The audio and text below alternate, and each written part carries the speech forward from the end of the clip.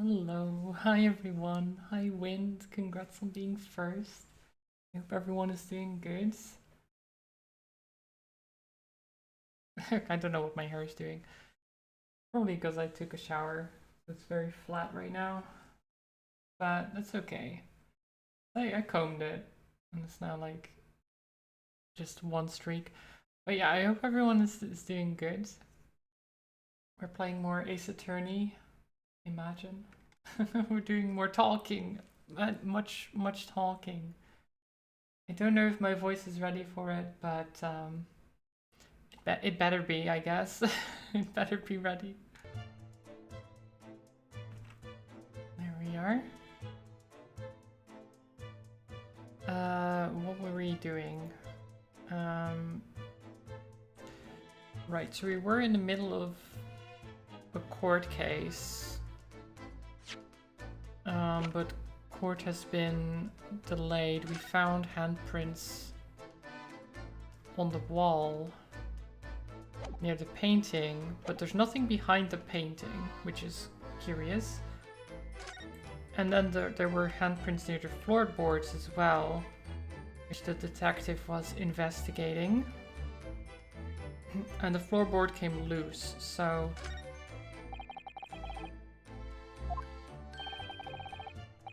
Allow me to ask Gregson now, after all we're well acquainted.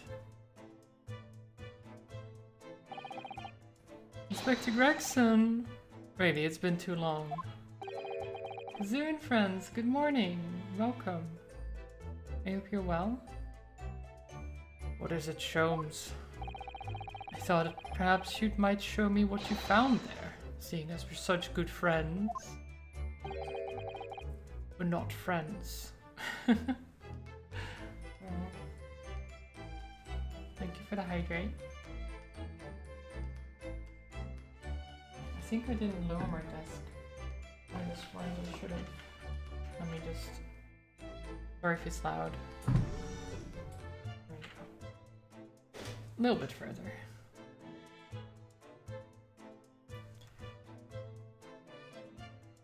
We're not friends. No, I suppose not. Aw, poor Sholmes. He just wants to be friends. A dismal failure. Yes, I heard. I'd kill to know what was under that floorboard.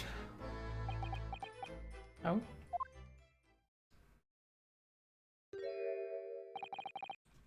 You're well, working on a new cross-stitch project. Nice. I hope that's going well. How am I today? I'm doing very good. Hi Summit as well. Yeah, I've actually gone to bed at a reasonable time yesterday. For once. Reasonable being 1 a.m., but still, you know, it's an improvement. And I slept well. I did some exercises this morning, so I'm all ready to do things. Yeah, I'm doing good. It's always nice to get some energy, you know? And instead of just being like half asleep and still trying to do stream and stuff. It's nice. Oh, nice stats, Summit. Just not wisdom, but very strong. Right then, fair's fair. What? You did discover the hiding place after all. Oh, nice. He's gonna tell us? I wanna know. I suppose I should at least fill you in. Really, Inspector? Thank you. Do it quickly, my dear fellow. If there's one thing I know about this man, it's that he blows with the wind. As fickle as the weather. Oi, stop making me out to be some kind of nut. There were 3 items under the floor there.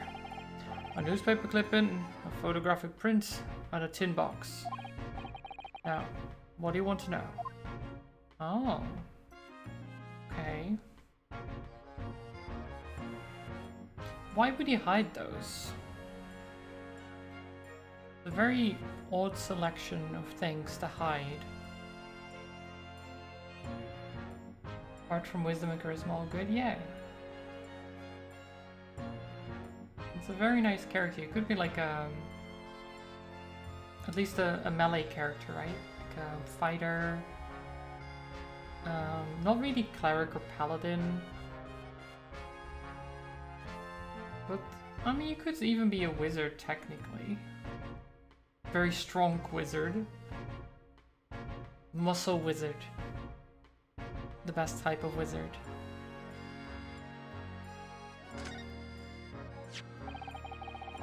Looks like this was cut out of the paper about 3 months ago. It's about a convict who got sick and died while he was serving up time in Manchester. How terrible.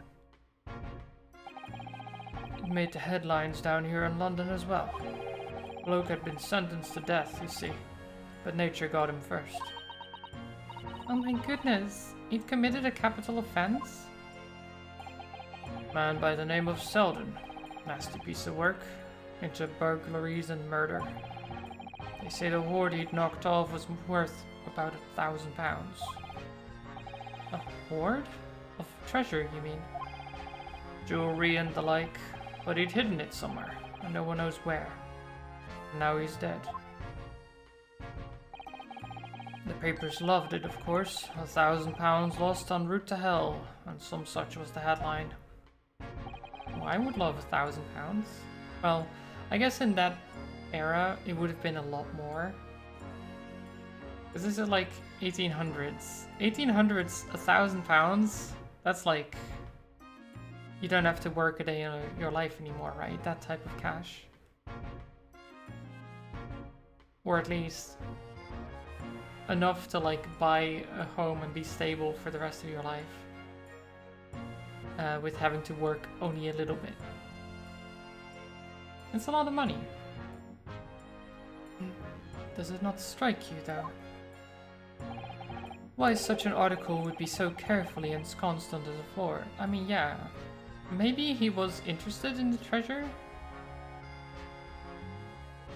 It's possible, right? Oh no, wind. None of those stats are particularly great.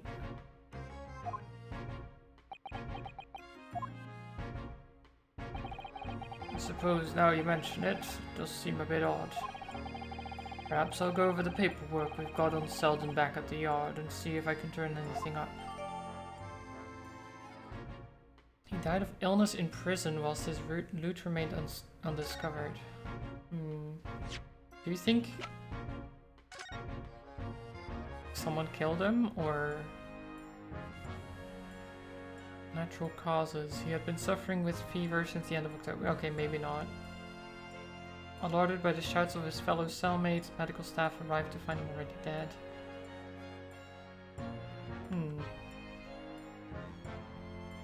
Interesting.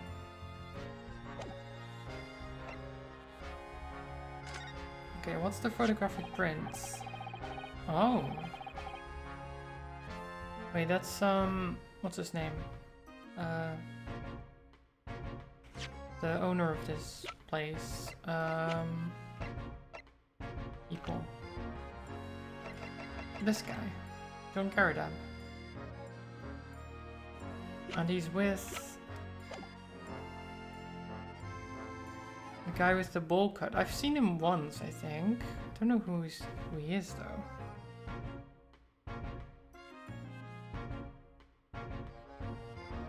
According to National Archives, £1,000 was the equivalent of 6,666 days wages for 18 years. Yeah, so basically, you could probably like buy a house and live comfortably while still having to work, but not like much, right? Like getting that in one go is just, yeah, I'm good. Like, if I got 18 years wages in one day, I would love it. Could probably buy a house as well. In this economy? You would kill for this? Yeah, Exactly. So there's the photograph I found. Looks reasonably recent to me. Yeah, so that's Garrett up in the... I've seen him before. I've seen the bowl cut guy before, but I don't remember where.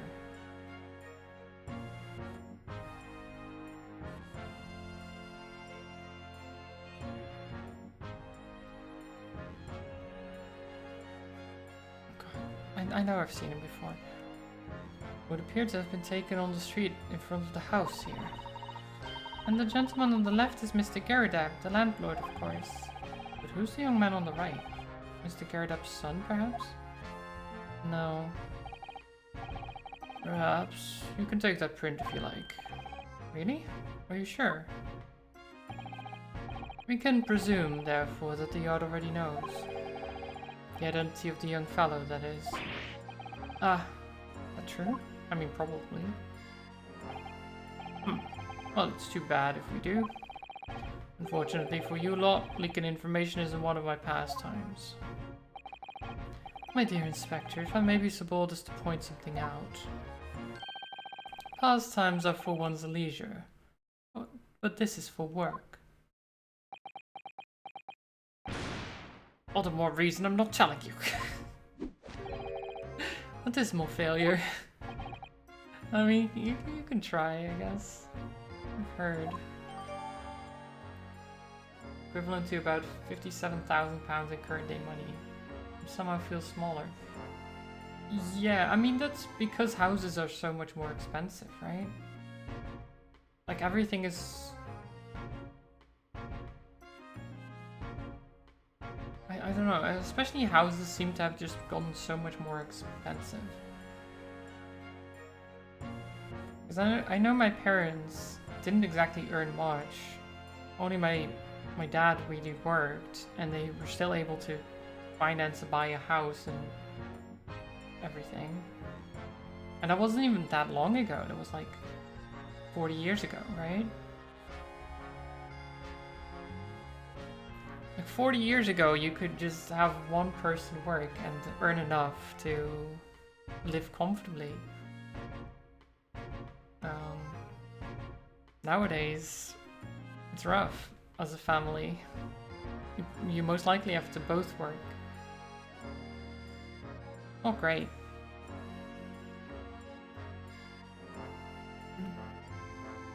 You would think, especially with the technological advances and stuff, that it would be easier instead, but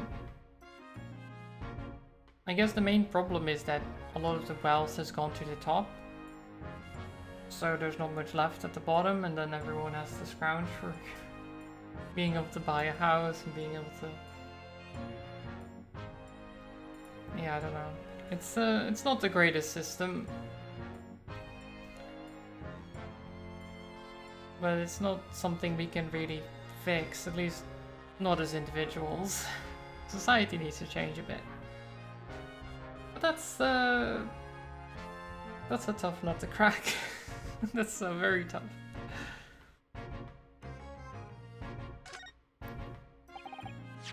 I wonder why a photograph like this was hidden under the floor. I mean, Mr. Shamspeare himself isn't in it. Yeah, that one I don't know why that would be there.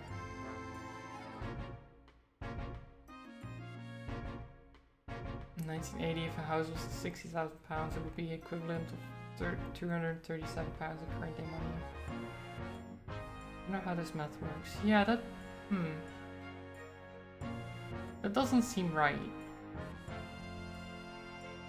That really doesn't seem right.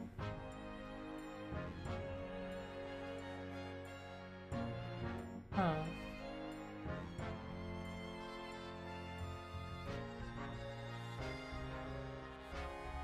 Because I imagine the materials to construct a house. I mean, they're stricter probably in how they're making houses and more regulations and things like that, but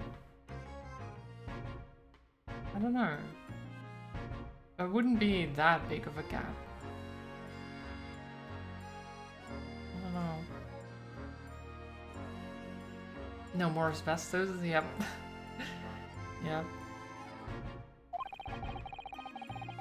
Photographic prints are still rare treasures in the East End. I imagine Mr. Garrideb was rather delighted to have been immortalized. He probably made a proud present of it. Okay, yeah, but still doesn't explain why he hid it away. So who's the bowl cut guy? Okay, tin box. What's this? Oh, this tin box looks interesting, doesn't it? It does. Might I suggest, Inspector, that you open it? If you were to find something inside that reveals the truth behind this case, I wouldn't be in the least surprised. Yeah, funnily enough, I've already had a look. It's completely empty. What? Jamspear, give us a clue, man. You didn't even have the chance to utter a word, Mr. Naruhodo. But anyway, at least we found out what's inside the box. Nothing? Why? Like, even if there was something in the box before, if there was some reason that he took it out, why would he put the box back that is now empty? There's so many questions still. What is going on? Yes, thin air. It's empty. Rather like how I feel inside. Oof, that's a mood. There's nothing more to this box then, I wonder? There probably is. Cat. Meow. Kitty! Oh, look at him.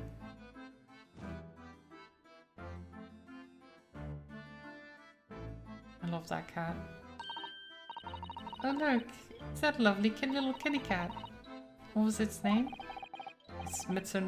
Natsume, isn't it? Don't think we ever asked him actually. Why don't we call it Wagahai? You know, like Mr. Natsume refers to him in Japanese, himself in Japanese. Oh, wait, he refers to himself like that? Interesting. I wonder how he got in here. Clever cat. Oh, wonderful. Well then, Wagahai, here's something delicious I bought for you from the cat's meat man. What? Cat? Cat's meat man? What? Cat's meat man. From the cat's meat man. Did you just call it? Would you call it that? It seems like a weird way to phrase it. But sure. Meow. Oh yeah. Munch. Munch munch. Oh, it's so cute.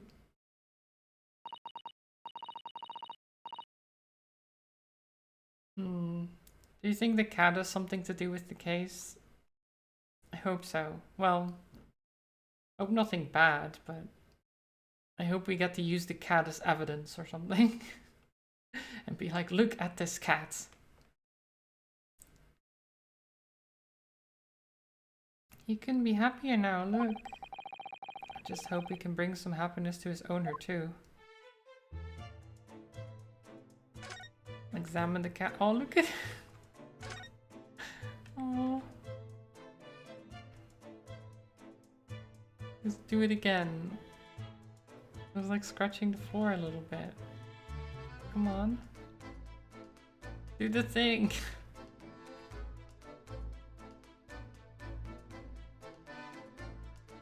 From what I know, Wagahai is kind of an elevated way to refer to oneself, so it'd be similar to, well, luckily this guy knows what's up. Oh, right, yeah, okay. I see.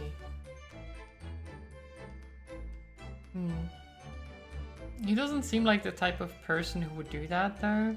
But I guess looks can be deceiving.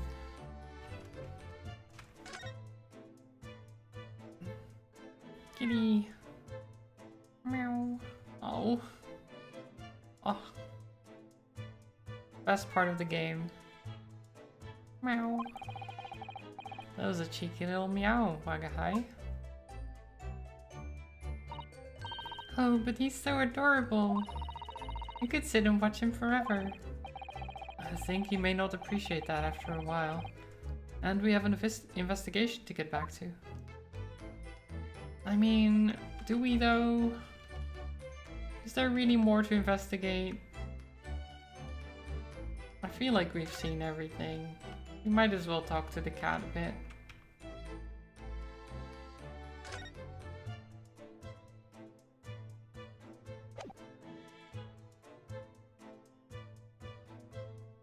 Either way, it's incredibly silly to call a cat Wagahai. It's like calling it your honor.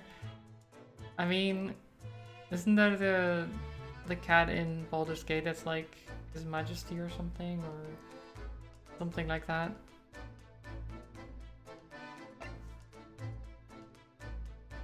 There are people who would call their cats something like that. Because they do end up feeling themselves, well, they treat themselves like that, right? Where it's like, I am very important.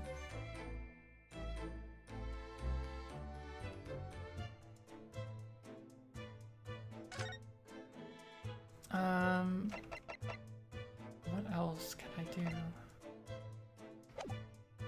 If I...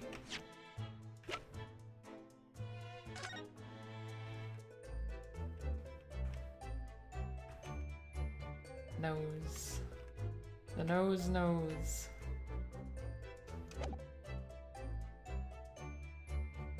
Cat in Baldur's Gate is His Majesty, yeah.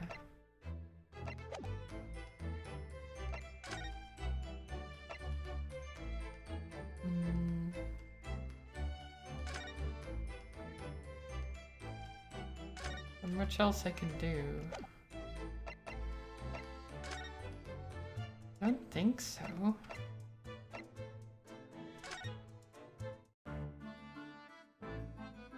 Can we talk about your cat? No?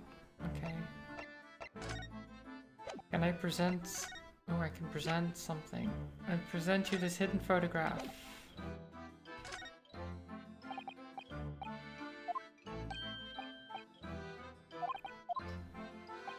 No, okay, just... That's a standard dialogue. You know about this? What's this? It's a newspaper cutting that we found in Mr. Shamspeare's room. Oh, so he knew, did he? Sorry? About this man, Selden. A convicted killer. And the evil spirit behind the curse that afflicts my lodgings. Oh. Wait.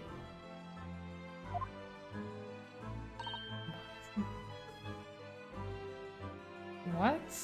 Yeah, exactly. Is that a what? He's already taken one young man's life, and now he's trying to take the life of another. A miserable, mustached, much maligned Japanese man. Mr. Natsume, if you know something, please, you must tell us. Tell us everything you can about this evil spirit. Okay. Why does he think it's Selden? That is like... The things that have been afflicting him and stuff like that, that it's this serial... Not even serial killer. He's killed one person, but it's still like a killer, right? The truth is, I didn't know the details myself until very recently. That Selden man was arrested about a year ago now. And at the time, he was hiding out in lodgings. At Mr. Garridup's house. Wait, is the bowl cut guy...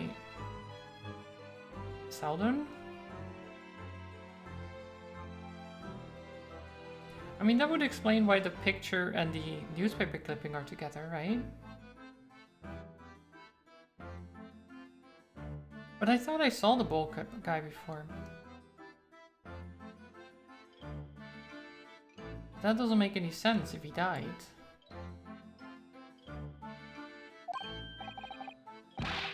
What? He lived where you do now? That's right, yes, exactly where I live now. In my very room.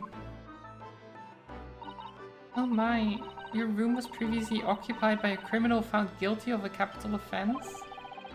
But before his sentence could be carried out, he died in prison. That was 3 months ago now. And that's when it started. The curse. What really is this curse you keep mentioning, Mr. Natsume?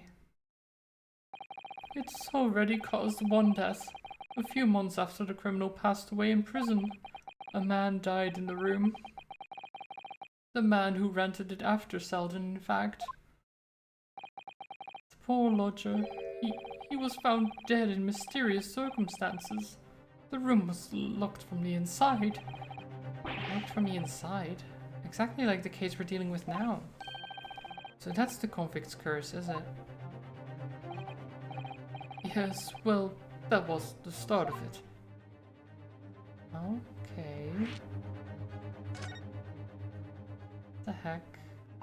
What is this case? Do you have any idea how the lodger before you passed away, Mr. Natsume? The official cause of death was asphyxia. When they discovered the body, the room was full of gas. Gas? I only found that out after I'd signed the lease. When Mr. Garridap came to tell me later, I couldn't stop myself trembling. In fact, if I'd known beforehand, I'd probably have been too scared to take the room. Landlord's lease, luckily legal. Lucky for Mr. Garridap, maybe, but not so lucky for poor Mr. Natsume. And how you believe this curse is affecting you? I mean, it doesn't sound like a curse. It sounds like someone is still around and messing with shit. Trying to kill people. But where would they be hiding? In the walls? Maybe? Now you believe this curse is affecting you? It is. At first, I just felt as though I was being watched all the time. And then you talked about having nightmares, didn't you? The 10 are trying to take me with them. They come for me and try to suffocate me. Just when I'm struggling to breathe, I wake up. And the room is cold as ice. But why is your room so cold? London winters are too cold to bear without any heating on overnight. But for some reason, even though I light the stove before I climb into bed at night, the pilot light always goes out and the room fills with gas. That's terrible. It's exactly the same situation as what led to the previous occupant's death. And then there's what happened to Mr. Shamspeare last night, when he was mysteriously poisoned. There's clearly more to that incident than can be explained by a curse, though. Whatever can be the cause of all these strange happenings in Mr. Garridap's rooms? I mean, that... I don't know. I mean, bad... death by cheapskate landlords? Probably. Like, it wouldn't surprise me if just the maintenance is shit and during the evening, like with the cold, something happens making the gas like escape into the room, or I don't know.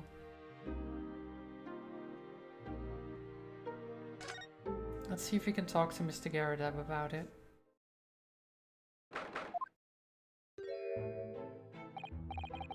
Ah, you're here now, Mr. Garridap.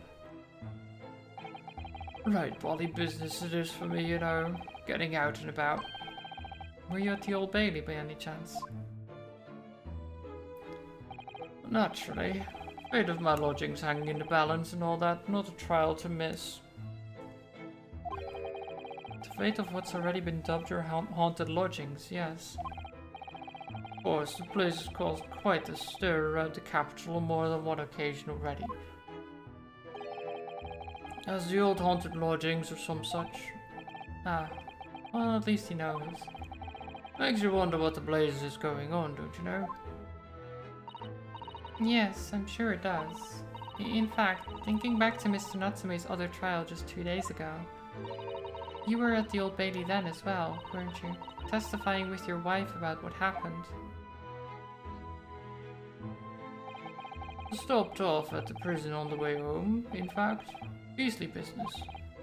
I see.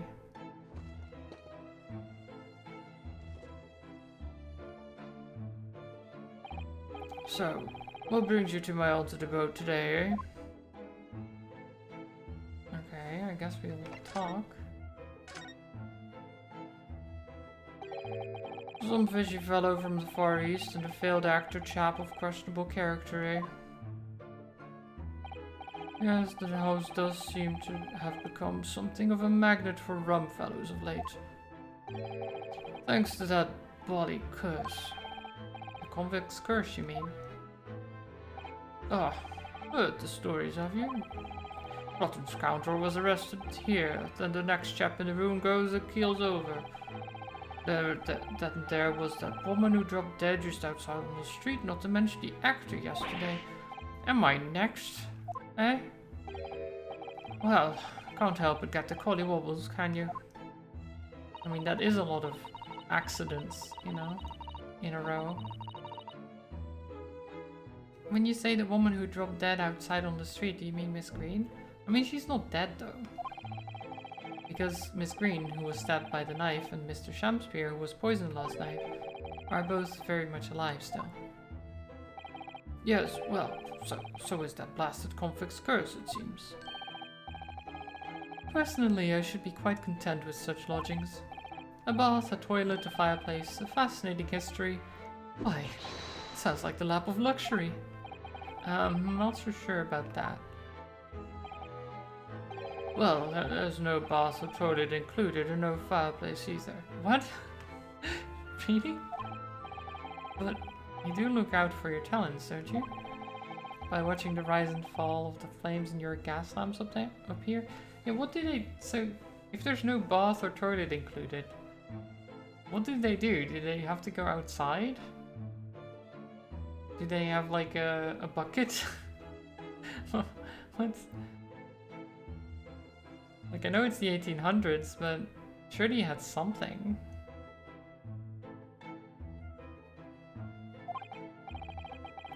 Yeah, it never hurts to keep an eye on things, in case there are any mishaps or such like.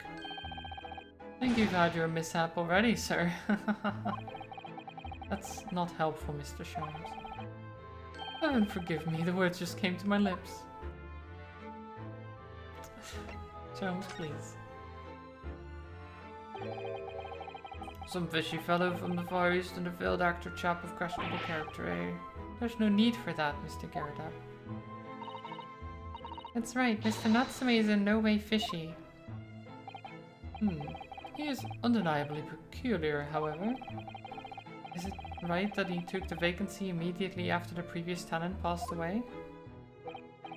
Yes, that's right. I asked the estate agent to find someone and he popped up the very same day. Never came across a chap so keen for a place with a background, as it were. I don't think it was the room's background he was keen on, so much as the cheap rent, actually. So, how long has Mr. Shamspeare been lodging under your roof? That failed actor chap? Let me see. Oh, of course. Yes, it's been 3 months now. Quite sure of it. Only 3 months? It's quite new here then, too. And to what do you owe your certainty in that regard, Mr. Garrideb, if I might ask? Well, it was that Selden scoundrel, as it happens. Selden? The convict, you mean? Do Selden and Shamspeare have some kind of connection, then? That convict chap, Selden, passed away in the clink 3 months ago now, so you see, some malady or other. Yes, we've seen a report from the newspaper at the time. Well, it was only 3 days later that the tragedian showed his face. The actor fella. Really? Yes, I remember it quite distinctly. 'Tis small, this world we inhabit. Prithee, landlord, hear my request. I, the humble Shamspeare, do desire to take thy room on the middle floor, offered erewhile for rent. Terribly sorry and whatnot, but that won't be possible. Already have a lodger on the middle floor. Ground floor room's vacant, though. Nothing can be made out of nothing. Let me repeat mine will unto thee. Those calls must be muffling your ears. The room on the middle floor is taken. It's ground floor or nothing. Very well. We have an accord. I'm glad to hear it. Welcome to Briar Road. Oh, a Shakespeare dance to celebrate. What? Why did he want the middle room? So, he wanted the room that... Huh. So he wanted the room that Mr. Natsume has, right? Or was Mr. Natsume later?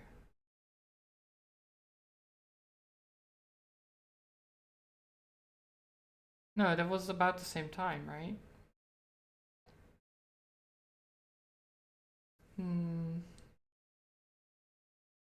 That is very odd. He seems way too interested in Selden.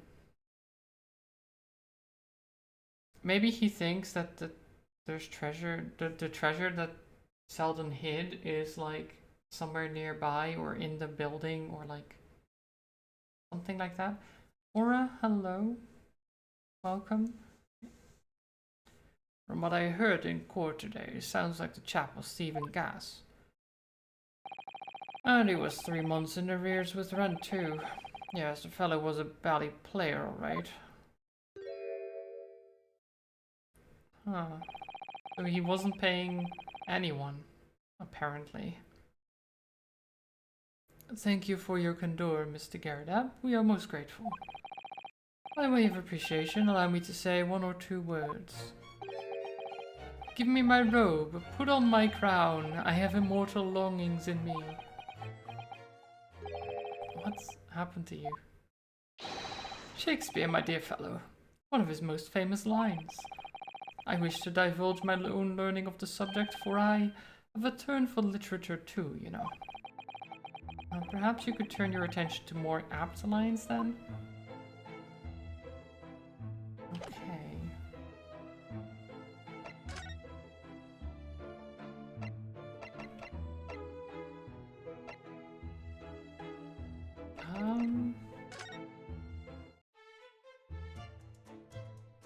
Anything changed here? Also, Aura, there's a cat. The important thing here. Cat. Here we go.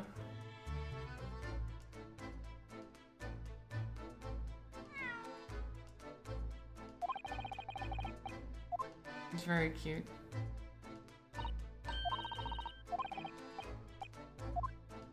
You have an investigation to get back to. I mean, it's too important though. He's got a bow tie. Yes, exactly. He's the best cat. He's the best cat.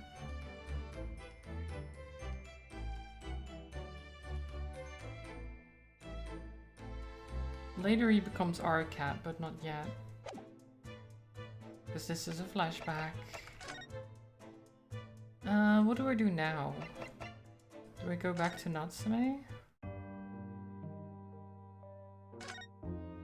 No. Screen.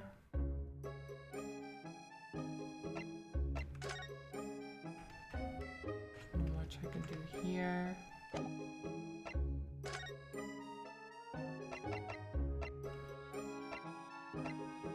I guess we just go back home.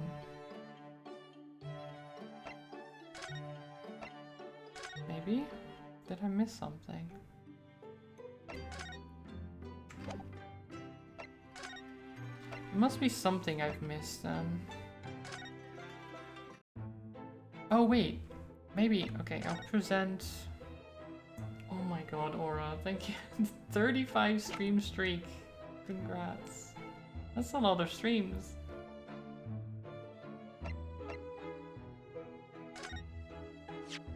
Here you go. This photograph. Because I want to know who the guy is. Mr. Garrett, could I ask you to look at this photograph? Is that your son who's with you there? No, not at all. He was a lodger here once. Duncan Ross was his name. Okay, no. So it's not the Selden guy. Okay. Then why is it... Why was it in the hidden compartment as well? Duncan Ross. A street photographer happened to be passing, so I asked him to take a shot, just for kicks, really. Was he by any chance the lodger before Mr. Natsume? Yes, that's right. Oh, the one that died? Okay, that explains a little bit then.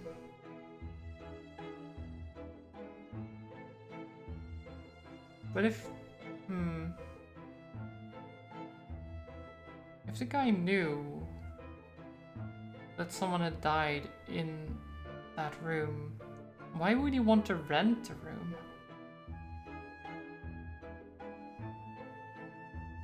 That's so suspicious.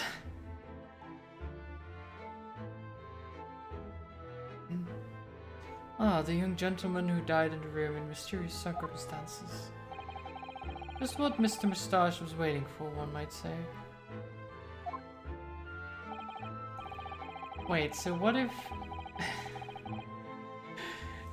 Hear me out. What if... What if, this William Shakespeare guy, what if he's actually Selden, who had faked his death in prison, and has come back to this place because his loot is stashed there and he's been trying to get to it, but Mr. Natsume is staying in his room and he can't seem to get rid of him because he's too Mr. Natsume is too like anxious and stuff, and his cat is also constantly around. Would that be a thing? Do you think William Shakespeare is just pretending to be this weirdo when he's actually a convicted criminal and trying to get his loot back? I could see him do it. I could see him do it. Yes, young Duncan lived in the room at the top of the first flight of stairs before that Japanese chap. Would you mind telling us a little more about him?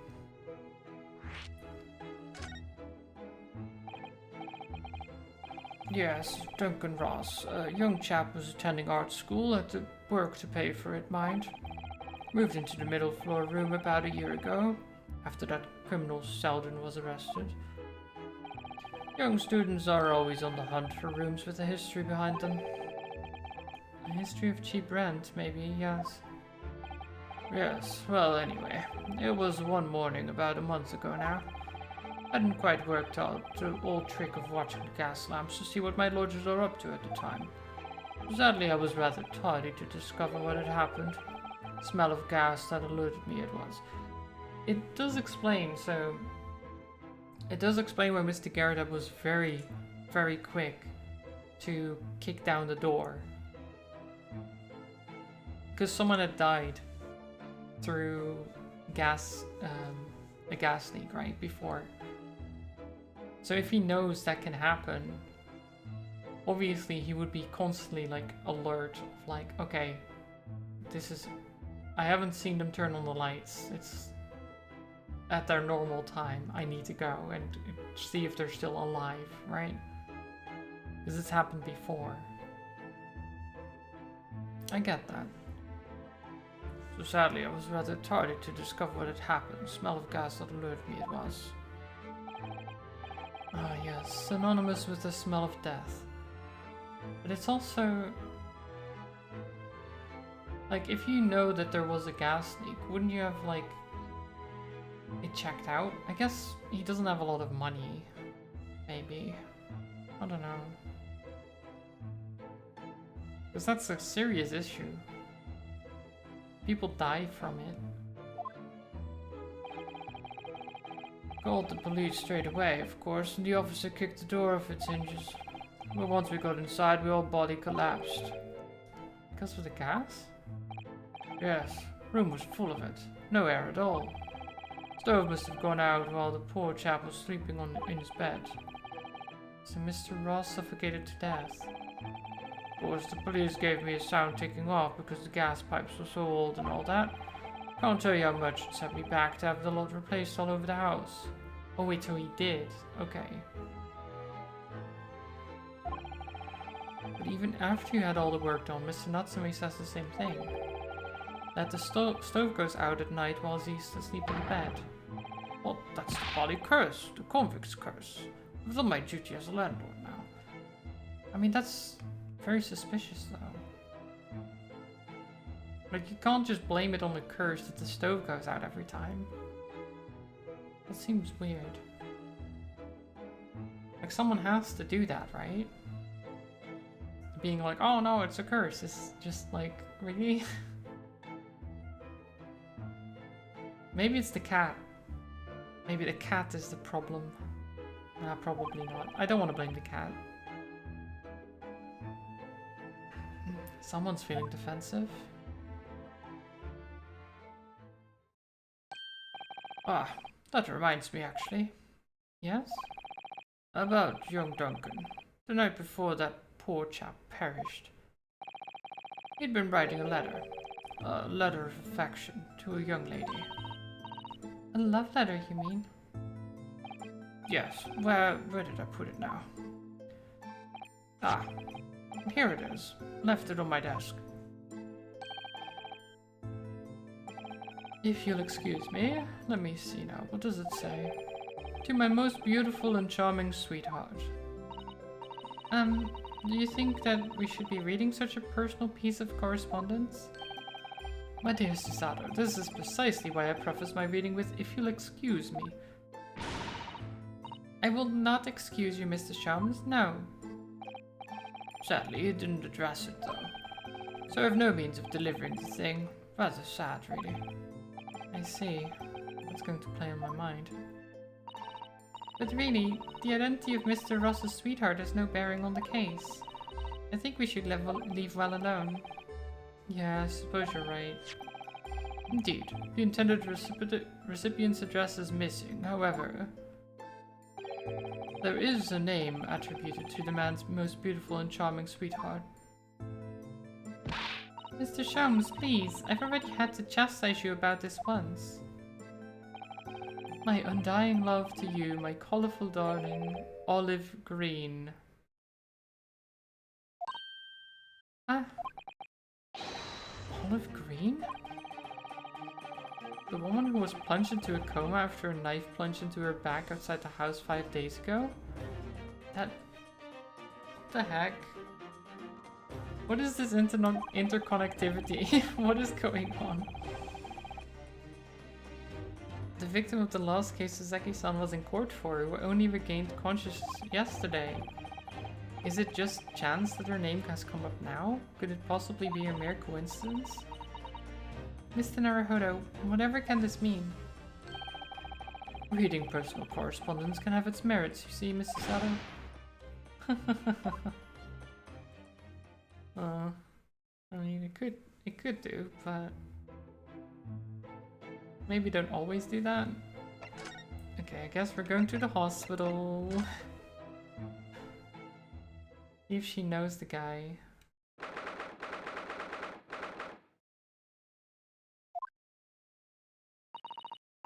Mr. Naruhodo, I've just finished speaking with the doctor. It seems Miss Green is well enough to be discharged at last. This is good news, but hopefully just before she leaves. Ah. What is it? Oh. Miss Green. What does she have? Picture? What was that? She clearly just hit something behind her back. Oh, one moment. I'll be with you with a jiffy. Okay. Just put it back. Or on the stool there. Oh, hello everyone. What are you all doing here? The doctor has said I can be discharged, so I'm just getting my things together. Miss Green, what were you just doing? Oh, nothing, really? I was just about to take some medicine the doctor prescribed for me, that's all. Well, we were hoping to have another quick chat with you, if that's alright. I don't really have anything else to tell you. Alright, she's definitely behaving strangely. Let's see if we can't coax something out of her. Do we have the letter? No, we don't. Okay. We'll just have to talk about it then. It's wonderful news that you're going to be discharged, Miss Green. Oh, yes, I mean, thank you. Once people were better, the hospital staff don't want them lingering and wasting space. Not people like me, anyway. So I don't think I should keep anyone waiting. Probably should stand around and chat. Oh. Wait, isn't... That's why I saw the bulkhead guy before. It wasn't this his picture or something? Or it was in this room. I'm pretty sure. And she's the painter too, so they probably went to the same school or something. That would explain so much, okay. So I don't think I should keep anyone waiting. I probably shouldn't stand around and chat. She certainly doesn't seem to be in the mood to talk, that's for sure.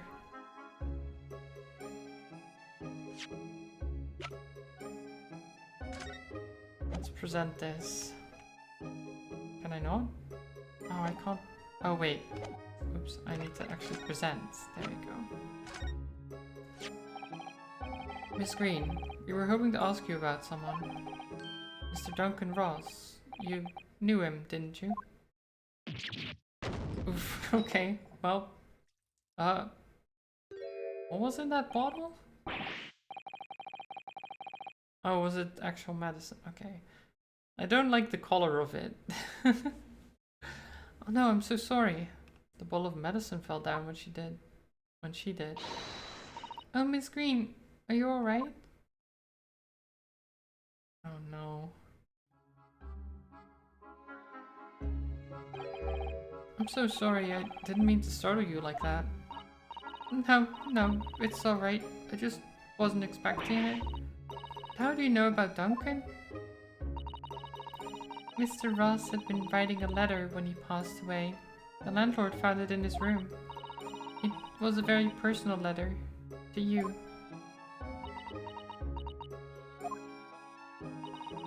It was at the art school. That's where I met Duncan. A year ago now. He was working to fund his studies. He dreamt of becoming a professional artist one day. And the two of you became romantically involved.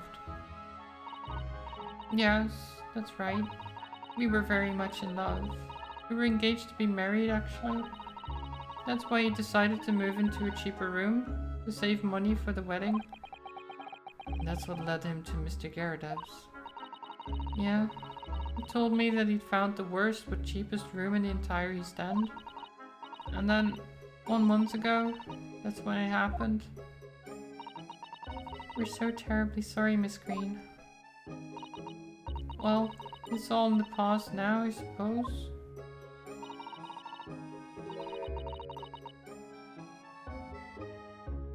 Wait, so I'm getting the timeline confused, I think. So, it wasn't not Smace in the room yet.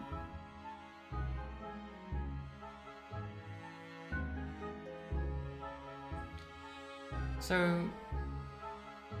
Okay, so... Can I look at people?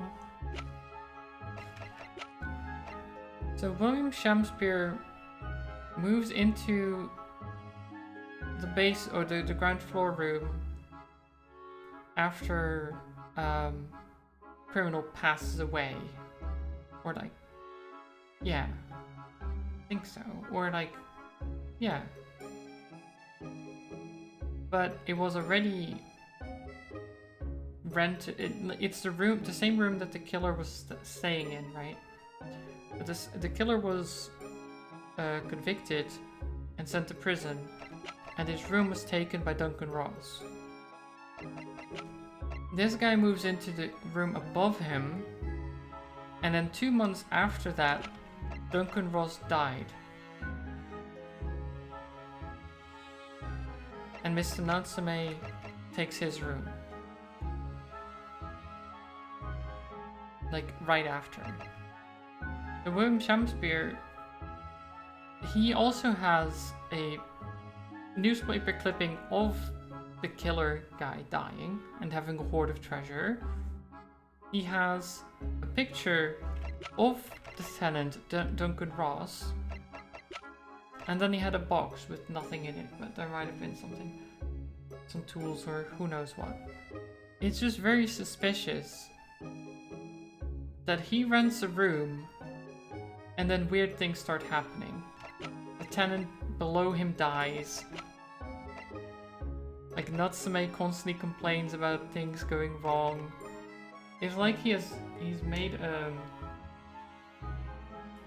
tunnel or something to that room and is trying to kill off the tenant so that he can take it, maybe? I don't know. That's what it feels like. That's kind of the feeling I'm getting. I'm not sure if that's the right direction at all.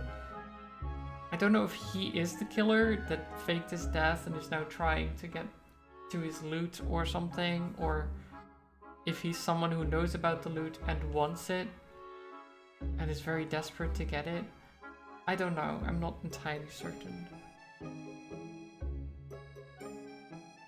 But there's something very strange going on here. Poor Miss Green, she looks desperately sad. I was starting to think that's just her look. But now I can see that she has every reason to feel the universe is against her.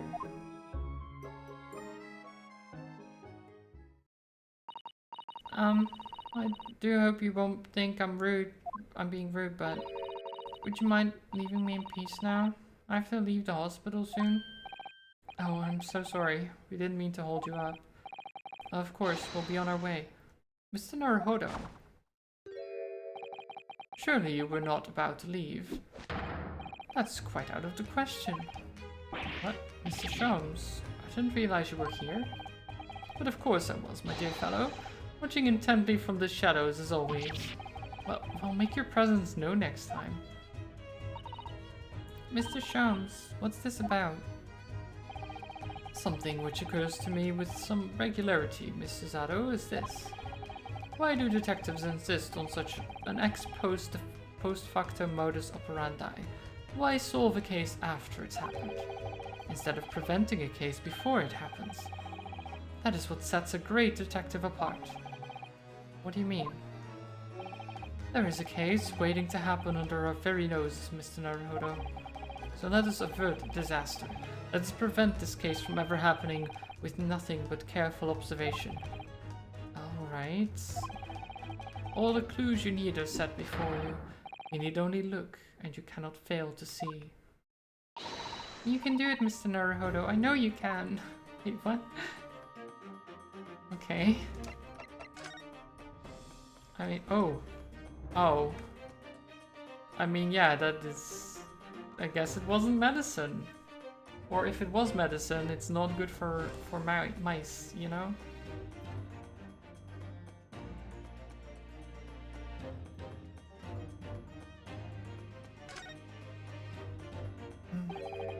That mouse seems to be dead. Look.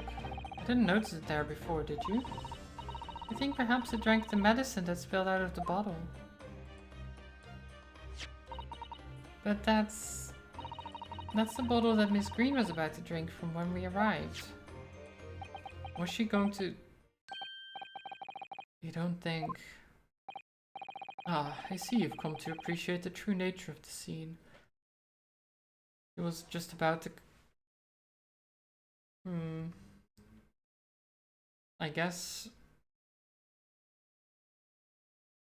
I mean, considering her whole, like, thing of, like, no one wants me here and stuff like that, I guess that would explain things. Why she wants us to leave and everything. I see you've come to appreciate the true nature of this scene. That of a tragedy about to take place. Yes, I think it's falling into place.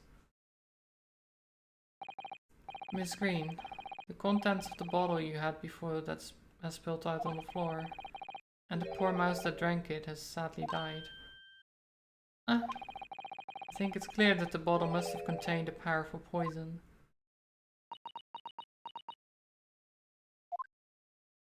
I mean, it doesn't need to be powerful necessarily, but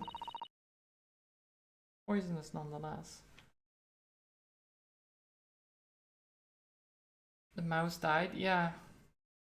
It drank poison, Aura. She had a bottle of poison and was about to drink it.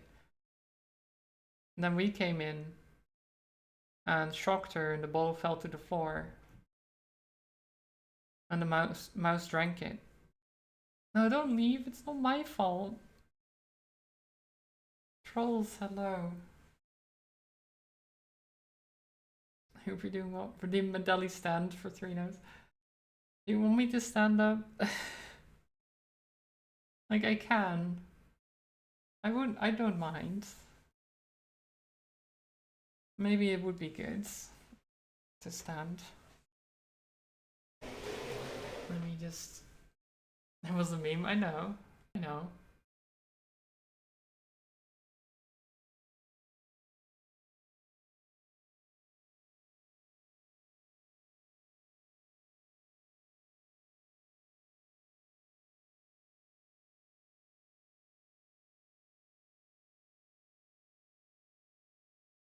But I can do it.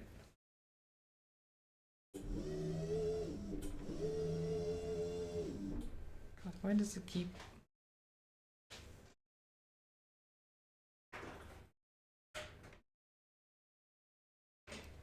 Right. My mouse keeps getting hot a little bit. Well, the cord does, right? But yeah, there we go.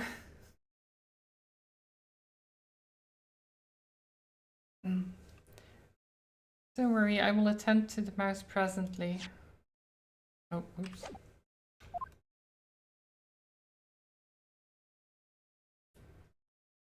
Thank you for the hydrate, trolls.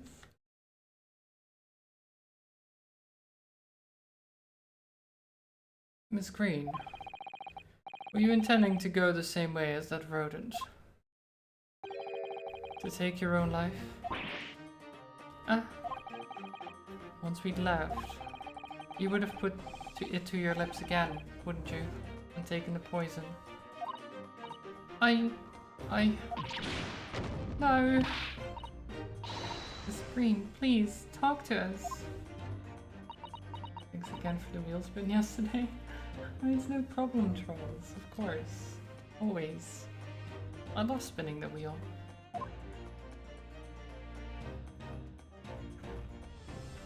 What about this letter? Definitely feels as though this card must be relevant. Oh, it's a card, okay. I mean, when we first arrived, Miss Green was standing with it in her hand in what can only be described as a very tense atmosphere. Yes. It may very well be related to whatever incident Mr. Sholmes believes was about to happen here. Perhaps we should ask Miss Green about it.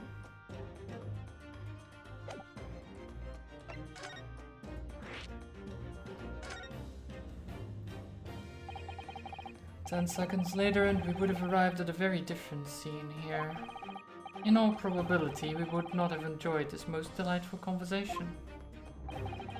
Of course, perhaps it hasn't been quite so delightful from your perspective, Miss Green.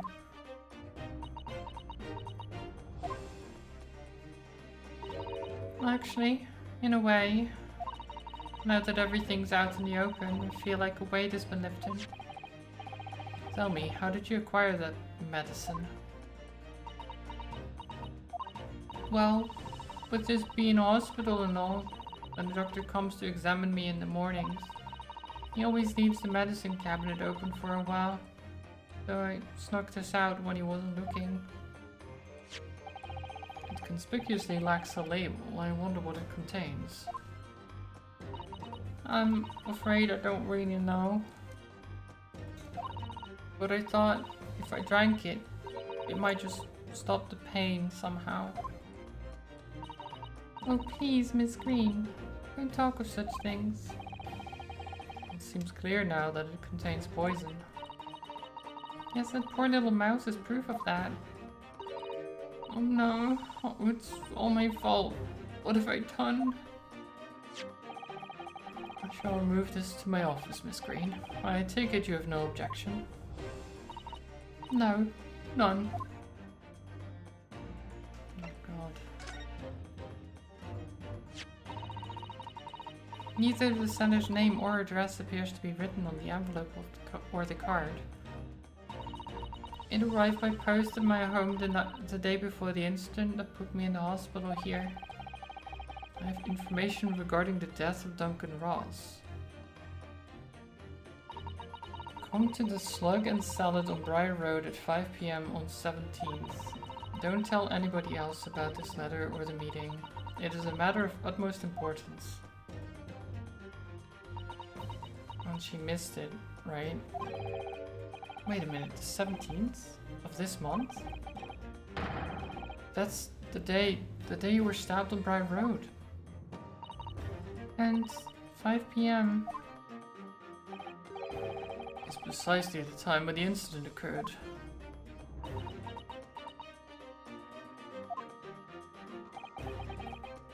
Slug and Salad.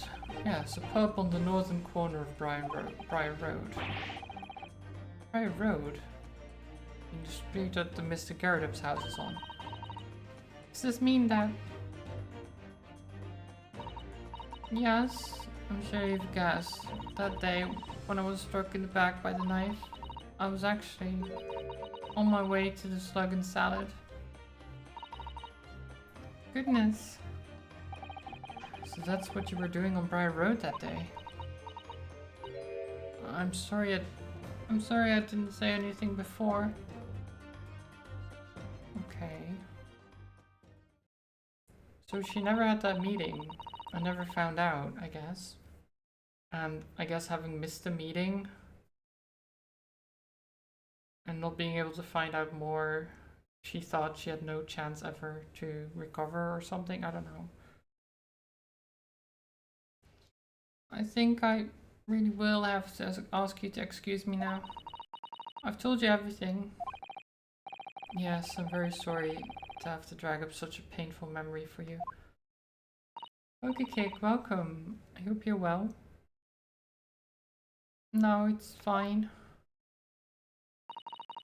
Miss Green. Please, promise us you won't try to do anything like that again. Yeah, don't worry. Your detective friend is the bottom now anyway. And besides, I've been stabbed in the back and had a close shave with a bottle of poison, and I'm still here. I think I'm destined to see things through to the end. It might sound a little conceited, but, well, that's how all this has made me feel. Well, that's at least something. Doing pretty good, went to a job interview and they said they will call next week to schedule a second with the CEO. Nice. I hope it goes well. Good luck. How am I doing? I'm doing good. I'm well rested for once. Went to bed at a reasonable time for once. Imagine. Crazy. Crazy things. Leaving Miss Green and St. Bartholomew behind, we made our way back to Baker Street with Mr. Sholmes. This case is going places that, like... I was expecting this case to be shorter than it actually is. This seems like the most important case of this entire game so far, where like all these things are coming together, where it's just like, what the heck is this? I went to bed at 9 p.m. but only slept 5 hours, could be worse. I mean, yeah, still, as long as it's good sleep, generally it's fine. My problem tended to be that I went to bed at like 3 a.m. or something and then barely really slept, and then did that for like many weeks in a row. You know, and then trying to fix it but not really, and then not... Especially when you have a job interview going, or like expecting a job interview. I understand having a hard time sleeping, being a nervous wreck. Yeah, that makes sense. That just happens. To most people, at least. Tiredness allowed you to pull together at the right time. That's good. That's at least something.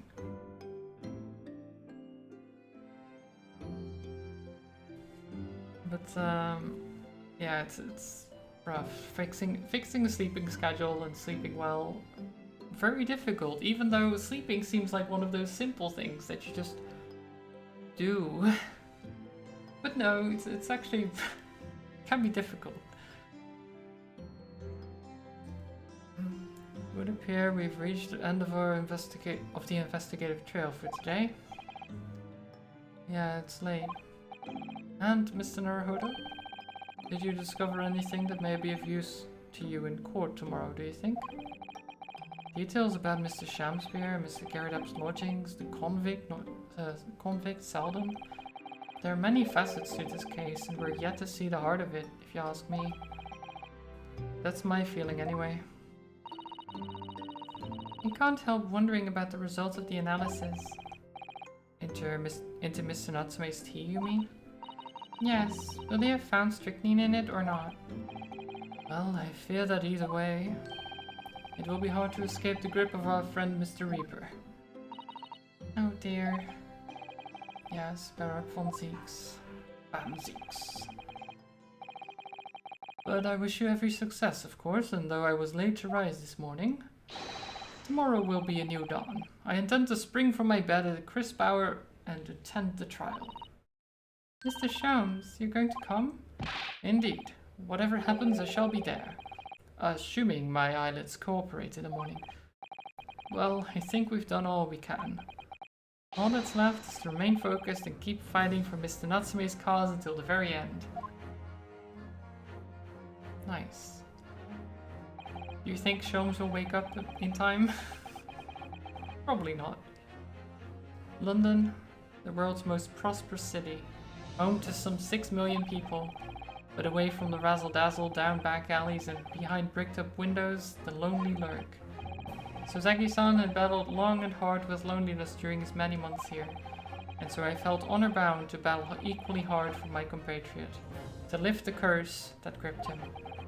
As Mr. Shum said, tomorrow would be a new dawn for all of us. To be continued.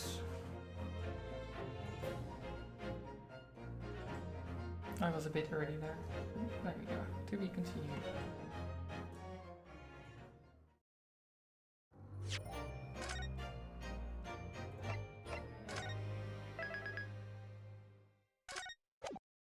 Nice.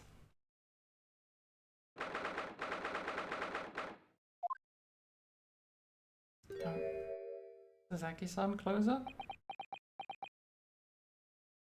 You okay there?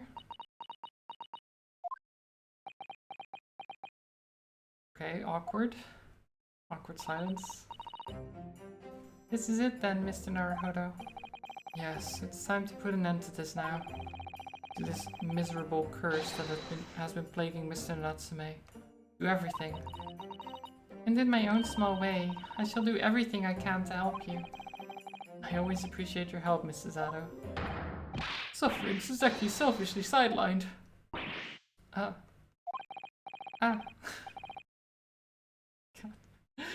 Good morning to you too, Mr. Natsume.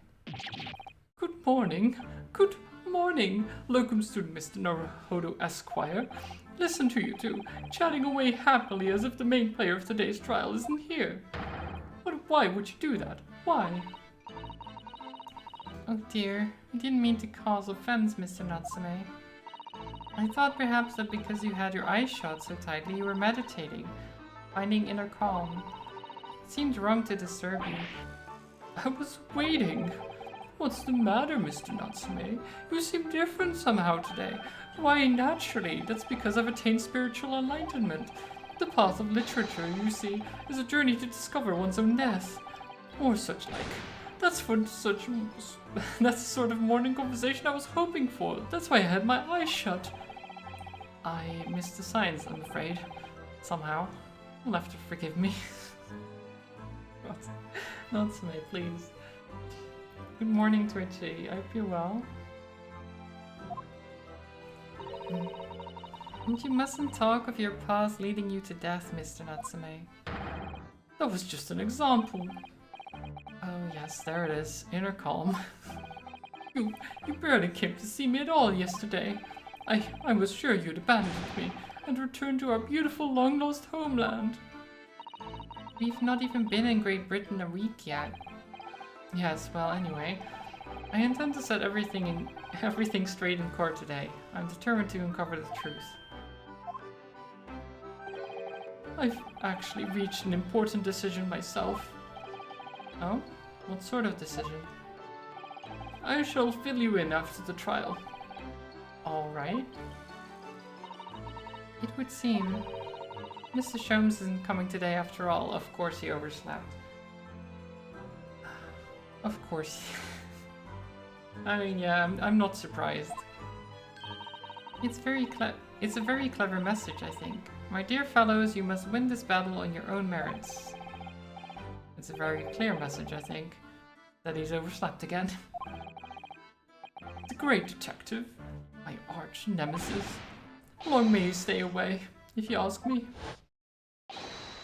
Defendant and your legal representative, the trial is about to begin. Make your way into the courtroom immediately. Okay. I guess we're doing this. Today, once again, we face the Reaper.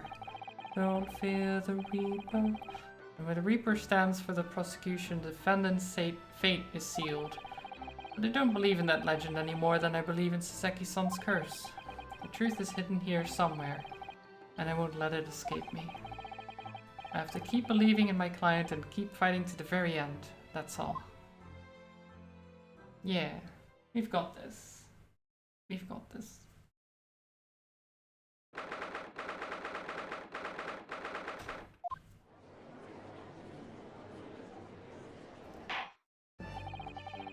In the name of Her Majesty the Queen, I hereby declare the court to be in session, and call upon the counsels for the prosecution and defense to declare their willingness to proceed. The prosecution is ready. Yes, the defense is ready. Very good. And now I call upon the 6 ladies and gentlemen of the jury, chosen by lot to represent the will of the people in this trial. Are you ready to proceed? Absolutely. Justice will be done, you mark my words. I feel obliged to say I feel especially ruthless on days when my hat is sitting just right. Oh, well, I wonder if you could adjust my hat for me. And please be as ruthless as you like. Oh, jeez. This is not the time and place to do that, sir. Thieves deserves to die, if you ask me. Especially gas thieves. I've no sympathy for the man at all. Look, I said it yesterday and I'll say it again now. I don't have time for this. I've got my own problems. Fair. Oh, may the Lord show us all the light here, and lead us flock to a righteous verdict again today. Now, Lord Venziques, what can you tell us? The prosecution's report, please, for the court, in relation to the theory expounded by the defense yesterday regarding the defendant's tea. So he does have the results. Oh, he's pouring. Is he gonna eat the glass immediately? Before the prosecution delivers the black news about the black tea belonging to the blackguard in the dark.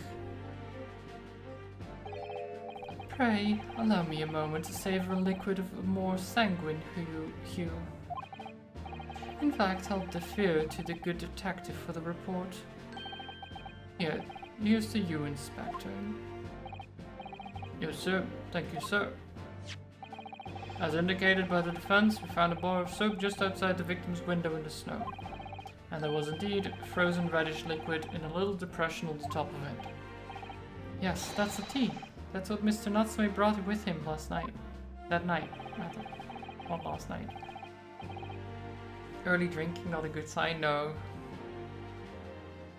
which to me it indicates that there wasn't poison in the tea, which he was hoping for, because it would have made a quick trial.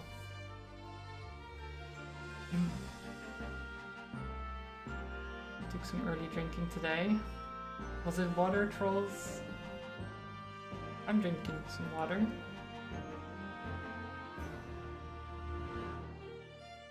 Or milk. Milk is good too. Yes? Water. I mean, I don't mind what it is. I just have water. You have tea and water. Wow. Wow. Being fancy, I see. Well, the brains at the yard analyzed it, and yes, you're right, it was tea. And there wasn't a trace of strychnine or any other toxic substance in it. Nice. No poison at all. In other words, the tea that the defendant brought with him to the victim's room is innocent. It is in the clear. What a revelation. I knew it. As I suspected. This makes it quite clear. The defendant, Mr. Saseki Natsume, is blameless here. My learned friend is jumping to conclusions again. A typical Nipponese reaction. Who jumped to conclusions before that the tea was poisoned, huh? Mr. Reaper? Constantly being like, oh yeah, of course the tea was poisoned, and then we're like, no it wasn't, look. And then it turns out it wasn't poisoned, and now he's like, oh, don't jump to conclusions. Like, what? What do you mean? He wasn't even in the room when the guy died. How would he have poisoned? How? Or he didn't even die, let alone that. That's also a thing. But like, Saseki was in bed. He had an alibi. And we know as such because Garrett keeps an eye on all the tenants and when they go to bed and stuff like that, which is kind of creepy, but still. We know that he had an alibi. How is that jumping to conclusions? Saying that he hasn't done anything after we confirmed that the tea wasn't poisoned. I don't know what is jumping to conclusions here. Like, it makes no sense to say that he's done it when there's no evidence to prove that he's done it, right?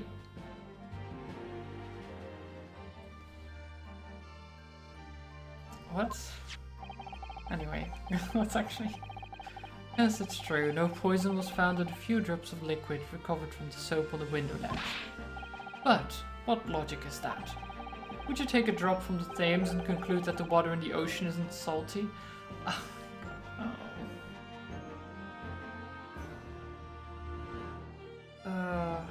So he's going with the fact, like, maybe the tea was still poisoned. Just the part that we tested wasn't. It's like, dude, really? Really? This is the evidence? There's no evidence here, Mr. Van Zieks. The evidence says that the tea wasn't poisoned, and you're like, well, maybe the rest of the tea was. Maybe just the tea that was saved wasn't. It's like,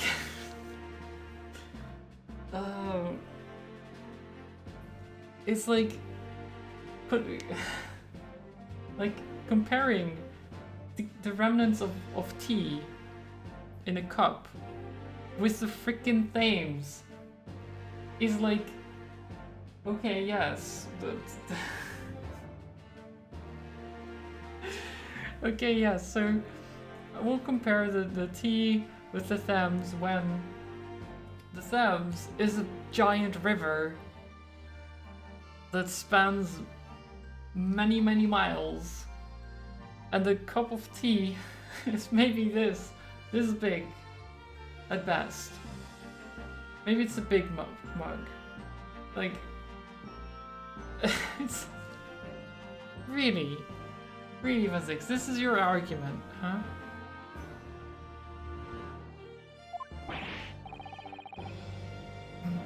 My word, the water in the ocean is extremely salty, Council. And of course, yeah, he eats his... Exactly. Well, unfit for drinking, just as the victim's tea was on the night in question, as the court has already heard. No, what? You have no evidence, Van Zieks. What are you claiming here?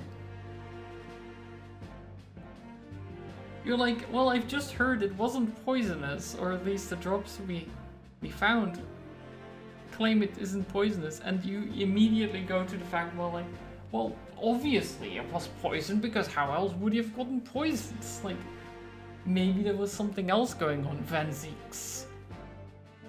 Like, the idea is that you bring evidence to the table instead of being like, oh, well, the report states that it wasn't poisonous, but I think it was. That's not... That's not evidence. What is he doing? This is the worst defense, or the worst, like, prosecuting I've seen from, at least from him, so far, right? There's nothing here. What is this? I can't help but just be annoyed by this, because it's stupid. Bitter was the precise word from the lips of Mr. William Shamspeare, whom the prosecution now calls back to the stand. Okay, so they're gonna call him as a witness? That the tea was bitter. I mean, the tea might have been bitter. That doesn't mean it was poisoned. Right? Plus, if we drank from it early on, which Suzeki-san also claims, by the way, that they drank it together.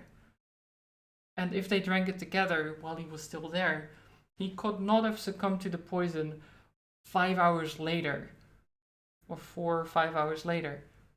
Like, it doesn't line up. Nothing of it lines up. I don't know what this defense is. He's drunk? Probably. Probably drunk. It doesn't make any sense.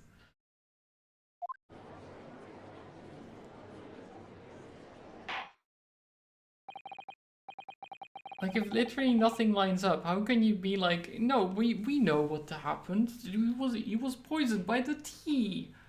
Except the tea was declared not poisonous, and if he drank it around the time we think he drank it, he would have succumbed to the poison much sooner. But it was still the tea. Yeah, okay, sure, Mr. Delusional. Very well, I will uphold the prosecution's request. Mr. Shamspeare.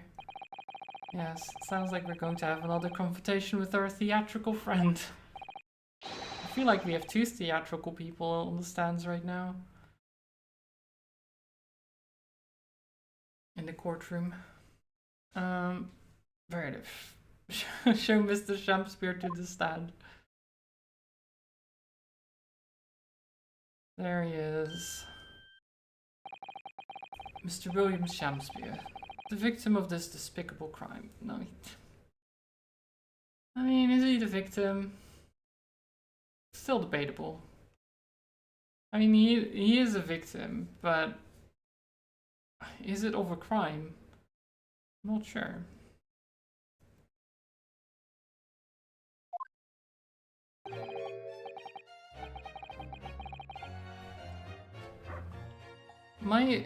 So currently my theory, which lines up with everything we found so far, still kind of, is that this guy, so I might be wrong, of course, but there's a criminal called Selden that was convicted 3 months ago. Not long after, this guy takes his room, or takes the room above that room, where the convicted criminal was staying. The convicted criminal committed a capital offense and was set to get executed, right? But died in jail before it actually occurred. Through natural causes, which of course debatable, but whatever, that's not part of this at all. However, the room that the criminal was staying in, and he left behind a hoard of something, and no one ever found it, right? The room that he was staying in was then occupied by Duncan Ross here, who was the love of Miss Green, who we just saw in the hospital, with Mr. John Garrett here, who is the owner, of course. This guy then shows up, not long after, asks specifically for the criminal's room, specifically, which is weird, because he gets told, like, no, we don't have, someone else is occupying that room already. You can have the other room. He still is like, well, can't you do something? But he's like, no, it's this or nothing, right? He takes the room. Not long after, like 2 months after actually, but still, this guy dies because of gas in his room. And Miss Natsume takes his room. And then ever since, Natsume has been complaining about the gas stove going on during the night or going out, whatever the thing is, and gas filling the room, and it being cold, and weird stuff happening. So what my assumption is that Shamspeare is trying to get them out of the room so that he can take it. Because everything started happening after he showed up. So now his thought probably is, if I poison myself, implicate that it was the tea, and get Natsume sent to prison, I can take his room. Right? And then, if either he is searching for the treasure the criminal left behind, or he is the criminal who faked his death and knows where the hoard is, and it's in that building or something, because there's apparently money involved. It makes so much sense, right? That this guy is after the money in that room and wants the room, and is just somehow gassing people, trying to implicate them in crimes, things like that. It just makes sense. But anyway, that's my hypothesis so far. And if I'm right, I'm big brain, right? I think. Not sure if there's any place for sense here. Well, not really, but that's the closest I can get to sense. To the gallows with Shamspeare. Well, we haven't got any evidence yet. We can't really send him to the gallows. Maybe later, though. But Darius, hello. Oh heaven, no hell, do you command me to remember? Forsooth, 'twas I, Shamspeare, did have a belly full of the foul fluid given in mine innocence. Yes, but it was revealed in yesterday's proceedings. The witness is not as innocent as we had perhaps first been led to believe. By using bars of soap such as this, he has been stealing gas from the supply company, yes. One may smile and smile and be a villain. Forsooth, 'twas I, Shamspeare, did have a room full of the sweet fuel given. I mean, I just want this guy to to be a criminal so he can be out of my face, honestly, because he's very annoying anyway.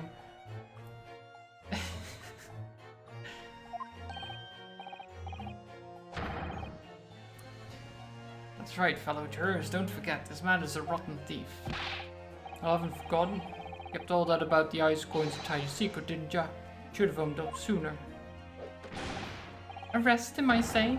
Arrest him at once, and let him feel the sting in my tail. Oh, indeed. By dint of vile and cowardly means have I plotted to further mine own ends, I confess. Though, wouldst not pardon my sins? Wouldst thou not pardon my sins of that, I'm sure? Huh? If you acknowledge your wrongdoing, what exactly are you doing here? Cowards die many times before their deaths.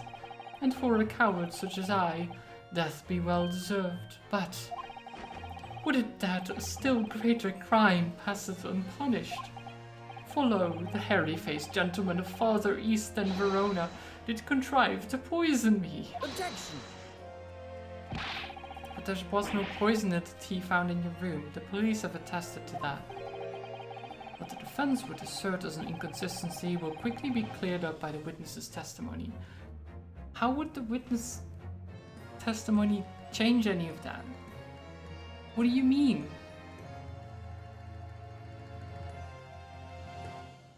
Oh, is he gonna say that the tea or the discoloration in the water wasn't the tea, that he didn't use the tea as a coin, the ice coins? So they basically saying like that they didn't find any poison doesn't matter. I don't know. It's such a weird thing to say, but you know what? Sure, whatever. There's still no evidence to say that it was poisoned, besides hearsay from the witness. But I guess they're like, oh, well, he has no reason to lie because he was the victim. But while he might have poisoned himself, like if you were to want to poison someone and kill someone, wait, why would you poison them and then have them still live, right? If you're poisoning someone, if you want someone to die, you would make sure that they die. Because if they don't, then they are suddenly a witness against you. So you would use more maybe than needed or something like that. However, if you don't want the person to die, say if you're poisoning yourself to implicate someone else, you would make sure you don't put so much in there to scare them into doing something for you. Maybe. But then you would threaten them first or do something like that. You wouldn't say like, I didn't do anything. Like Natsume has denied everything, even to Shamspear himself.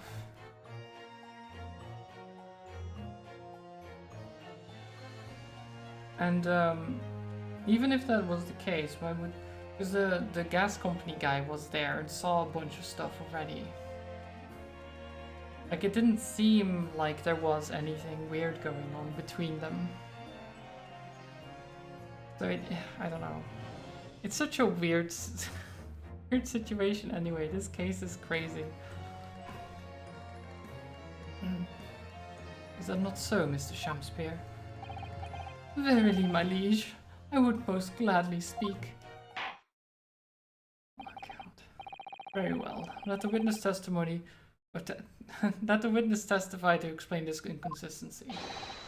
Tell the court why it is that the poison apparently entered your body, though none was found in the tea.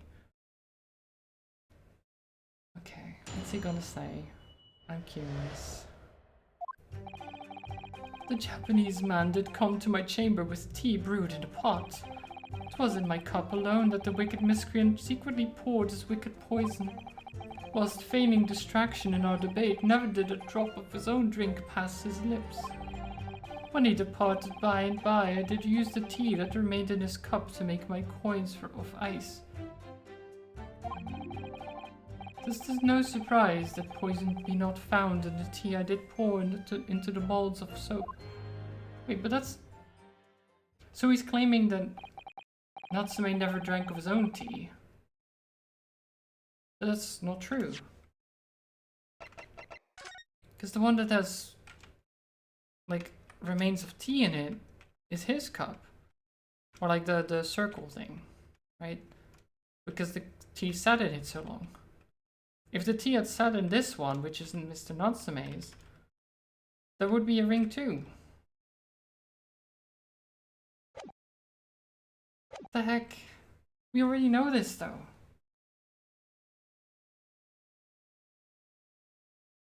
Why is he lying again? I mean, whatever. The poison was slipped into the cup after the tea had been poured.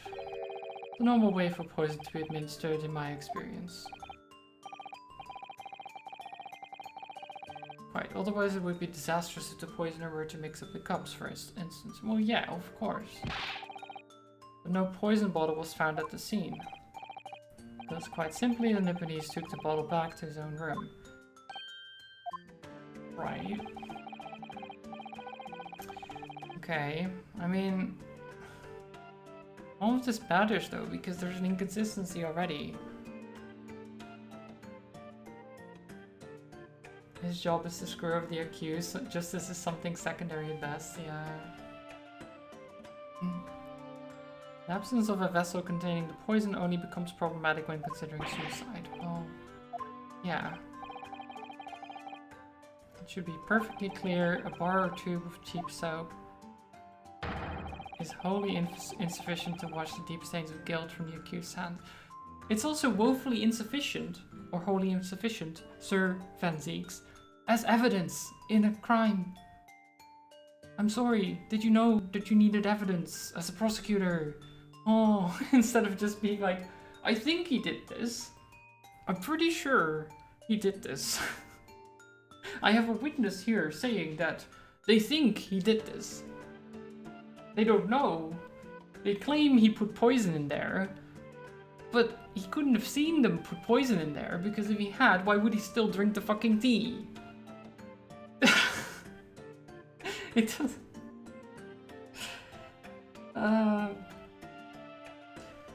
Whatever. Whatever.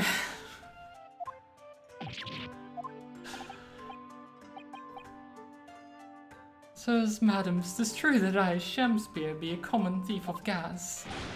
But, listen here, ladies and gentlemen.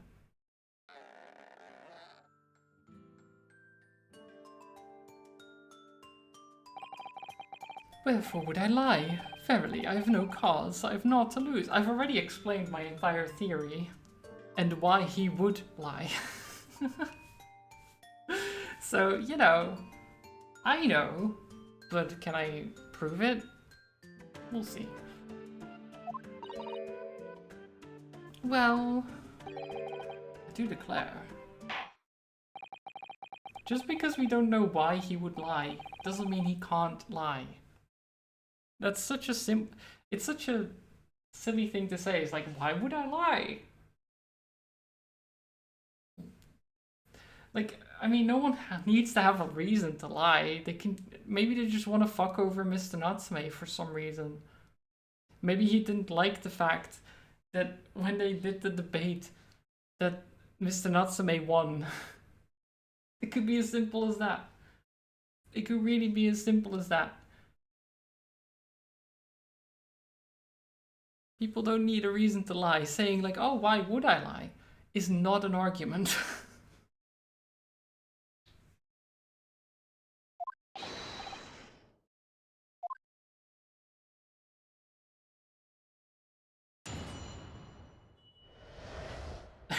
I'm really so vocal about this case. Why would I lie is one of the liar's most used phrase. True.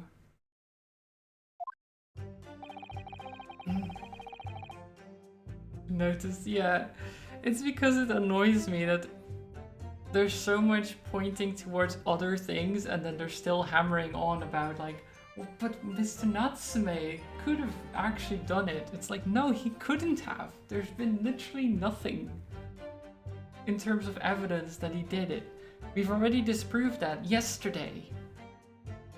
Especially with the news coming out like, oh, we didn't find any poison in the tea. That should have been like the clearing factor. Like, of course they can then claim like, oh yeah, but maybe just the tea he used wasn't poisoned. Right? Because that was leftover tea from the other cup that wasn't poisoned. Like, okay, but like, if he drank, we've already proven that if he drank the tea earlier than Mr. Natsume, then he would have already passed out way sooner. It's already an inconsistency, so I don't know why the prosecution thinks this is a good idea. There's too many inconsistencies in his testimony. But right. Fine, I guess we just press everything, see what he says. I understand that you were already acquainted with Mr. Natsume, is that correct? I know thee not, old man. Fall to thy prayers. Do I know thee, or know thee not? Methinks 'tis all I can know, that thy destiny mingles with mine. Really? You lost me at the first thee. Zounds, sir. Thou must learn the English tongue afore thou turnst thy hand to lawyering. Well, it's not the English tongue that's the problem, Mr. Shamspear. It's that you're saying literally nothing.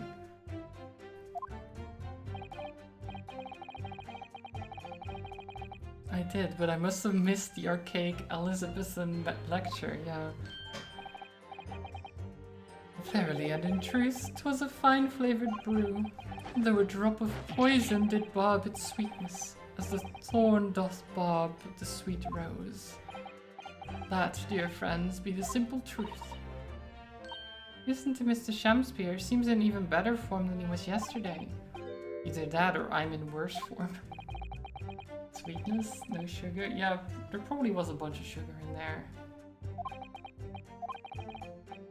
Not it past my lips with the tainted black tea, but behold the poison. Yeah, whatever.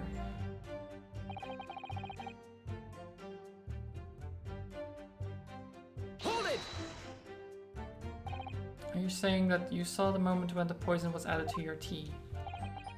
To have witnessed the act and then drank the tea?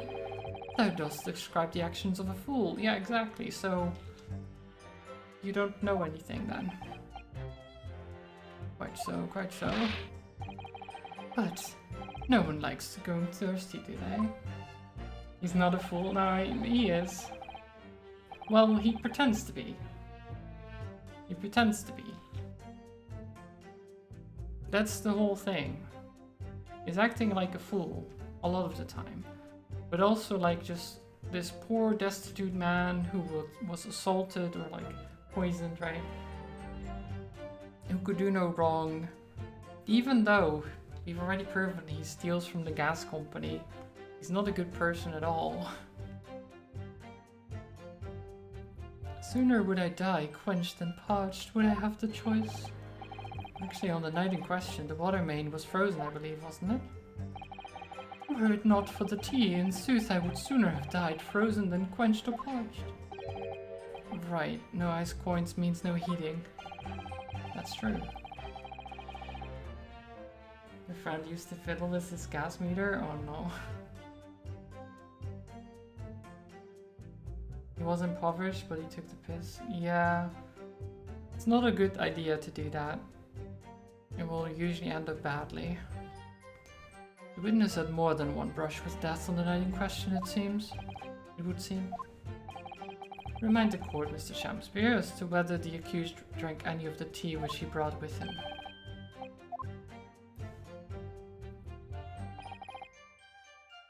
Never did a drop of his own drink pass his lips. That's not true. But the teacup Mr. Natsume drank from was found completely empty at the scene. And let's not forget the defendant's maxim, drink tea while it's hot. I did gulp from the poisoned cup that night, and in mine agony did I rise uncontrolled. In fits of pain I did knock the fellow's cup, and its contents spilled his blood from a gaping wound, methinks. Though certainly 'twas after I had made the coins of ice from his tea.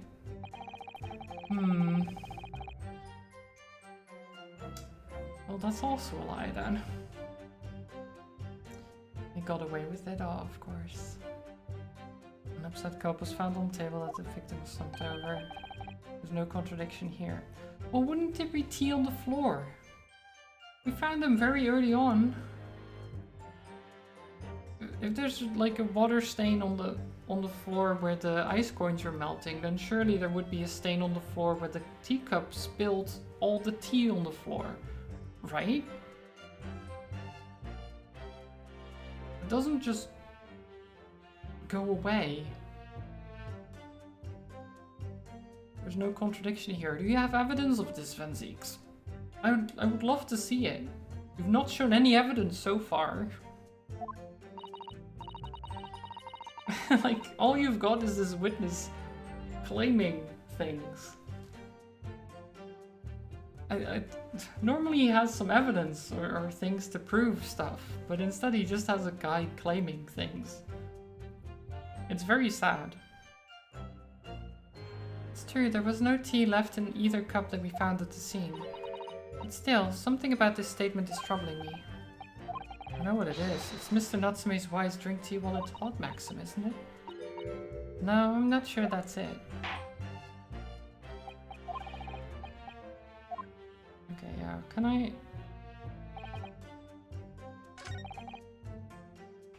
I present it? I want to present it. Let me see, because there's no tea ring on the inside of Mr. Natsume's cup. Yeah. Objection! Let's just get it out with. You claim that Mr. Natsume didn't drink a drop of tea on the night in question. But that's impossible. How, Chop Logic? What is this, you clad fiend? What did he say, fiend or friend? I think he said fiend. Yeah, fiend. The two teacups from the scene, one used by the victim and the other by the defendant, have a clear difference between them.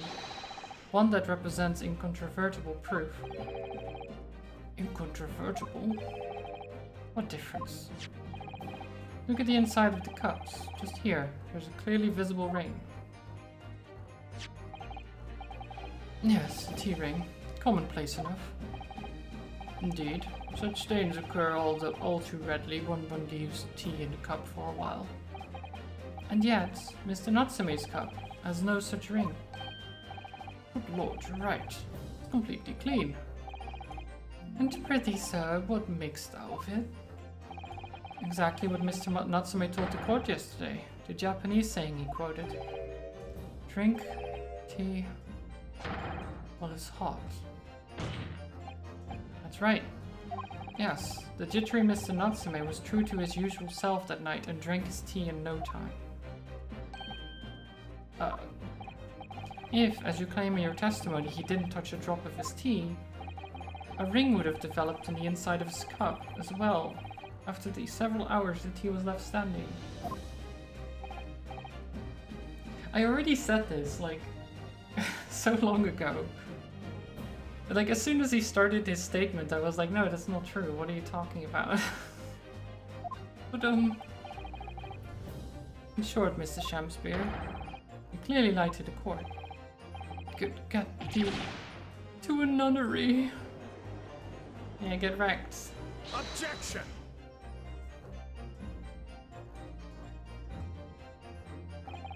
As a rule, I fill my hallowed chalice up to 7 times during any one trial.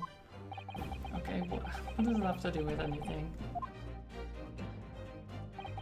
Yet on occasion, tedium distracts me and I pour more times than I intended until the bottle is dry. Your drinking habits are fascinating, but irrelevant. On the contrary, they illustrate the fickleness of human memory. To William Shamspear. Yes, my liege. Well, what? So, already, you have that he lied about the gas thing. He lied about the tea. He lied about... Like, he's been lying constantly. How can you say he's a good witness anymore? Like, he's a lying scumbag. No matter if he was a victim or not, he's a lying scumbag. Though you previously stated that you made the coins of ice from the leftover tea in the accused's cup, could it be that you were perhaps mistaken?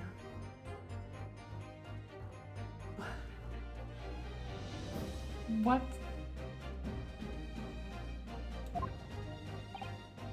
Eh? Could it be that, yes, perhaps there was some tea remaining in the small teapot left at the scene? Why are you giving him an out, Van Zieks? Oh my god. I mean, Van Zieks, I thought you were of justice and things like that, but instead he's like, oh, but what if? What if? What if? Like, dude, this is not a what if thing. This is a court.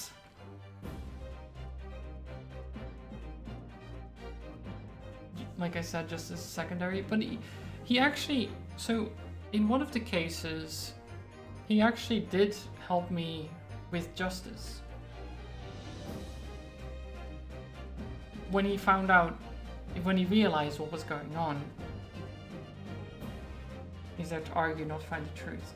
Well, actually, he has claimed before that he does want to find the truth. He doesn't act like it, but he has said that, and he has done it in cases before.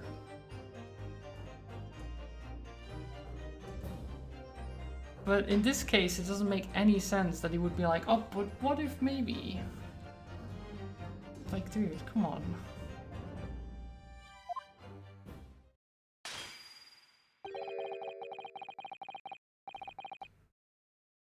He's a fibber then? He doesn't like the truth? No, he does. I just don't...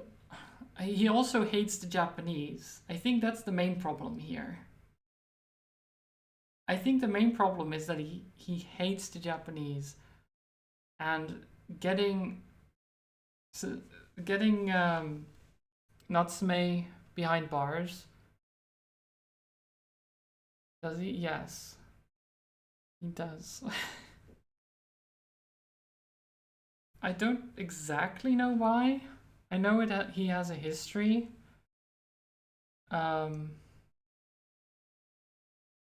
With like maybe a Japanese partner of his or something, like a year ago. I don't know. There was something going on. No, not a year ago. Like, because he hasn't been in court in like 5 years. There was something. The fact that it vanished from your memory until now. Faith, my liege, thou art a magician. For verily, 'tis as though thou hast seen with thine own eyes that night. No, it is not. You see an out sham spear and you take it. That's how it goes. What? Forsooth, I was mistook. I did plan to use tea from the Japanese fellow's cup, but lo, when I looked it was empty. And thus did I use the dregs that festered in the teapot as my liege to suggest. And you've just suddenly remembered now that you made a mistake before.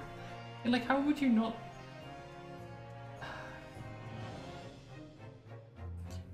God. Are we supposed to believe that? Objection! People's memories are imperfect, my learned friend. Which is why we rely on evidence instead. Well, yeah, Van Zieks. Where's your fucking evidence, my dude? Where's your evidence? You've not shown any. You can't just claim like, oh yeah, that's why we rely on evidence.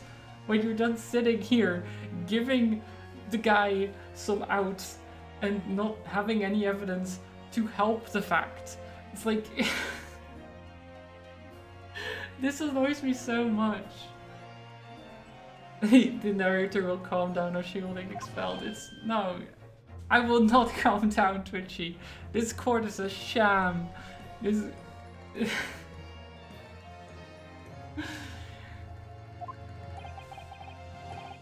Oh god. In any case, it makes no difference. Does it not? The victim's most recent testimony tells us two things of note. Firstly, that the poison was put in the victim's teacup only. And secondly, that this spoiled cup was not the source of the insipid ice coins that have bewitched the court. Okay, but neither of which you have evidence to back up. Like... If there was tea left over in the other cup, you could have proven that. if there was tea left over at all, like... Also, to me, doesn't it make more sense that the guy wouldn't drink his own tea because he can make ice coins from it? That he knows already, like, oh, I'm gonna make ice coins out of this because I don't have any other water source. Right? Why would he then think or forget or whatever and drink his tea and then be like, oh shit, I want to make ice coins. Let me check the teapot. Right? Especially if he's already seen that Natsume drank everything.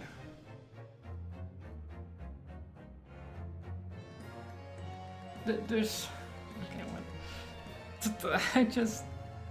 I think I'm like 2 steps ahead of where the game is, probably.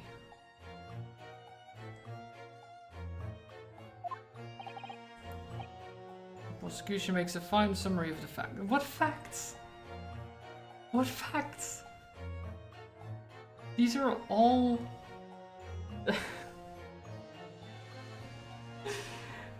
This bothers me so much. That he's like, that's why we have evidence. These are facts. When none of it is proven to be factual, and they have no evidence. That's the thing that bothers me the most. Is that they have this witness statement who claims things, and they're like, oh, his memory, he might have mistaken things, you know. And then they say that what he said, what the prosecution claims, is facts. Okay, so you've provided me with an option, no evidence included, and you claim it to be facts. I think you might be delusional. Again.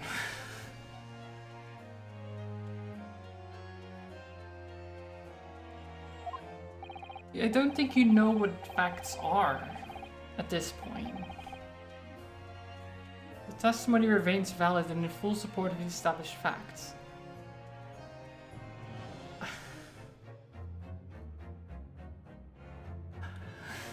The facts that you altered just now. Have I played the original trilogy? Which original trilogy?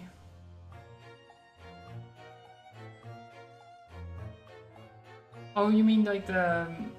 like with Phoenix Wright? Yeah. I mean, there's some moments like this as well, but I don't think they're quite as egregious. I have, but it's been a while.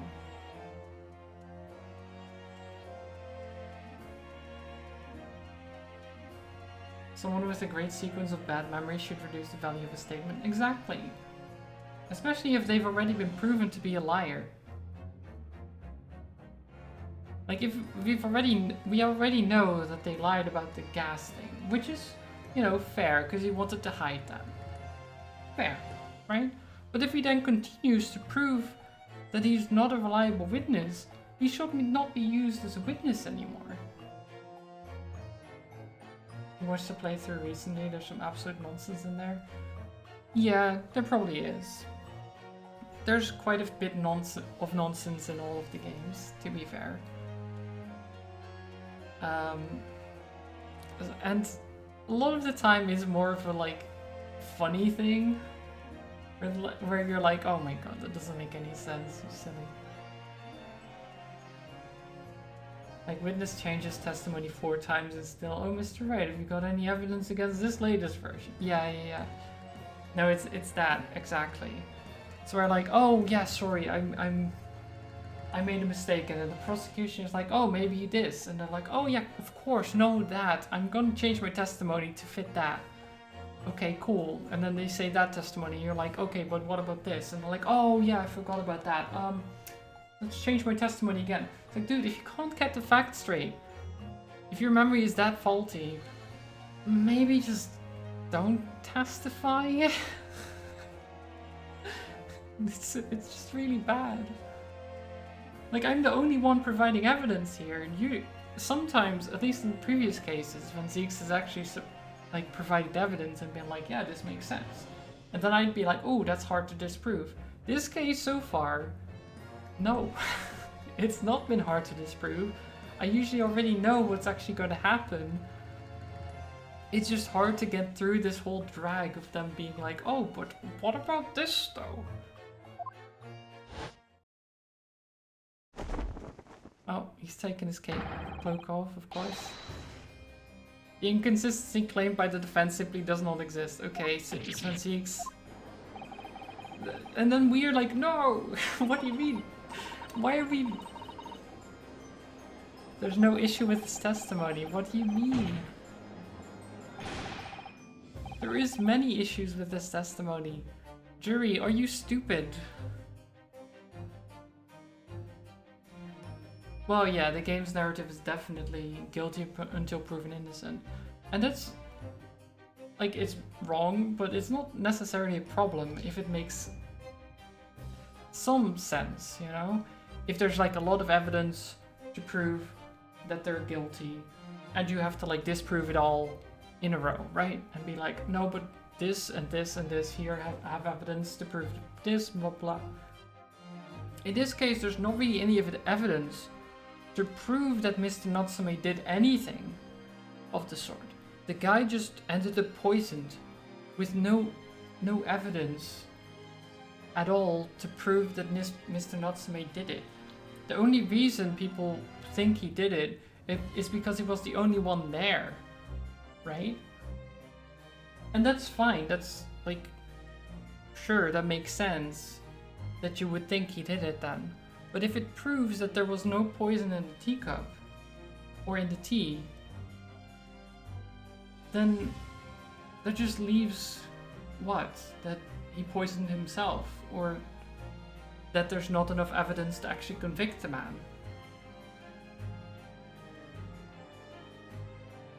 Those are the two options. Instead they're just pushing it through.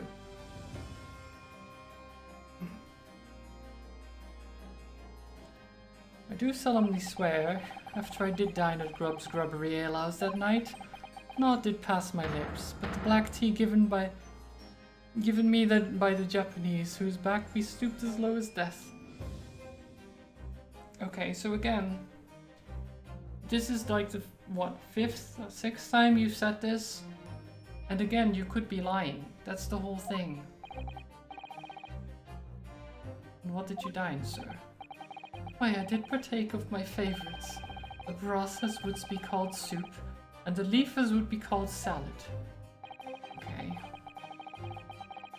As in celebrious a menu as the establishment where it was served. But you gods will give us some faults to make us men. Willingly would I suffer what punishment to seem fit to serve a wicked thief of gas, but I pray you, wise and noble fellows, never forget the simple truth. That would be one thing, and this be another. What? What is going on?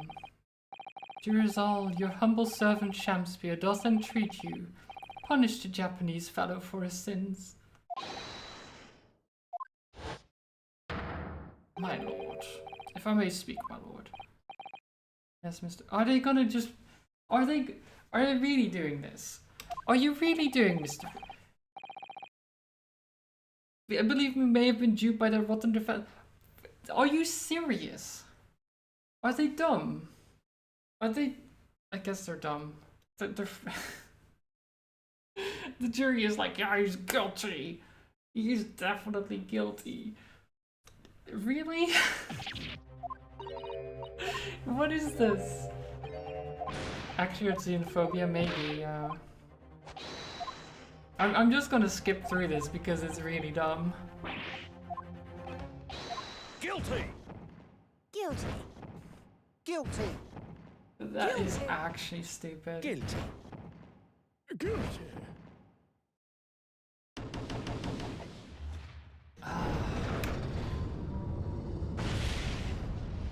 It really feels like they didn't try this case, honestly. In terms of the writing, like, it feels like they needed to get to this part where you have to do the jury, whatever it's called again, the examination thing.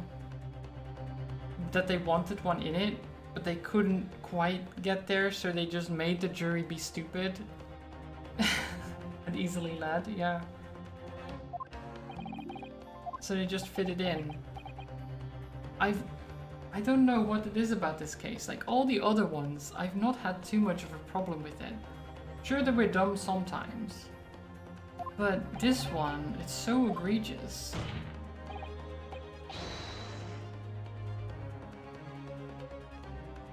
At least this one has a jury. The Phoenix games just have the judge YOLO it. Yeah, true. True. And friend is unable to accept the obvious truth. What truth, Zeeks? What truth? Your conjecture is not truth, my dear sir.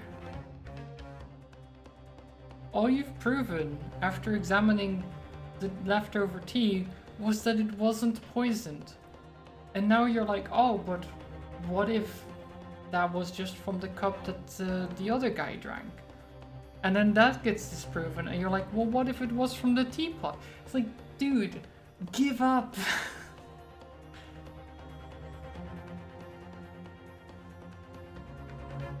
Like, actually think for once. This trial was therefore enter its second summation examination. Okay. State the grounds on which you find him guilty. Yeah? Okay. Well, what do they have to say for themselves? What is this? What are your... I'm a man of logic. Really? Having considered all the evidence... Oh yes, the evidence. The defendant must logically be guilty. What evidence? What evidence are you talking about? The fact that the cup wasn't considered to be poisonous? Because that's literally the only evidence we got today. That's literally it. That's all we had. And that proves that he wasn't guilty, so I don't know what evidence they're talking about. Because the witness statement is unreliable, as we've already proven. I really should stop this. It's so... I'm so annoyed. I do agree that the gas is far too expensive. Oh, this isn't even part of the court case. Why are you talking about the gas? The stuff explodes and it can poison you. It's absolutely lethal, gas is. True. But again, not part of the case. Gas doesn't come for free. It costs a fortune to deliver it around the city and maintain the pipes. Again, not part of the case. I mean, the gas is kind of part of the case, but not really? Like a side thing. Truth be told, the tea my wife serves up for me is a little sketchy at times. Okay. What does your wife have to do with this, Mr. 5? Nothing else passes the victim's lips that night. There's no other explanation, is there? Well, yeah, according to him. Again, that is... if you believe him. And he's already proven to be a liar, so... Okay. So none of that actually makes any sense as to why they convicted him.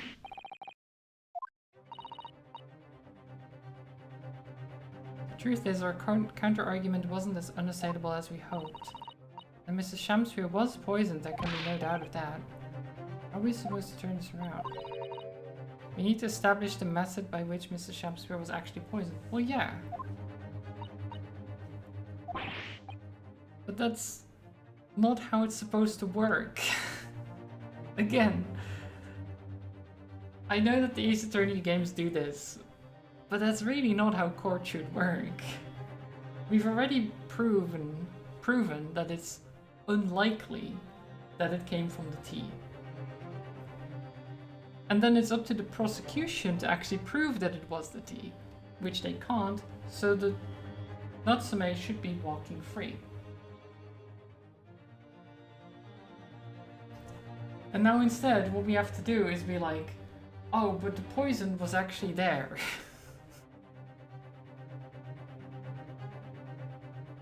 I might have just eaten a salad that was far overdue and gave himself food poisoning. Well, no, because it was strychnine that he was poisoned by, like a specific substance.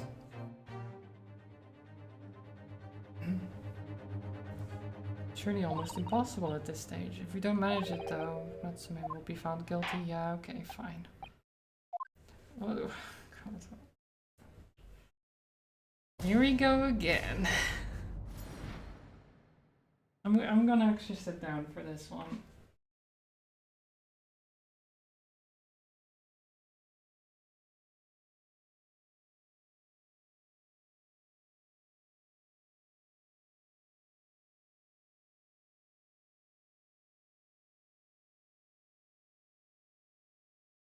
There we are. Actually, a little bit. There we go.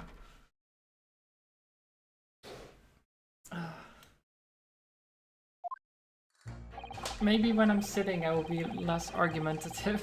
Maybe.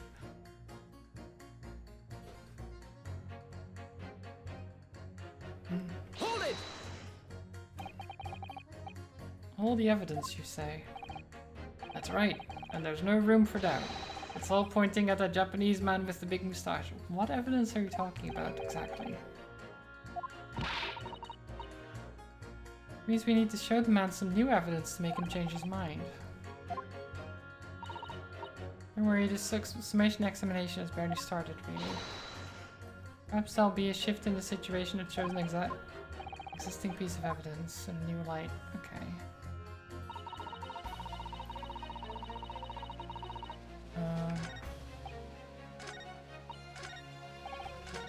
Yeah, let's go with the gas stuff, I guess. This isn't the time or place to be discussing the price of gas, madam. But really, think of the injustice. Air is a gas and air is free. Why should Altamont gas cost money? I mean, sure, fair point. Why pay for anything, really?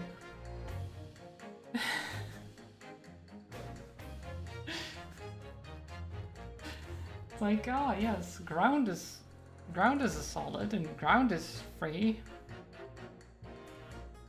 Dirt, you know? So everything solid should be free. It's like, okay, it's not really an argument, but sure. Makes my blood boil. I can feel myself becoming more ruthless than ever. I mean, dirt is technically not entirely free because a lot of it... But you can just go somewhere and eat dirt, I guess.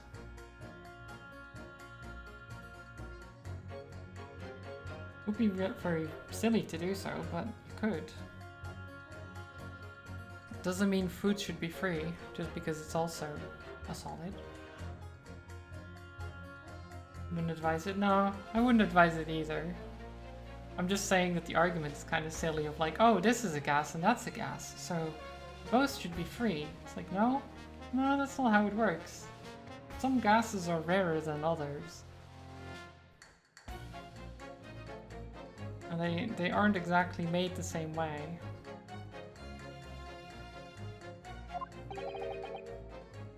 If I might interject here.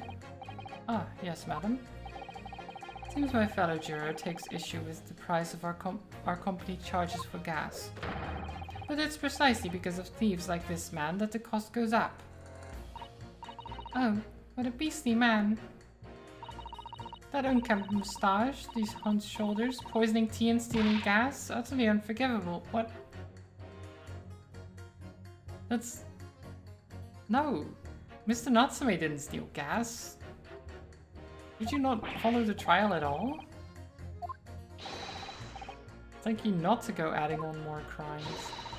Mr. Natsume hasn't been poisoning tea either.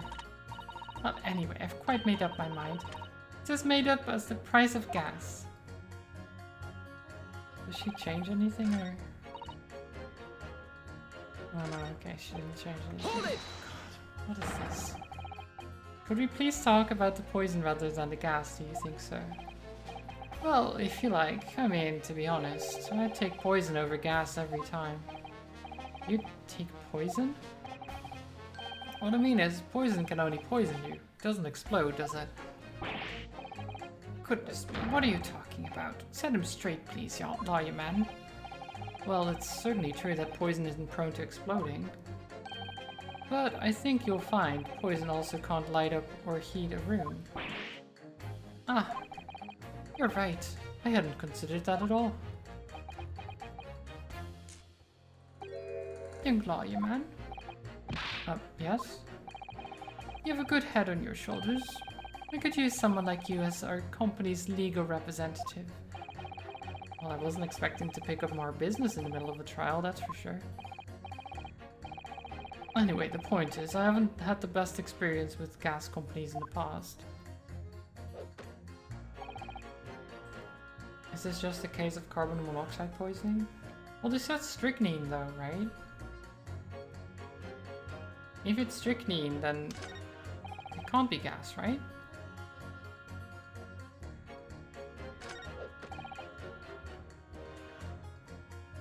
Hold it! Can we please refrain from all this talk of gas? There's an all-out attack underway here in case you hadn't noticed against my company's gas. And I'm supposed to sit here and take it, am I? I don't think so. It's really buzzing now. All I've heard about our wonderful fuel is explosions and poisonings. What about electricity, What about getting electrocuted? What about that? A little explosion here and there is nothing in comparison. Any explosion could hardly be described as nothing, madam. Nevertheless, the theft of your gas is deplorable. My point exactly. But the gas thieves aren't even the worst of our enemies. We have a far more devious reprobates to contend with on a daily basis, you know. More devious? Who? Other gas companies, of course. Other gas companies? Not quite what I was expecting. We generate gas and we deliver it to our customers fair and square. Indeed, nobody is questioning that, madam. Altamont is an exemplary gas company. But there are other unscrupulous gas companies here in London that don't even have any gas at all. What? But if they don't have any gas, how do they go about selling it to people? You wouldn't think it possible, would you? But they steal our gas, see? And sell that. They steal your gas? How on earth is such a thing possible? Gas companies like ours deliver gas to people's homes via a network of pipes. But these devious reprobates secretly disconnect our pipes and divert our gas into their own rotten pipes. Then they make a contract with the household supplied by those pipes and take money for the precious gas that's rightfully ours without us even knowing.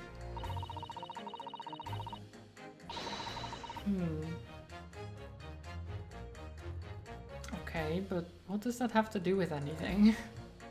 I mean, it's a fair thing to state, but it's not really part of this case, is it?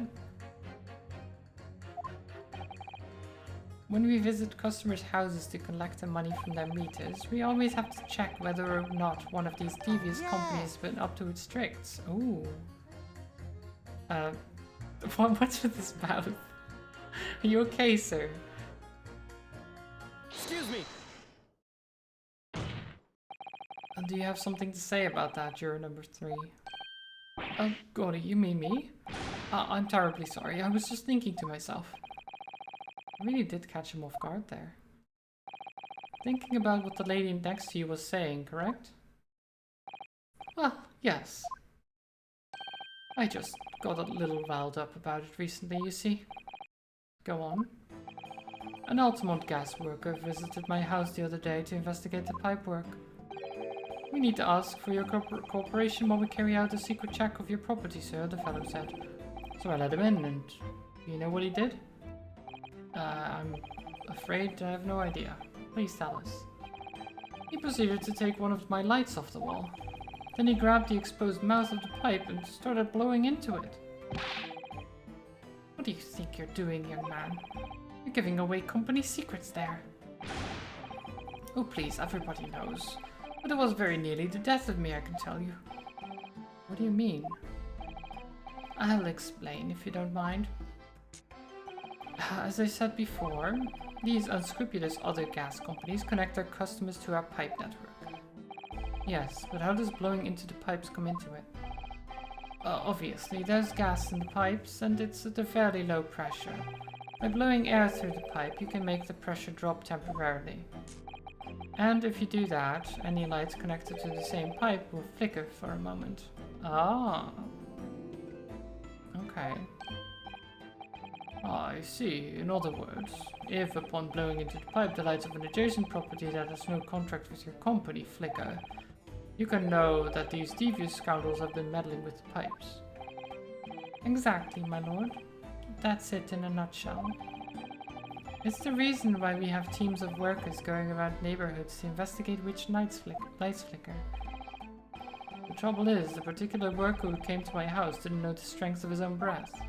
He blew down the pipe with all his might, and you can guess what happened, can't you? Well, if he blew hard, then... Wait, you mean... That's right, the lights didn't just flicker, they went out. Along with the stove, gas started pouring into the house. Interesting.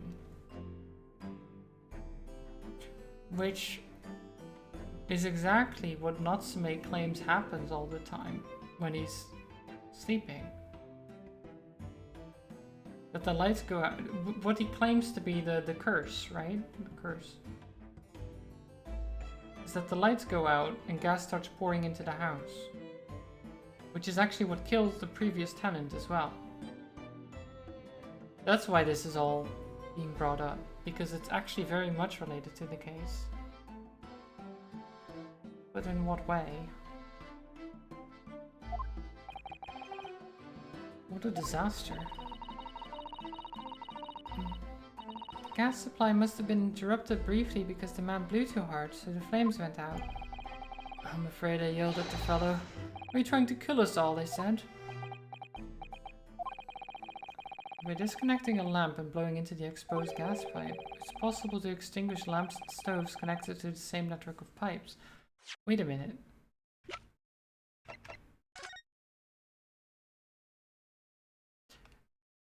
That's why all the handprints are there.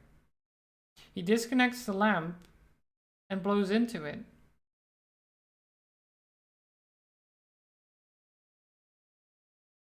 Right? Because he would be pressing against the wall to blow into the pipe, I'd imagine.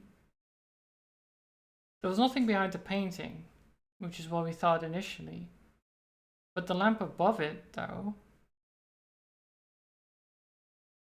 I mean, you would think there would be fingerprints all... Well, actually, there are fingerprints all over the lamp as well. They're not as visible, though.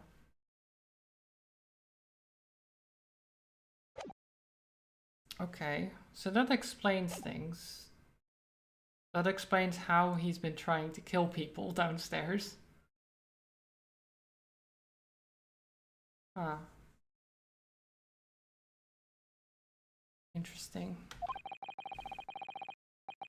So then, at least I know for certain that the guy is bad. The actor guy, Mr. Shamspear. And then when the gas starts flowing again, it just silently seeps into the room. This is almost certainly the clue that we've been hoping for. Yeah. Clear number 3. The defense requests that you amend your statement to include that information. Well, I do. That's our company's secret method of identifying the... Like I said, madam, it's widely known already. Very well. Juror number 3 will amend your statement accordingly. Although I'm not really sure what the point of all this is.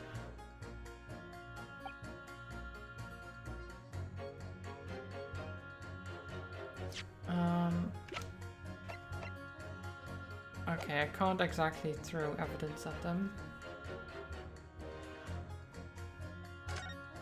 What do we have?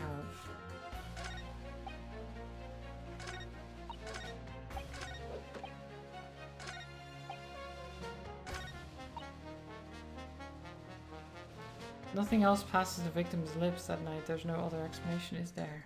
Hmm. Well, let's press the last two just to make sure. But I think I have an idea of what to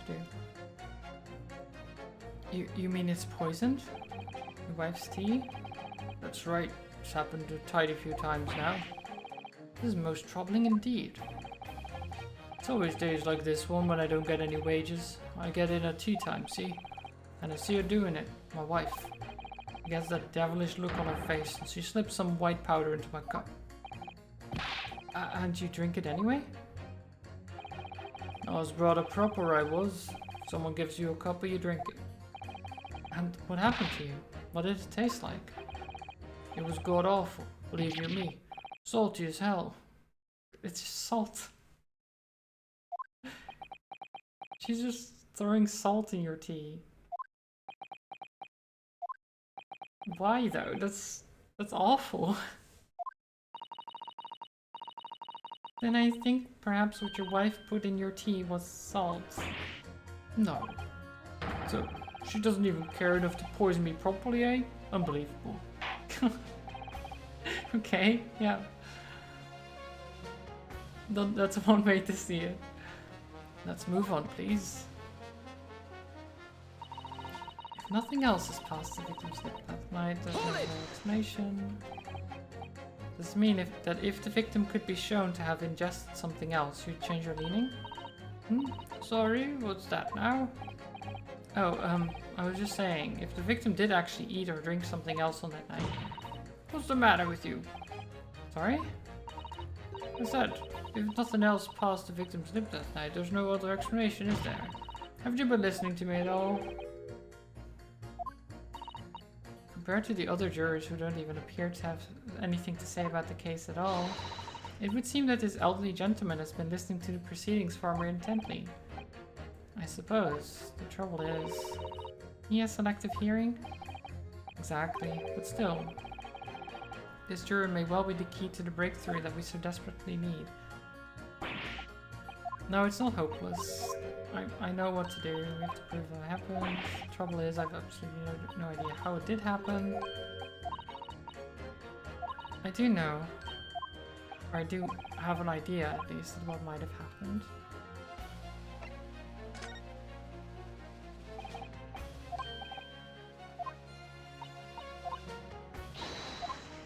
Okay.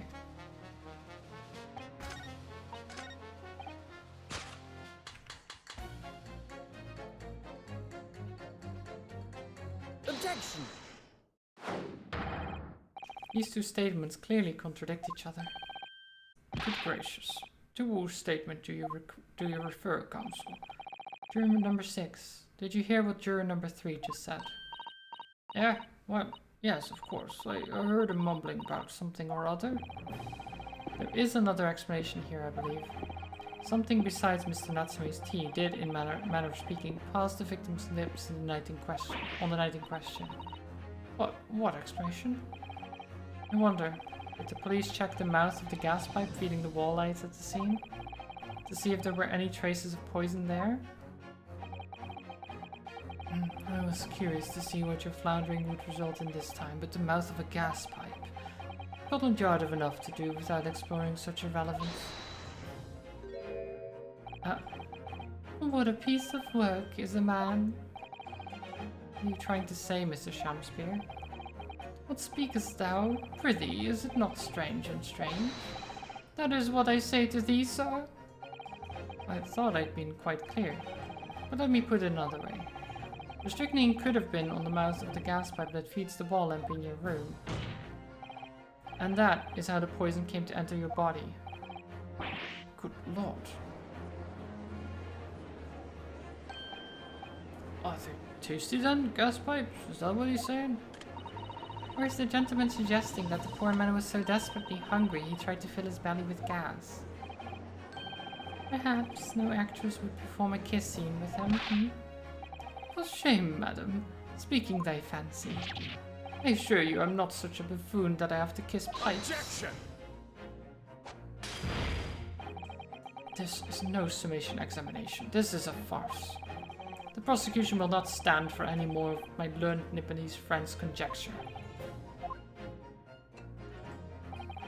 To begin with, the lamp in the victim's room is high on the wall. Right? In order to have placed his lips to the pipe that feeds it, he would have to be a contortionist. These are empty assertions. There's no possible proof that the man did as you say. Did you just throw 2 glasses? Objection! He just poured another glass and threw that one too. It's true, I have no proof that Mr. Shamspeare put his lips to the pipe. However, I can say with some certainty that on multiple occasions, Mr. Shamspeare has been doing something in front of that lamp on his wall. And I have evidence to prove it. Alright, you've got our attention, lad. I'd like to see how you can be so sure of yourself. So would I. Let's see this evidence then. Okay.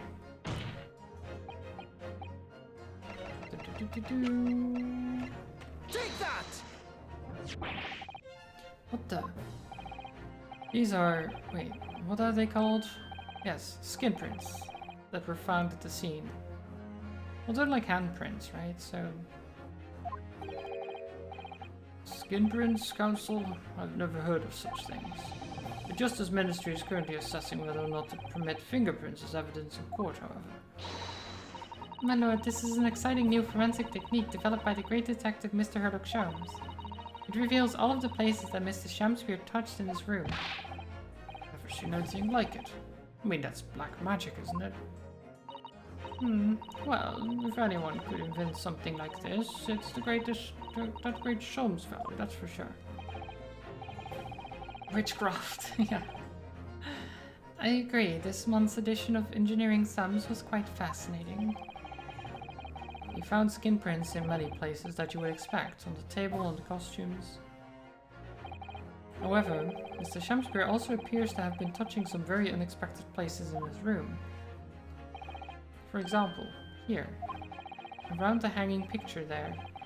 Oh, around the hanging picture there, indeed, multiple handprints appear to be visible. Well, I wonder, could he have been appreciating the artwork, perhaps? At first, my colleagues and I thought the same. However, imagine standing with your hands where those prints are, and you would find yourself directly in front of... Oh. I don't believe it. The gas lamp. Though the reason why isn't immediately obvious, it's clear that Mr. Shamspeare has regularly been standing with his hands to the wall in front of that lamp. Right. What have you been up to, you nut?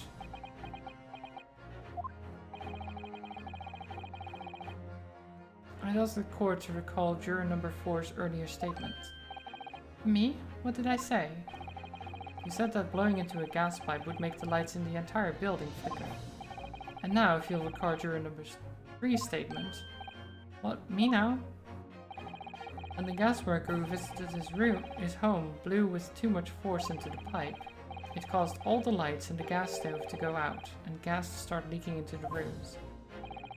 Obviously, that incident was an accident. However, the simple fact is, if Mr. Shamspeare were to have blown hard into the gas pipe here in this room, he could have extinguished every other light and gas stove in the building at will. Crikey. Are you suggesting that the man purposefully caused the gas to... Objection! Yes, I am suggesting that. Whilst I acknowledge that the prosecution is required to remain silent during a summation examination. Are you gonna throw it again? I must toast my learned friend's utter disregard for the letter of the law. What is the meaning of this, Lord Van Zieks? This curious photograph, or whatever it is, presented by the defense, the so-called skin prints. Clearly that cannot be accepted as any form of usable evidence in this case. But it's an exciting new forensic technique developed by a great detective. It's nothing. A mere toy developed by an amateur sleuth with too much time on his hands. I mean, even if that's true, what do you make of the picture? Like, are you gonna say it's doctored or something? Like, I know it's maybe not admissible as evidence or anything. But doesn't it like...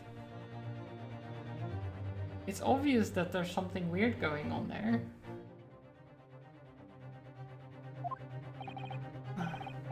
Certainly. Even research of this nature by the esteemed Mr. Sholmes cannot be recognized by the court as formal evidence.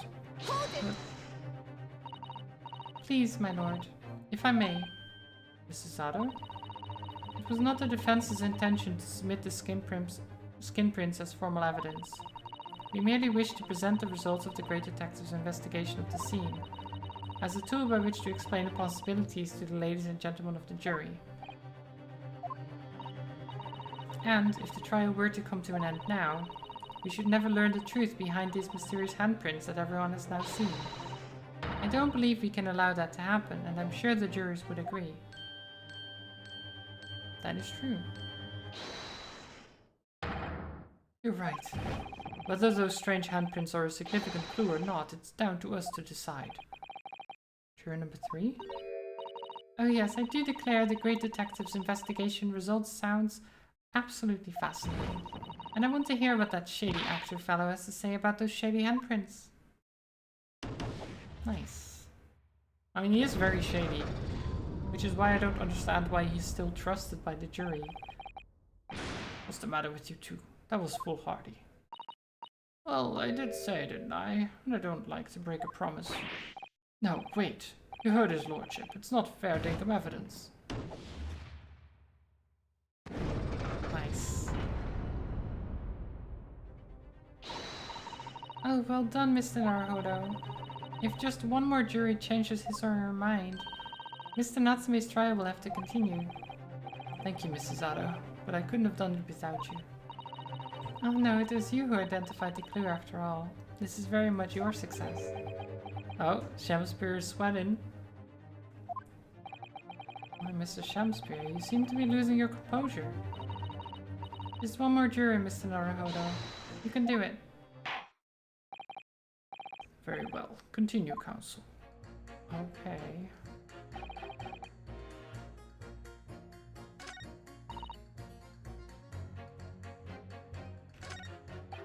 So what can I do here? Gas doesn't come for free.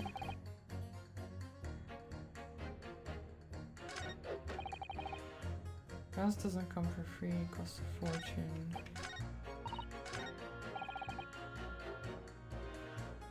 Must logically be guilty.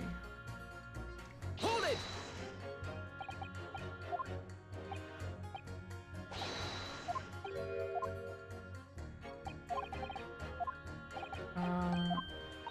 Skin prints.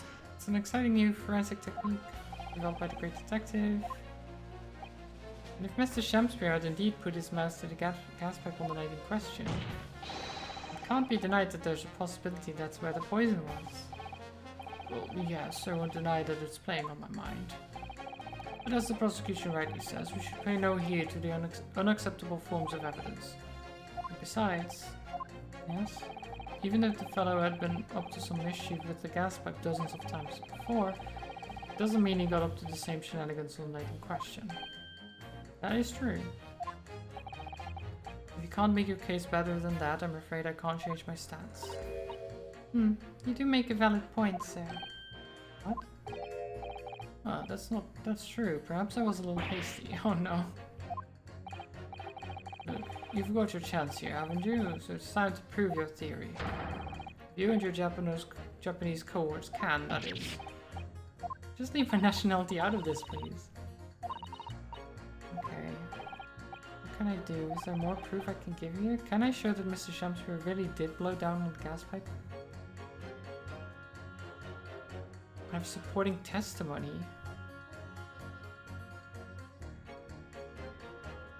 I can present evidence of supporting testimony. Shit. Do I have...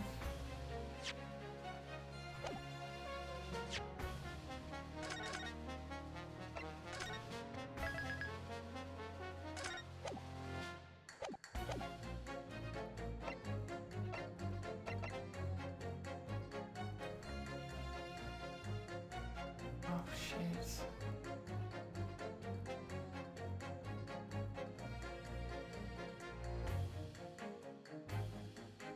I think it's a testimony. I don't think I have evidence. Not particularly.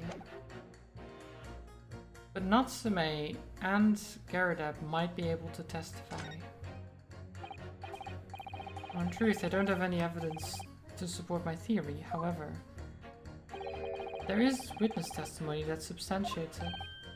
What's that? Testimony? This is incredible. Whose testimony? The person whose testimony reveals details about the gas in the Garadab residence that night. Garadab himself? Take that! Well, Mr. Foreman, does that convince you? No, it doesn't. Well, I guess it's the other one then.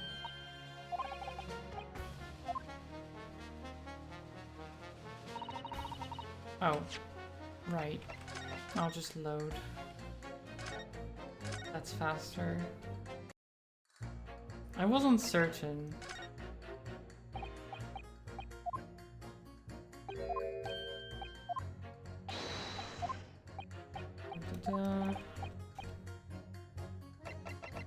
Take that! Natsume.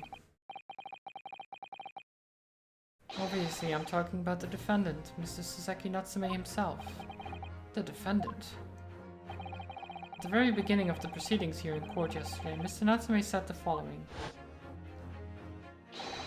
My lodgings. There's been a whole series of strange happenings in my lodgings. Even on that fateful night it happened. When I returned from Mr. Shamspeare's room, I lit my gas stove and climbed into bed, but before long, the stove went out, and somebody tried to kill me. On the night in question, the gas in the defendant's room went out. So I asked the court, was that a mere coincidence or not? Good golly. So that Shamspeare fellow blew air into the gas pipe to make the man's stove go out on purpose? Well, hold your horses there. What would he do that for? What would he do that for? I mean, that is a good question. Why would he do that? I cannot allow judgment to be passed whilst this doubt remains. It's true that I don't have conclusive evidence yet. However, you must surely agree. There's more to this case than meets the eye. Hasn't he done it many times? Yeah. Yeah, he has. He's actually the cause of the previous tenant's death. And I think that's what we're actually going to link it with as well. We're going to take this and run with it. Basically. Because I know a lot about this, and I've already explained my entire theory. And I want to know if it's true. Fair enough, like I said on the outset, I'm a man of logic, first and foremost. Nice. Yay! Did it. We're overturning the decision, therefore the defense calls for the trial to continue. As the defense has rightfully indicated, the summation examination is concluded with the majority of jurors altering their decisions. 2 jury members now call guilty, 4 now call not guilty. Therefore, the jury's opinion is conflicted, and in accordance with the law of this land, I hereby order the continuation of this trial. Mr. William Shamspeare. My lord, how can thy humble Shamspeare serve thee? Say in response to the various revelations made during the summation examination. So God mend me, I do solemnly swear, I recall aught of either the lamp or the pipe. But your handprints have made a tidy mess all over the wall there. How do you explain that, eh? I am done with this. The dignity of this great courtroom has been sullied enough already. Juror number 5. Who, me? As I went to some pains to point out already, print from the self-professed detective's toy is no place in a British court of law. As such, whether or not the man did indeed stand before the gas lamp with his hands against the wall remains at this time an established conjecture. You would all do well to remember that. Objection! but the prosecution must concede that it would be extremely simple to verify. Just order the mouth of the gas pipe feeding that lamp in Mr. Shakespeare's room to be examined. If there are traces of poison there... Objection! What appears to be extremely simple is my Nipponese friend's mind. He will recall that in order to check for the presence of poison in the tea, some remnants of tea were required. Yes. Therefore, it shouldn't be beyond your wit to imagine that even if poison were to have been spread on the pipe, it would have completely evaporated by now, making any analysis impossible. Didn't think of that. If I failed to see what could possibly have motivated the man to do as you describe. Why on earth would this fellow have wanted to blow air into the gas pipe work where he lived? There's only one possibility that I can think of, and that is to use the leaking gas to commit murder.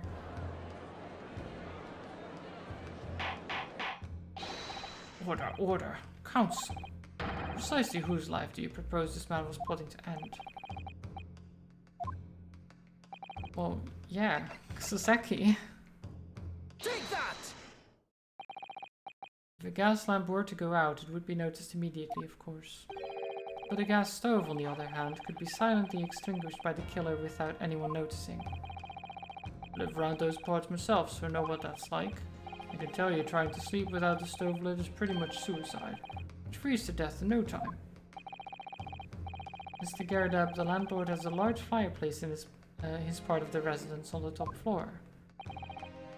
In other words, it wasn't the landlord, but a fellow lodger whose life Mr. Shakespeare was trying to end. Outrageous. I'm talking, of course, about the defendant. Mr. Natsume isn't the villain in this case. He's the victim that man was trying to murder. Good gracious. Objection! Van Zieks is just like, what the heck is this?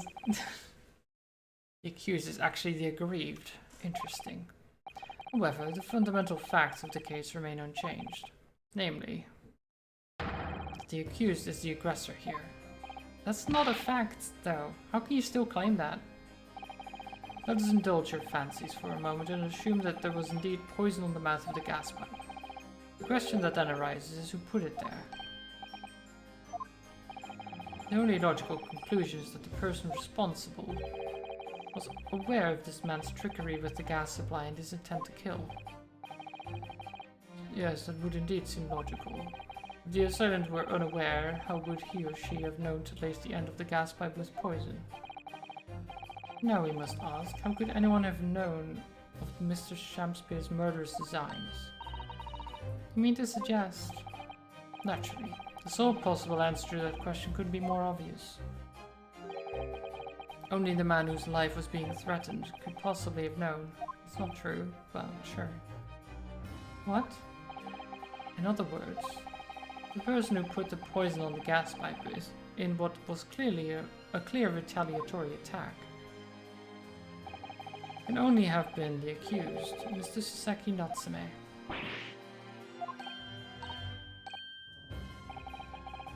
Whatever Mr. William Shakespeare may or may not have contrived to do, he was nevertheless the victim of a potentially lethal poison attack. And the only person who could possibly have perpetrated that attack is the accused, Mr. Natsume. Not necessarily. He could have done it himself. To give him two outs.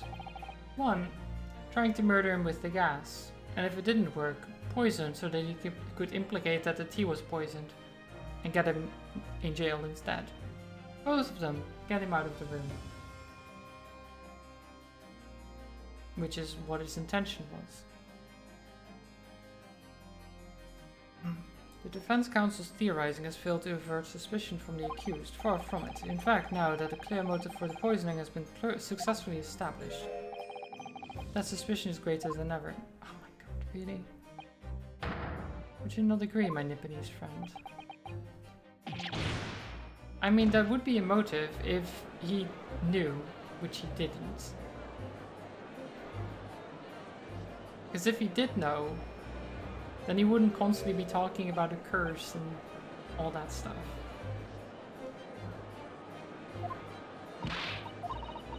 But whatever. We don't have evidence for that, so...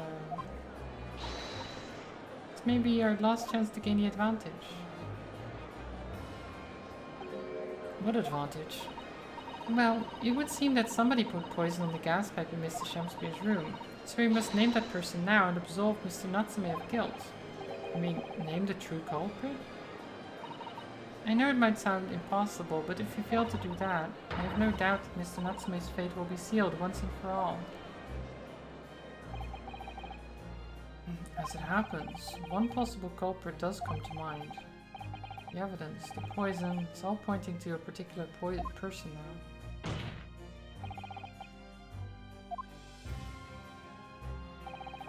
First you'll make the correct choice this time, Mr. Foreman. Objection! Oh. Objection!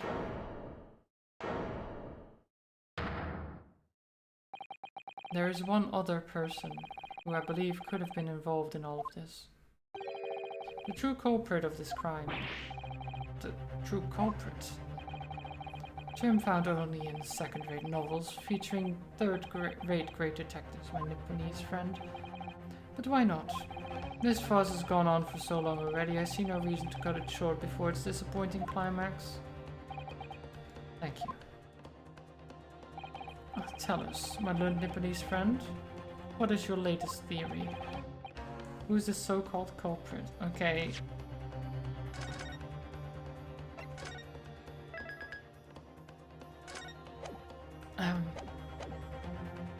This is... Oh god.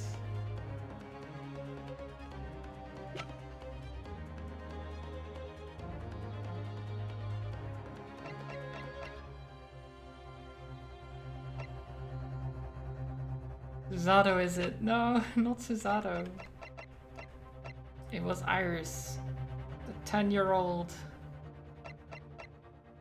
She probably couldn't even reach the pipe.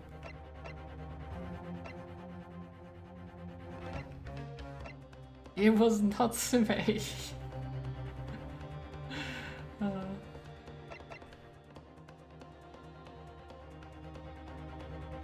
What?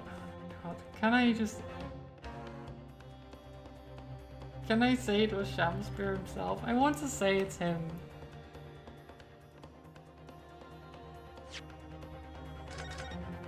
I already saved, didn't I? I'll save again. Why not? I want to say it's Shamspeare. Take that! No, okay. Okay. Okay. I knew it wasn't him, but I wanted to try it anyway. So it wasn't him poisoning himself. Okay.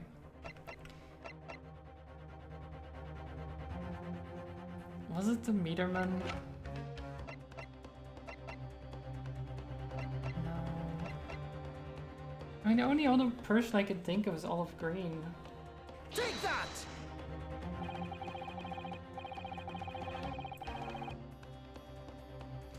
I don't know when she would have done that, though. The name of the person responsible for the poison that afflicted Mr. Shamspeare is, I believe, Miss Olive Green. Miss Olive Green? Miss Olive Green. I do feel as though I've heard that name in the recent past, Counsel, but I don't recall where. It's Olive Green. The woman from 6 days ago. The victim in the recent case of stabbing on Briar Road. An incident for which Mr. Natsume was arrested, I hasten to add. Oh, of course, yes, Miss Green. She was left comatose for some 3 days, I believe, but I heard she regained consciousness 2 days ago. I hardly need remind the court that Mr. Shamspeare's poisoning took place 3 days ago. Given that the woman was lying comatose in a hospital bed at the time, she appears to have a rather fine alibi. True, on the night that the incident occurred, Miss Green was in the hospital unconscious. On the face of it, it would seem that she couldn't possibly be responsible, but still. My colleagues and I visited Miss Green in the hospital yesterday. and we found her to be in possession of a bottle of poison. Good gracious, she had poison. And there's another fact that links Miss Green to this case as well. The defense requests that she be brought to the witness stand in order to explain the details to the court. Tell me, Mr. Shamspeare. My lord, pray, what be thy bidding? Are you acquainted with Miss Green? No, never heard of her. Judging by the look on Mr. Shamspeare's face, I think perhaps he genuinely doesn't know her. At least not by name. The voice of Her Majesty's prosecution, here I adhere to my word. We will see my Lord Liberty's friends follow us through to its conclusion. I appreciate that. Prosecution requests a short recess, my lord, in order to subpoena the witness and bring her here. Yes, Miss Olive Green. Indeed, my lord. 1 hour should be sufficient. Very well, I grant the request. Excellent, I hope. The defense has made a most extraordinary accusation, I must say. But at the present time, I feel the prosecution's argument remains largely uncontested. Accordingly, I'm afraid the defendant and his culpability remain the sole subject of this court's attention. Thank you, counsels. We reconvene in 1 hour. Court is adjourned. It's like, oh, you haven't been able to prove that he hasn't done it, though. It's like, okay, cool. It's not the point, though. They haven't proven that he's done it either. But, you know, I've talked enough about that already, so...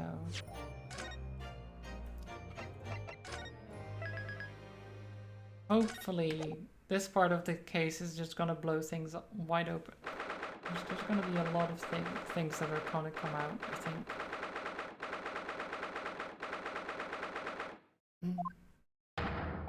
Joyful, jubilant, jumping jacks. Oh, Mr. Natsume, I'm so pleased for you. Locum student Mr. Naruhodo Esquire, non-local judicial assistant Miss Mikutoba Esquires. Now, finally, at long last, there can be proof. Proof that I'm innocent, and proof that my tea is innocent. Good morning, my dear fellows. Burlock Sholmes. May you drink my tepid tea and fall forever silent. Seki, please, don't do that. You thought that he was innocent. Oh, Mr. Sholmes, you came. How wonderful. Please, save your derision. I know what you're all thinking. Good morning, he says, when it's nearly time for luncheon. Your scorn is written clearly across your faces. Nobody said or thought anything of the sort. The truth is, I was determined that today would be the day. Sleep seduced me last night, I thought. Tomorrow, for once, I shall not oversleep. I'll rise early and be present in court to support my companions. Such spirited determination is a beauty of all of its own, does it not? Oh yes. And then I began to muse on the subject. Why do people oversleep? I queried. Why, time after time, do they make that same foolish blunder? And the answer came to me at once. It's so delightfully simple. People oversleep because they sleep. Well, is that not an astute insight into the matter? I mean, yeah? Upon which realization I attempted an experiment. I didn't sleep a wink all night. And the results? By first light I was exhausted and began to be assailed by fits of drowsiness. Shocking. And so the conclusion of last night's experiment is this. A good night's sleep is quite simply essential. Yes, I think most of us probably knew that already. What others presuppose I proved by experimentation. That, my dear fellow, is the scientific method. Ah, yes, and one more thing. Do you remember this? Of course, it's the poison that Miss Green was about to drink at the hospital yesterday. Well, he didn't manage to... It was a laborious task, as the bottle was near empty, but such inconveniences do not hinder Sholmes. I managed to confirm that it contained strychnine. So I was right. Perhaps, though of course such circumstantial evidence doesn't prove Miss Green's guilt. I shall leave the bottle in your care now, but licking the inside of the neck is not recommended. I mean, yeah, I wouldn't want to do that. Could I possibly have a word? Oh, Gregson? How good of you to come. Forget it. Excuse me. Wait a minute, Inspector. I don't wish to make a nuisance of myself. From the look on your face, I'd say it's someone else who you think is making a nuisance of himself. My dear Inspector, please speak freely. Pretend that I'm not here. Believe me, if I could do that, life would be a whole lot simpler for me. Do you have the results, Inspector, of the investigation of Mrs. Shamspeare's room? Not yet. Shouldn't be long now, though. No, I'm here about something else. That dead convict, actually. Oh, you mean the man from this newspaper article we discovered yesterday in Mrs. Shamspeare's room? A man by the name of Selden. I went through the archives at the yard and dug out the fellow's file. There's something in there that, well, it caught my eye. Something caught your eye? What, Inspector? What? I've copied out the relevant part for you, so you can read it for yourselves. Thank you. Okay. Okay, let me see. 18 counts of burglary, 6 counts of suspected murder, died of natural causes whilst in prison. His final moments witnessed only by his cellmate. Estimated £1,000 worth of loot he stole remains unrecovered. Manchester Strangeways Prison announced the death of convicted murderer and burglar Selden by natural causes in the early hours of the morning. He had been suffering with fever since the end of October. Alerted by the shouts of his fellow cellmate, medical staff arrived to find him already dead before his capital punishment could be carried out. Right.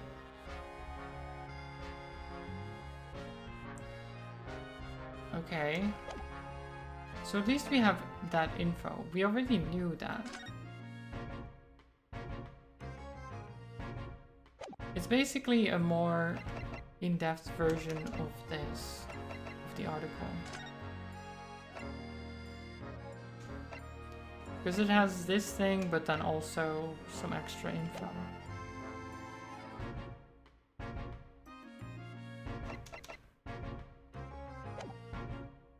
These documents include the details that were in the newspaper cutting we found in Mr. Shamspeare's room. I'll rearrange everything in the court record so we don't have duplicate information. Okay. So, yeah, it's just gone. Okay. Nice. Why are you giving us a copy of this important file, though? Well, you're the ones who turned up the clue in the first place, aren't you? I'm just making sure things get handled in the proper fashion. Well, Scotland Yard's workings are so wonderful. Indeed, my dear fellows, and the inspector here is a shining diamond in its crown. Shining diamonds in the rough, maybe? Look, I don't want to be beholden to a lawyer, that's all. Aw, Gregson. I do like Gregson. Counsel for the defense and the defendant. Court proceedings are about to resume. Make your way into the courtroom at once. Well, I shall leave you then. I'll be listening with interest from the public gallery. Not nodding off at all, certainly not. Thank you, Mr. Shams. I'm rather tired of seeing Mr. Moustache in floods of tears personally, so the best of luck to you. Welcome, student Mr. Naruhoda Esquire. Mr. Lasame? It's time, isn't it? Yes, this is it. Miss Olive Green and Mr. William Shamspeare. This is going to be the final battle. It's the final countdown. I won't really have saved Soseki-san until I've exposed the whole truth of everything that's been going on. But it's all coming to a head now. You can do it, Ryunosuke. You have to. And the fact that this is all still a flashback, it's crazy.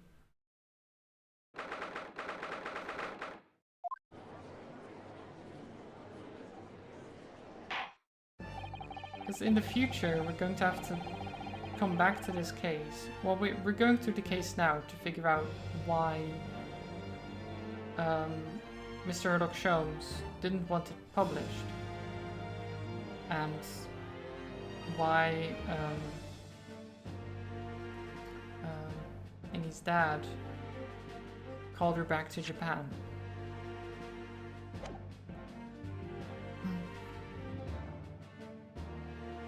There's something about this case that is very important. In the name of Her Majesty the Queen, I hereby declare this court to be in session again. Before the recess, we heard a most startling accusation from the defense, namely that the victim of the case we heard here only a few days ago is the true perpetrator of this incident. A reckless, rash, and prejudiced charge of wrongdoing, in my opinion, my lord. However, the prosecution has tried to extend every courtesy to this amateur newcomer from dubious eastern shores. Thank you for that backhanded consideration. A rather cold assessment from the honourable British prosecutor, I must say. So, Lord Vinzeeks, is the new witness present and ready to take the stand? Ready and waiting in the witness's antechamber, my lord. Very well. Bailiff, bring the witnesses in. Okay. And she's painting in court. Okay. Witnesses, state your names and occupations for the court, please. William Shakespeare, my liege. For mine occupation, I can say only that I be a tragic victim to be pitied. Oh my god, really? Currently unemployed, in other words. I'm Olive Green. I'm a fledgling artist. Well, no, not a fledgling, really. A hopeless failure who's too weak-spirited to admit she has no talent, I suppose. Oof. Also currently unemployed, in other words. Zeeks, come on. Be nicer to the people. What a coterie. Mr. Shakespeare. My lord, I am thy humble servant. I'm afraid that you are no longer merely the victim in this affair. The possibility has been raised that you are in fact the assailant, intent on taking the life of your fellow lodger. The part you have played in this whole business will be thoroughly scrutinized, I assure you.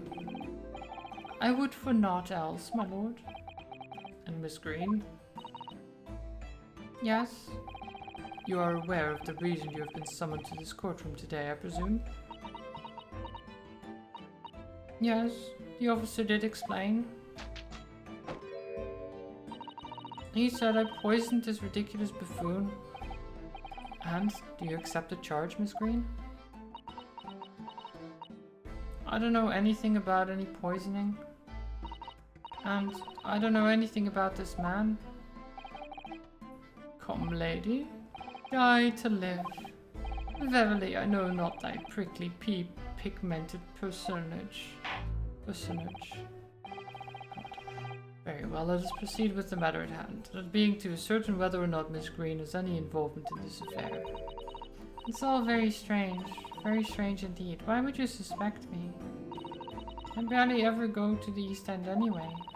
It so happens that I passed by that neighborhood 6 days ago, that's all. And on the night that this man was poisoned, I was still in the hospital fighting for my life. Yes, having been unfortunately caught up in the incident on the street outside the Garrett household. An incident that rendered you unconscious for some 3 days. I was struck in the middle of my back by a knife through no fault of my own, and now I'm under suspicion? What other irrelevant things might I be suspected of? It's all very disturbing. Oh, your energies may be better spent worrying about the random knife attacks, I feel, Miss Green. At this point in time, all that appears to connect you with Mr. Shakespeare's lodging is the Briar Road incident of 6 days ago. That's why we would like you to testify formally now about exactly what happened. Oh no, the incident 6 days ago? You mean you want me to relive that awful accident? Unfortunately, yes. Please tell the court what happened that day. And of course, we will be interested to hear from you about your movements that day too, Mr. Shakespeare. Eh? But what happened 6 days ago is nothing to do with me being poisoned. Let us proceed then. The witnesses will present their formal testimony to the court. On the subject of the incident that took place on Briar Road, the evening of the 17th of February. Okay. What is going on in this case anymore? I don't know. It was 6 days ago at about 5 p.m. I was walking along in the snow when I was suddenly stabbed in the back. Coincidentally, it happened to be just outside the house where the men in this case had found their lodgings. I was at the tavern on the eve of which thou speakest, where I had bespoke my supper. It was the first time I'd been in the area. I had a little matter to attend to, that's all. Anyway, I was admitted straight to the hospital, so I knew nothing about all this business. Okay, short and sweet. Yes, the second incident inside a week at what I believe to be aptly described as the haunted lodgings. One can only presume this is a most unfortunate coincidence. Meanwhile, you say you were not in your room, Mr. Shamspeare. It was the following morn, when I did awaken, that I learned of the dire events. Mary, what a commotion did the officers of law make on the floor above mine. And Sasaki-san was arrested on suspicion of attempted murder. I suspected there's nothing connecting these two witnesses but happenstance. It's true, it does seem as though they're unrelated at first glance, but I'm not so sure. There's something lurking in the shadows here, I feel certain of it. I may now cross-examine these two witnesses. Okay. Oh god.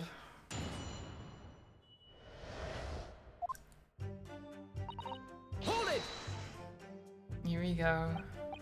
I'm well acquainted with the case. I'm sorry you had to go through that. It was awful. Still can't believe I was unconscious for so long. And I woke up to find that the case has been solved and the culprit arrested. Yes, the incident has been resolved already. Perhaps it would help you to consider it a bad dream that ended with your awakening and should now be forgotten. Yes, I suppose so. Thank you. But before you put it completely behind you, Miss Green, I need you to remember the details one last time. You must tell the court exactly what happened that day for us to arrive at the truth about this new case. The trouble is, there's nothing to tell, really. I was just walking along the pavement. Hold it! What were you doing there that day? What do you mean? The art school you attend. What's it called? Yes, it's the Thorndike Academy of Fine Arts. According to Mr. Sholmes, that's just in the vicinity of Brixton Road, which is some 10 stops away from the scene of the underground. On the underground. I believe you mentioned before that you also live on Brixton Road, isn't that right? So why then would you have been walking along Briar Road in the middle of the East End? Well, it's because, oh yes, of course, I thought it might make a nice picture. Witness is a student of art. City-dwelling artists can't all paint grand urban vistas. I mean, she's already told us why she did it. I'm just trying to get her to like affirm that. Why are you lying? I know what you did. Why lie? That's right. I happen to like the crumbling look of that part of town.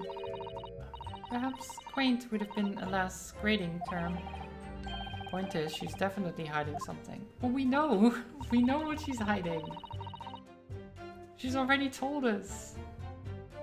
Seems she's not going to be forthcoming with the truth. She's trying to hide why she was there that evening. It must mean there's a reason for her not wanting us to know. That's the key to this. Well, don't we have...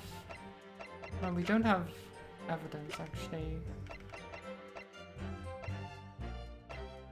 But she told us that there was, like she had a note or like a card telling her to go to a certain place, right?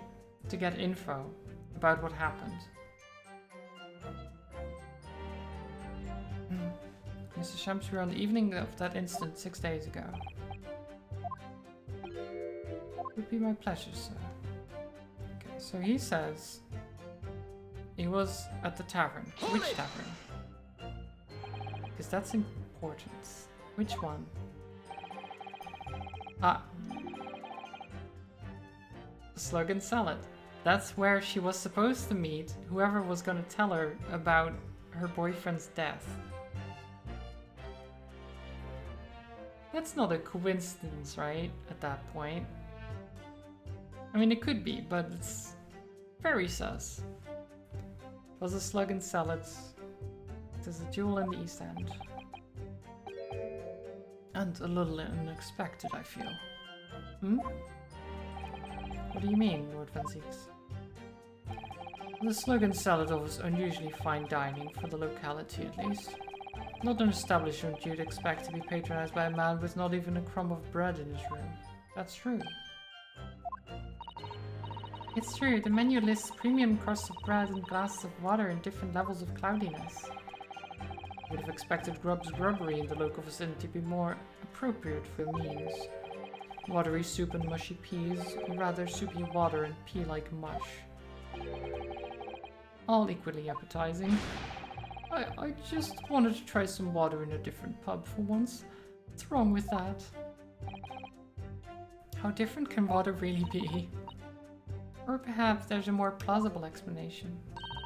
A specific reason why he had to go to that particular establishment.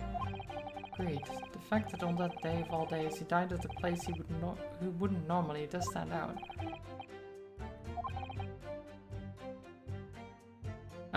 Do I have evidence for that? Not really.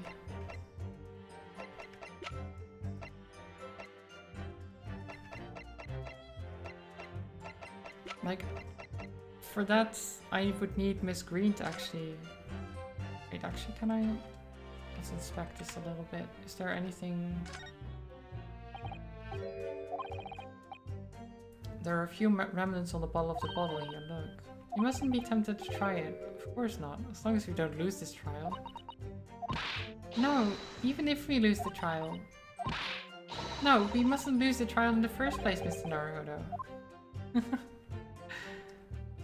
But what if I want to drink the... Maybe it's tasty poison. You know, who knows? Maybe it's very good.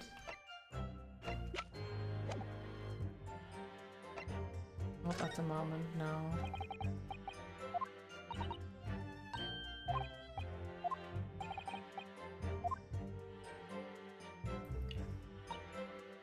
Hold it! Okay.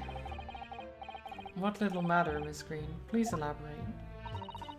It was nothing really. It's not worth mentioning. It is. I need it to connect the case. Please.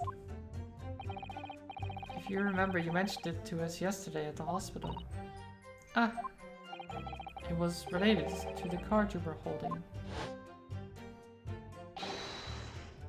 Miss Green.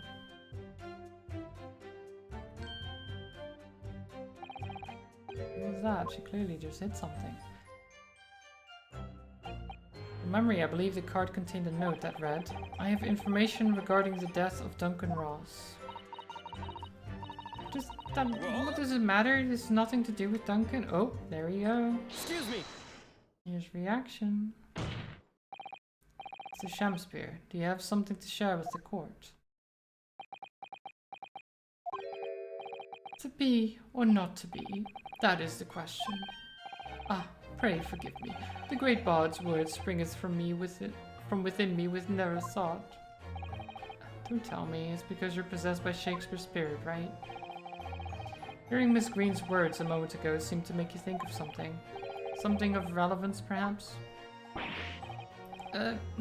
Well, nay, sire, 'twas nothing at all. Presumably you know the name, though, Mr. Duncan Ross, I mean. After all, you are both lodgers in the same house. I would it were so, but sadly nay. Lodging be a lonely occupation, sire. My lodging fellows be rarely known to me. So you haven't heard of him, even though he passed away in the room just one floor above yours. Miss Green. Me, my lord? Have I done something wrong? The card that was mentioned before, containing the note. Do you have it upon your purse? I do, yes, but I don't need it anymore. In fact, I should throw it away, really. Before you dispose of it, the court will take it as evidence, please. Me. That's what links Mr. Shumspeare and Miss Green. It's Duncan Ross, yeah. But also, this envelope is ripped, and we have the other part of the envelope that lines up exactly with it.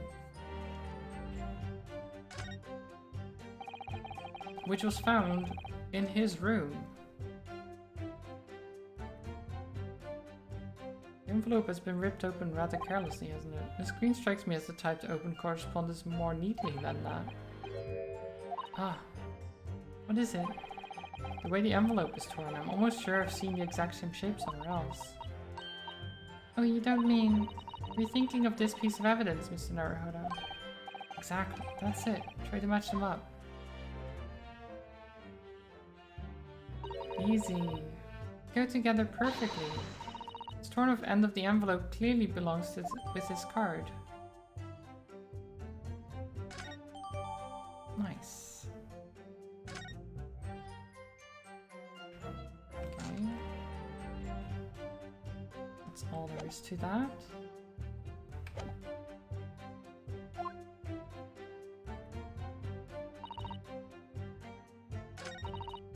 Okay.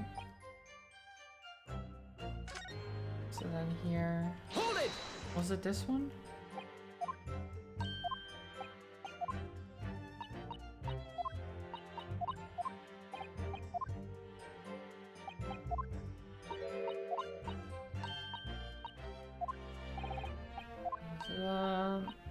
Right, make nice picture. She's lying.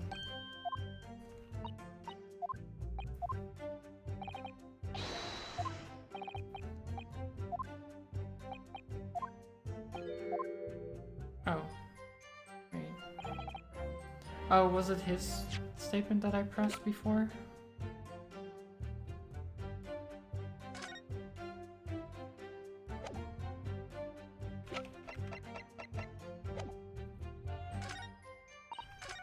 I think so. Hold it! I need to be able to present the evidence now. Come on.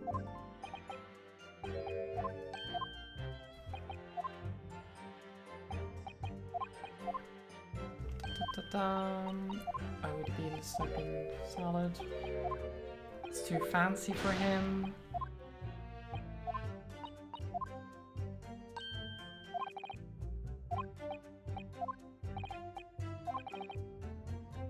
I do have evidence. Mr. Shumspeare? Yes, sire?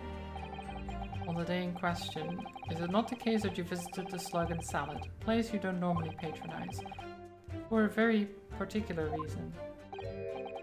I don't know what you're talking about. Pray, if thou hast some purpose, speakest. Very well, I will present the court with evidence.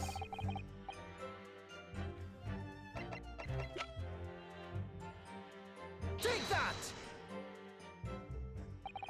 I believe this card reveals the answer. Good lord, Miss Green's card, you mean? That's right, my lord. It reads, I have information regarding the death of Duncan Ross. Come to the Slug and Salad on Briar Road at 5 p.m. on the 17th. Don't tell anybody else about this letter or the meeting. It is a matter of utmost importance. Mr. Shumspeare, your actions on the afternoon of Miss Green's stabbing are exactly as described in this note. Personally, I find it hard to believe that that's a coincidence. Don't you, Mr. Shumspeare? Well... Excuse me. Can I say something? Yes, Miss Green? That card was delivered to me? Doesn't have anything to do with this odd man, does it? Well, You'd think so, yes, but it's hard to believe it's merely... My lord, may I? May you what, Miss Green? I'd like to make something very clear about that card. Very well then, you may amend your testimony to include details about the peculiar note. This note was delivered to me at my address. It has nothing to do with the odd man next to me. That is not true though.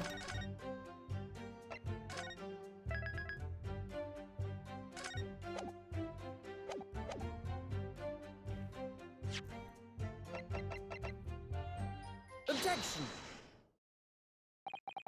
The day before the incident, exactly 1 week ago now, this note was delivered to your address, and upon carrying out the instructions in the note, you found yourself in the hospital.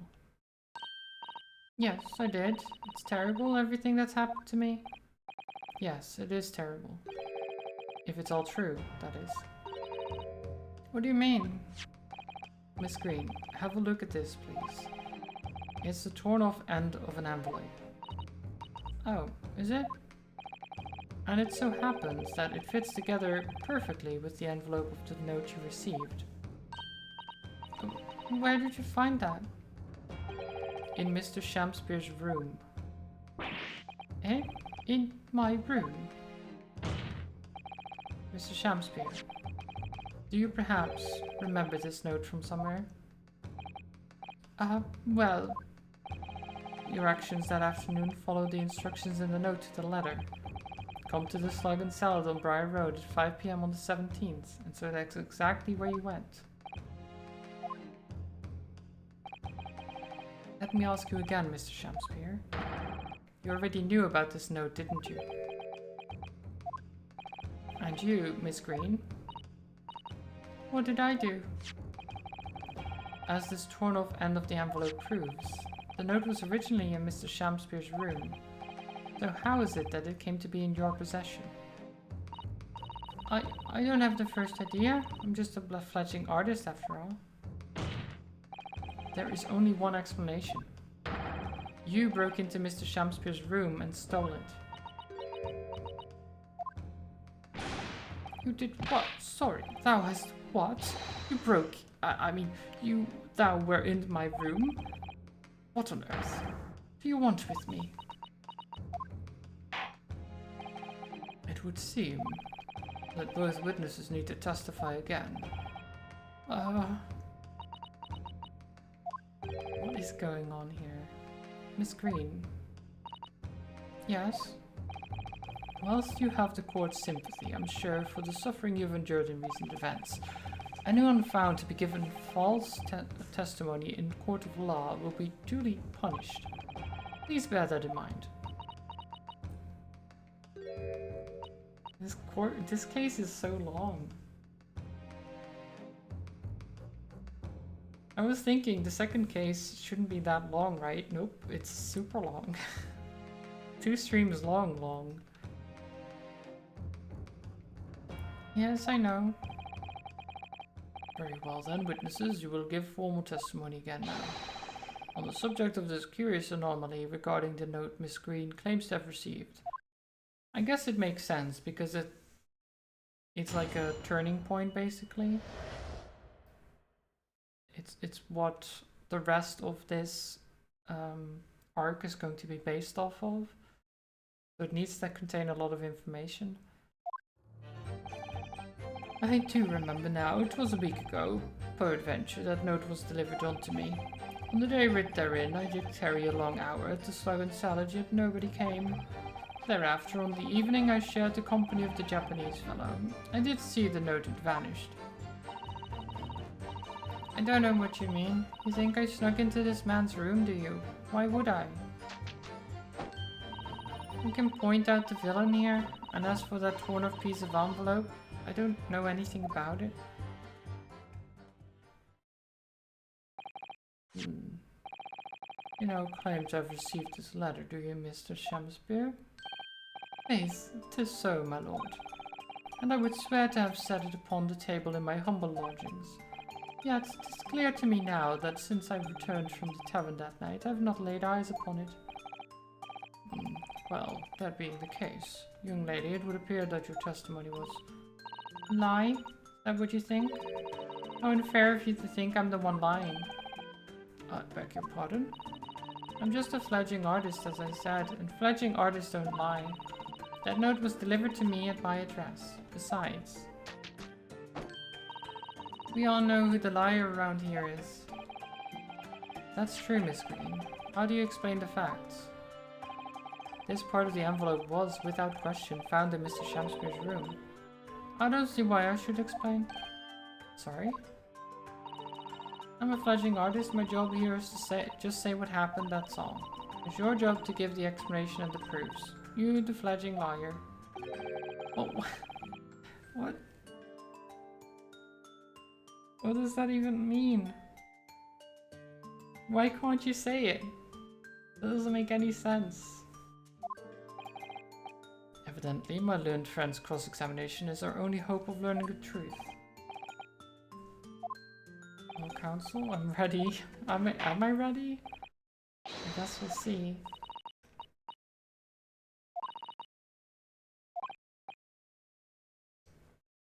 Two facts that are starting to lead me to the possible explanation for all this.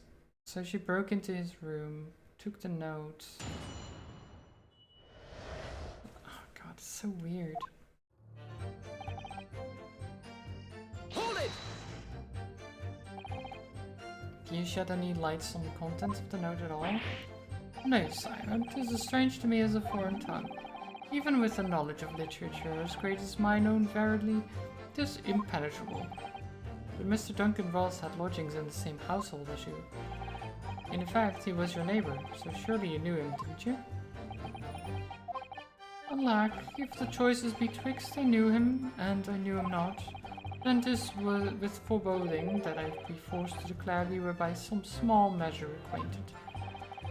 Despite your claims, though, you followed the note's instructions and went to the Slug and Salad. Presumably that was nothing to do with your knowledge of literature. Marry, naught will have the better of me, sire, save for the lure of curiosity. So 'tis true, I was compelled by mine own eager heart to betake myself to the tavern. Yet in the end, my curiosity was not satiated. Hold Okay. it! So even after waiting for an hour, nobody appeared? Well, yes, sire. 'Tis as thou sayest. Really, you paused for a moment before you answered. In truth, when thou asked whether nobody appeared, I did suddenly recall. Really? Do you mean to tell the court that somebody did appear after all? I was not alone that night at the Slug and Salad, my lord. No, 'tis returning to me now. I did treat my lips to almost clear water and mine innards to a premium crust of bread. And all around me danced a great many companions. What do you mean? Flies, sire, flies. Good lord. In the name of Beelzebub, what were they? Fairies, perchance? From a midsummer's night's dream, come to taunt me?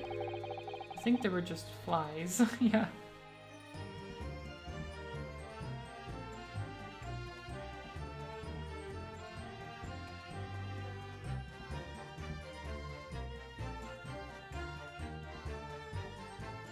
I mean, considering it's fine dining, I wouldn't expect flies there, but then again, it is 1800s England.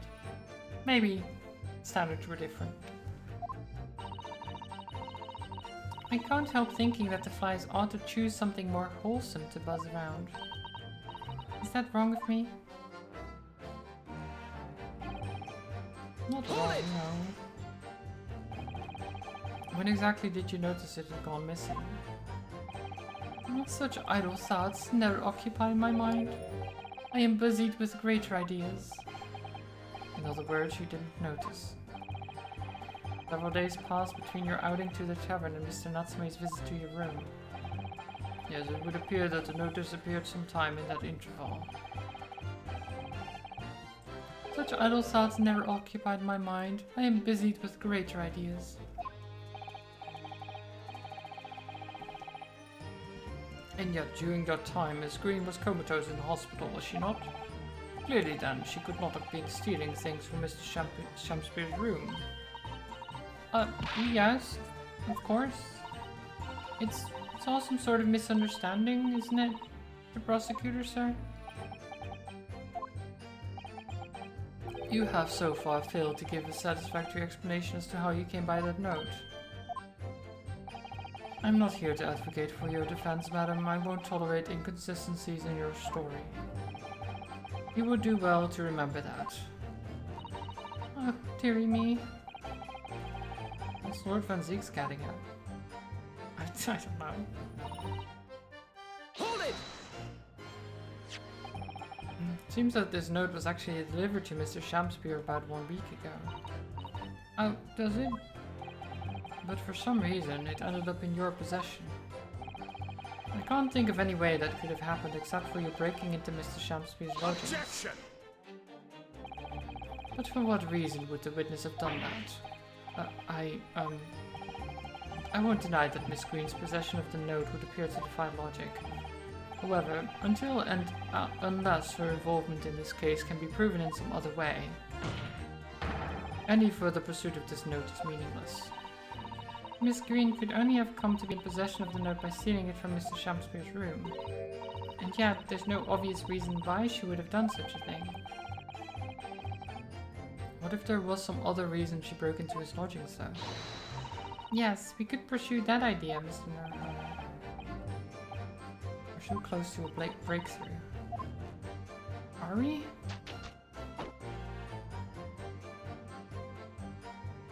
I can point out the villain here, and as for that torn off piece of envelope, I don't know anything about it.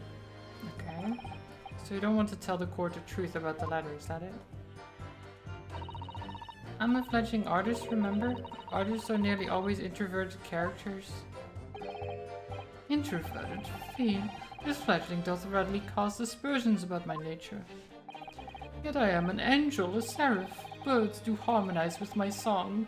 The wind doth frolic on my wing. O pity, wherefore dost thou accuse one so pure of heart, ample woman? Pure of heart? I don't think so. Even a fledgling like me can see you're just a failure. Tragedy. Thou shalt not know the true heart of an artist until thine instruction hereafter by death. Oh the days, oh the years, alas, to enlighten thee, thou must wait so long and in vain. Mr. Naruhodo, interject with some clever remark. This is your chance to shine. I'm no Shakespearean actor, Mrs. Otto. No, as far as I can tell, the only thing that's going to resolve this argument is evidence. Yes. Well, okay, so I have to present something. There's been nothing else added, really. I guess you're not streaming today, Aura? Are you doing drawing again? If so, I hope it's going well. It's clear that Miss Green did in fact break into Mr. Shamspeare's room, isn't it? And that's where she found this letter. Yep, two or more or less foregone conclusions that lead me to one terrifying conclusion.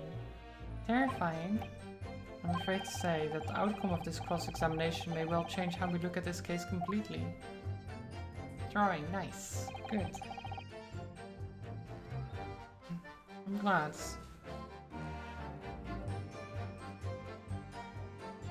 Well, not that you're not streaming, but that drawing is still like, what's it called? That you're still having fun drawing. And trying new styles and stuff.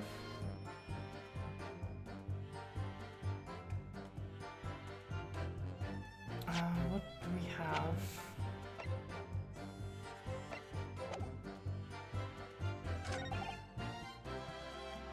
Nobody came. After I accompanied the police file, I did see the note it vanished.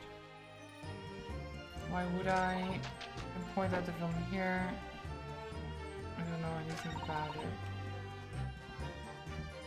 Why would I?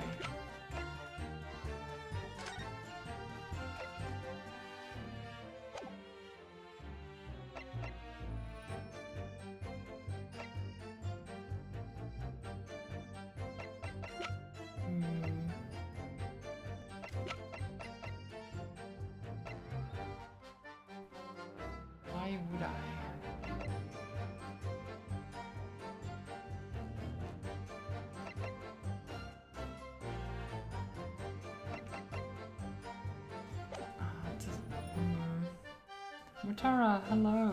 Welcome.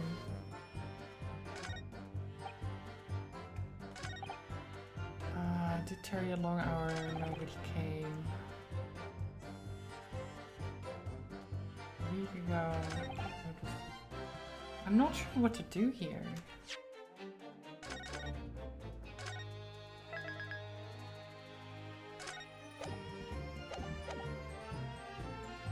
Nobody came. Good show sneak peek on Discord. They wanted to miss you were working on anything, so I feel I could cover it up. I mean, you don't have to do that, of course. But I would love to see finished products if and when that happens. It's always nice to see your art.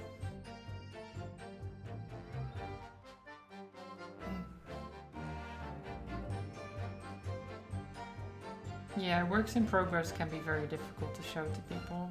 It's why I don't often stream myself drawing and I have a hard time doing it.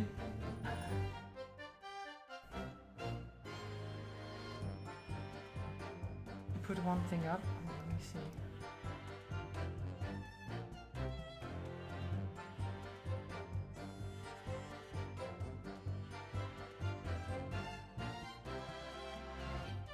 Oh, in your own Discord, I see. Yeah, nice.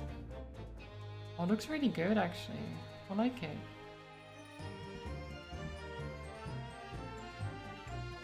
Still not done, I imagine, or... since you're still working on it, right? It looks really good already. I like it.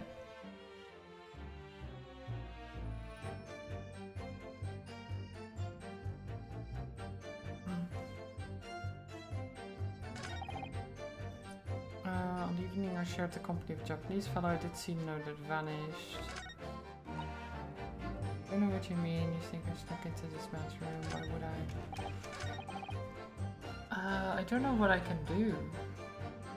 I did carry a long hour. Nobody came.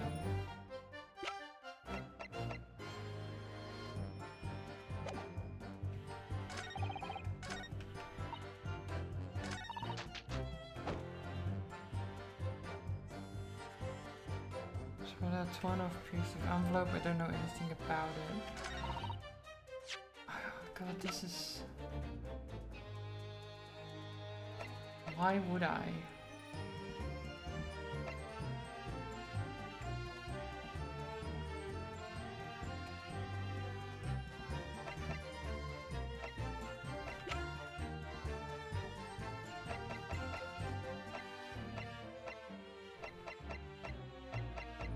Oh, I want to present the poison, but I don't know what I'm...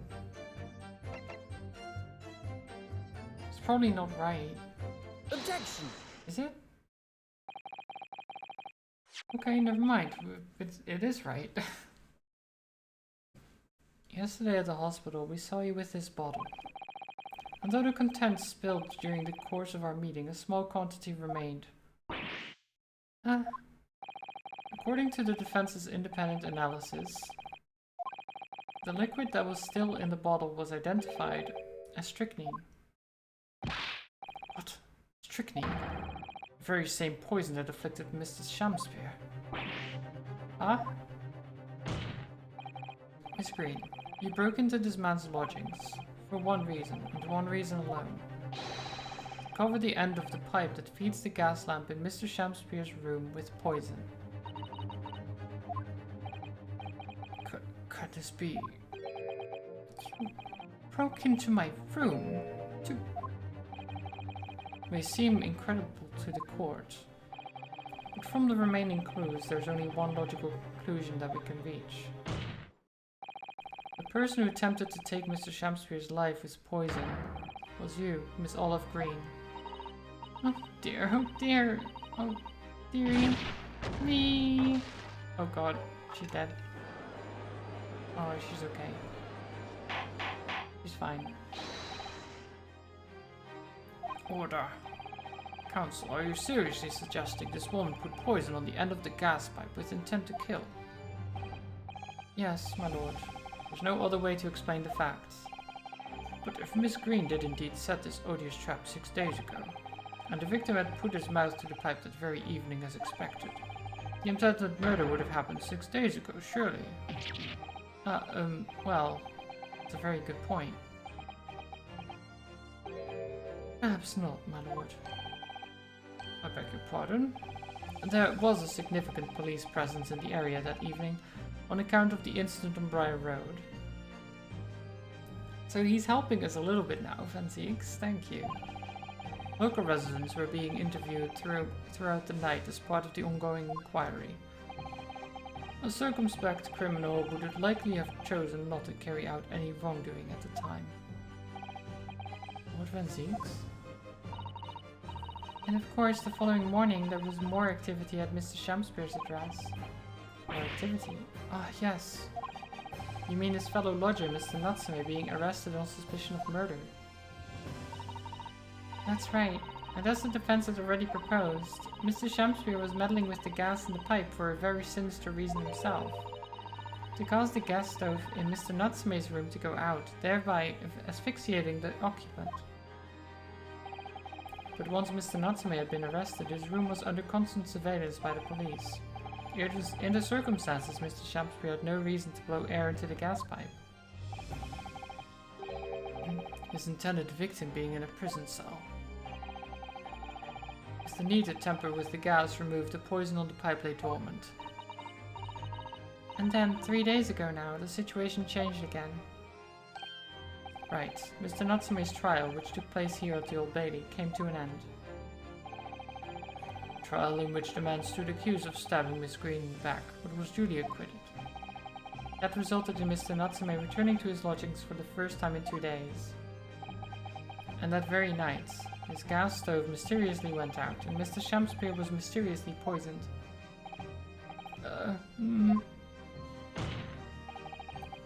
Why is he...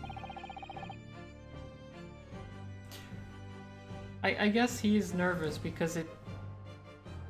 So even though we're implicating Miss Green for poisoning him, it also means that he was trying to murder someone else. So basically two people trying to murder people in one go. I'm just that good, you know. Catching two murderers at once. Good times.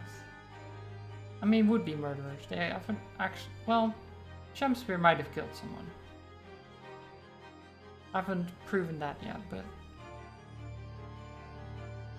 I'm pretty sure he has. In conclusion, the poison that was present on the mouth of the gas pipe had been put there in the victim's room some 4 days earlier. Mary... With that new understanding, it becomes clear that this letter was all part of the plan. What plan? The court will recall that the note gave instructions to visit the Sluggan salad at 5 o'clock, and that the recipients should tell nobody else. The reason for those instructions are now clear. To ensure that the lodger would not be at home at the stated time. To make sure I wasn't home? Exactly. While you were out, Miss Green could safely slip into your room, knowing that you wouldn't be disturbed. Yeah, so what I was wondering, because she was like, oh, I was on my way to the Sluggan salad bar. But she was walking the opposite direction, wasn't she?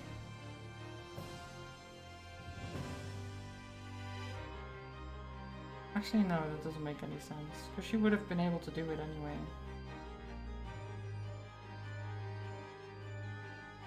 Or maybe she did it and then went to the Sluggan salad to talk to him a bit or so. I don't know. Who knows? Either way, knowing that she wouldn't be disturbed. You mean to say that that letter was written by Miss Green, yes. And in order to cover her tracks, she took it away with her when she left. Just after she smeared poison over the mouth of the gas pipe in your room. I like that she's standing on a crate as well. On a box. Order, order. What do you have to say for yourself, witness? Just who are you? Why did you just try to kill me? Why did you try to kill me? Miss Green's motive should be obvious. It's all tied up with someone whose name we've heard several times already during the course of this trial. And that's what's behind all this. We'll share your apparent understanding with the court, please, counsel. Which person? I mean, this guy. Take that! Duncan Ross. That's right. Before the defendant, Mr. Natsume took up residence in the lodgings of Mr. Garrett. Somebody else was renting the room. Mr. Duncan Ross. I knew I'd heard that name somewhere else. It was all over the papers a month ago when the man died in strange circumstances at the haunted lodgings. That does ring a vague... Oh, of course, yes, I remember now. The young man they claimed was strangled by the convict's curse or some such. Sadly, my lord, it wasn't a curse of any kind, nor was it an accident. The man died as a result of Mr. Shamspeare blowing into the gas pipe and causing gas to leak into the room. It was murder, plain and simple. Oh. Well, what do you know? The world is so unfair. Curses, curious deaths, that's all people care about. If it's an interesting story they want to know, it doesn't cross their minds. Real people are involved. And once they're bored, just 1 month later, once the story's lost its appeal, everyone's forgotten him. You mean, Duncan was... Mr. Ross was Miss Green's fiancé. Fiancé? You may not have known until now who Miss Green really is, Mr. Shamspeare. But she's known exactly who you are all along. Because you're her sworn enemy. The murderer who took the life of the man she was to marry. Marry? Miss Green, is it not the case that in order to exact revenge on Mr. Shamspeare, you smeared poison over the end of the gas pipe?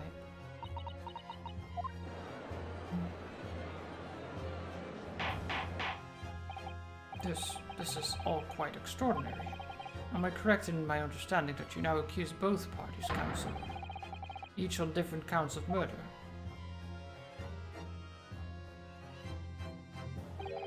Yes, my lord. That's correct. Objection! Inhaling so deeply, it appears that my fledgling learned friend has taken in a lungful of dubious gas that's causing his judgment to be clouded. What? Why would Mr. Shamspeare have wanted to kill these lodgers, as you say? You have completely failed to provide a motive to substantiate your accusation against the man. Yes, that's right, Mr. Reaper, my liege. I have been slighted. 'Tis lies, all lies. I deny every utterance. And you'll have to forgive me, Mr. Naruhodo, sir. But I don't intend to admit to anything either. Miss Green. I'm sure you'll think I'm being very rude, but I'm not going to be sent to the gallows for the likes of this scoundrel. Objection! But you broke into the man's room. If you didn't do it to smear poison on the pipe, what was the reason? I thought I'd have a look around, that's all. Sorry? You're right, I suspected him. So I thought perhaps I might find some evidence or something in his room. Evidence that it was him who took Duncan's life. Oh foulness, oh villainy, oh tyranny, oh rotundity of this woman. But in any case, whenever I leave my room, I do turn the key in the lock. That whole place is falling apart, the locks on the doors are no different. Duncan showed me once how to unlock the door with some turps and a piece of wire. Oh awfulness, oh artfulness, oh tyranny, oh profanity of woman. We will consider your trespassing on some future occasion, but for now, tell the court what you found, what evidence your search revealed. Well, I spotted the note that I'd sent him lying on the floor. When I went to pick it up, I noticed something. One of the floorboards was loose, and underneath it I discovered a secret hiding place. Oh, she emptied the box. Eh? Yes, we also discovered that hiding place. Inside we found a newspaper cutting, a photograph, and an empty tin box. Ah, yes, well the thing is, when I found it, the box wasn't empty. What? There was something in it. Yes. This rather nice key, which it's been hanging around her neck the whole time. Has Shamspear not realized this? Oh god. Ah! What are you doing with that? What the? Every ounce of color is drained from his face. Give it here. Give it to me now. It's mine. I inherited it. What was that, witness? What did you say? You inherited it? No, What's all this about? He inherited that key? It was obviously important to you since you'd gone to such lengths to hide it, so I took it. I don't know what it's for, but you took something precious from me, so I took something precious from you. So what if it means you can't open something now? I don't care. Give it back this minute. Give it to me. Calm yourself, witness. So Mr. Shamspear has tried, and in one case succeeded, to take the life of 2 lodgers now. His motive for doing so is the key to everything that's happened. It's true that there appears to be no motive to support the accusation against Mr. Shamspear at first. But considering everything we now know, I think there is actually something that could explain it. What? Okay. Sure that I just caught a glimpse of the link that runs through all these events. I must demand that you present evidence to the court to support your claim. Well, this, I think. Take that! That's an official police report, is it not? A Selden file. How did you get a hold of that? Selden? Now sadly deceased Mr. Ross and the defendant Mr. Natsume have only one thing linking them. The fact that they had lodgings in the same room. Well, yes, we know this, certainly. A room that was formerly occupied by Selden. Until, that is, he was arrested by Scotland Yard for his involvement in multiple burglaries. I see. And it so happens that the convict Selden left behind one very substantial mystery when he died. Some £1,000 worth of loot that he stole, which as yet remains to be found. Ah, yes, of course, it's coming back to me now. It's written in his file here. £1,000 lost en route to hell. That was how the paper summed it up. And it seems that one particular fellow inmate was with the convict in his final moments. It's not hard to imagine Selden entrusting that inmate with his most closely guarded secret. The location of the stolen loot, and perhaps a key to unlock whatever container the valuables were in. Okay, so... so basically, Selden is not the one that... He didn't fake his death. He did die. But then it would make sense that he was still after the loot. Well, this guy is after the loot, right? So that I was right in, at least.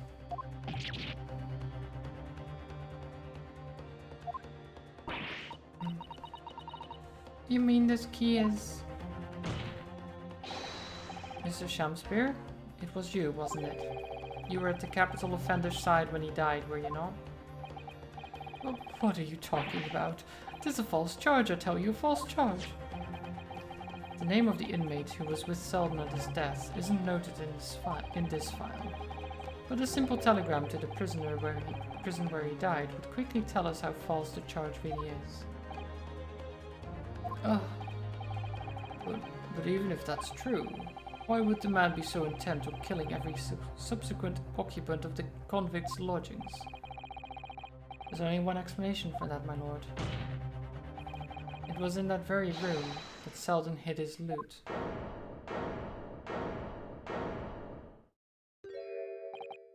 So it all comes out.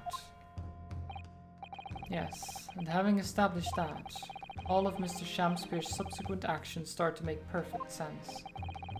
When he was let out of prison following Selden's death, he made immediately for Mr. Garradep's lodgings, in the hope of renting Selden's old room. However, the retired army man was unable to offer him the accommodation of his choice, because Selden's old room had already been lent to someone else, Mr. Duncan Ross. Which is why Mr. Shamspeare subsequently devised his gas-paced plot to kill the occupant of the room, and when he was successful, he presumably intended to inquire about switching into the newly vacant room. However, a certain jittery someone had beaten him to it. Mr. Soseki Natsume, the defendant of this case no less. So you decided to use the ploy with the gas again, didn't you, Mr. Shamspeare? This time to oust Mr. Natsume. All for one simple and avaricious reason. To get your hands on the £1,000 of loot left behind by the dead convict. Ah, you... Ah! Oh. Are you dead? Is he okay? I don't think he's okay. Looks like I'm gonna snuff it before they get to me. Listen, I want you to have me loot. Anything to stop the coppers getting their mitts on it. It's hidden in the room where I was lodging when they got me. Here, this is the key to it. Take it. Always stay one step ahead, mate. See you in hell, I guess. Shamspeare.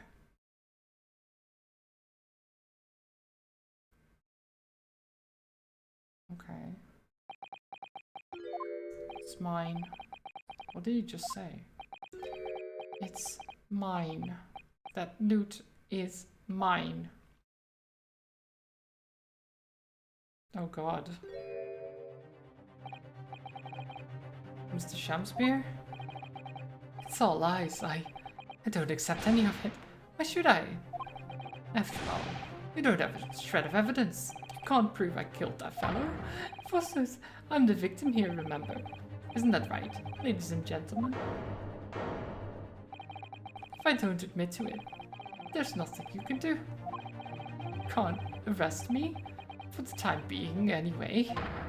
Verily, you can't arrest the victim, can you? Isn't that right, ladies and gentlemen? I'm so close. I just need a few more hours. I swore to myself that I'd get my hands on it, and I can almost taste it now. I really think I just give up. No question in my mind now. This man is guilty through and through. But he seems so utterly intoxicated by the idea of that loot. I'm afraid that however hard you press him, he'll never admit to what he's done. There is a way. Pardon? There's one way I can finish him. No. He's already committed the most heinous crimes to get his hands on that loot. Which means all we need to do is find it first. A fine plan. Were it not for the fact that the police thoroughly searched the room following the death of Mr. Ross. If it's there at all, it must be very well hidden indeed.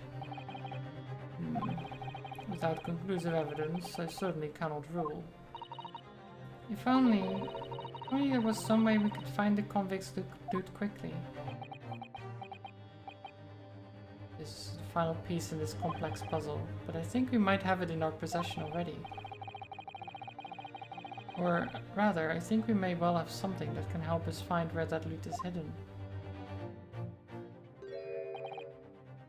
My lord? Yes, counsel.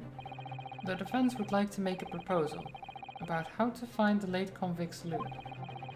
I believe we are already in possession of something that could give us a clue as to its whereabouts.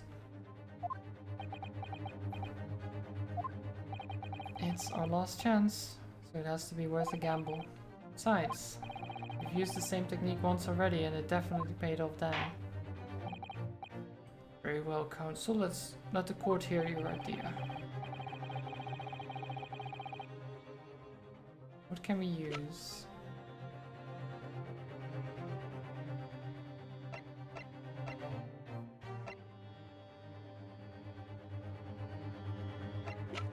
I mean, I guess the skin print gun thing.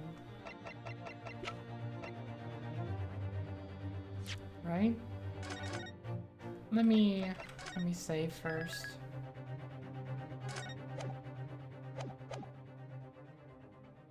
Take that! If I'm not mistaken, those are Mr. Shamspeare's handprints on the wall of his lodgings. That's right, my lord. Exposed as a result of the defense's independent investigation of the scene. Based on a wonderful new discovery in the field of forensic science by the great detective Mr. Shams. A great detective? Is that some kind of joke?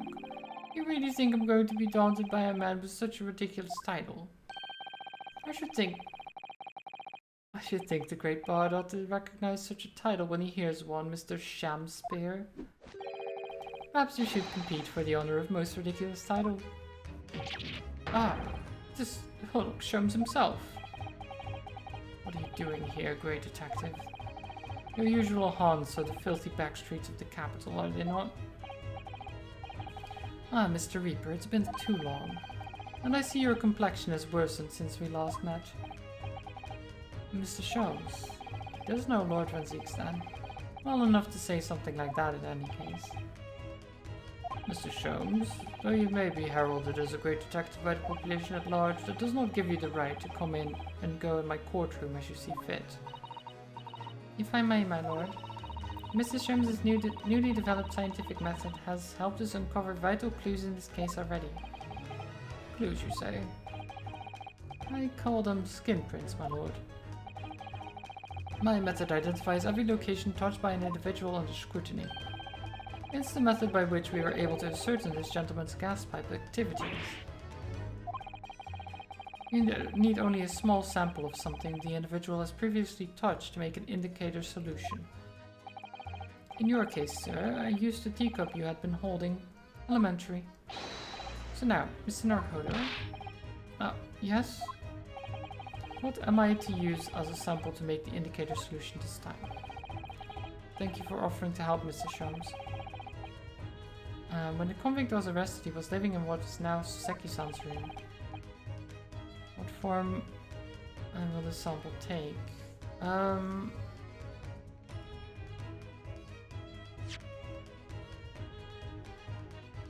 Do we have anything that could... Jaeger, thank you for the hydrate. Wait, present a person.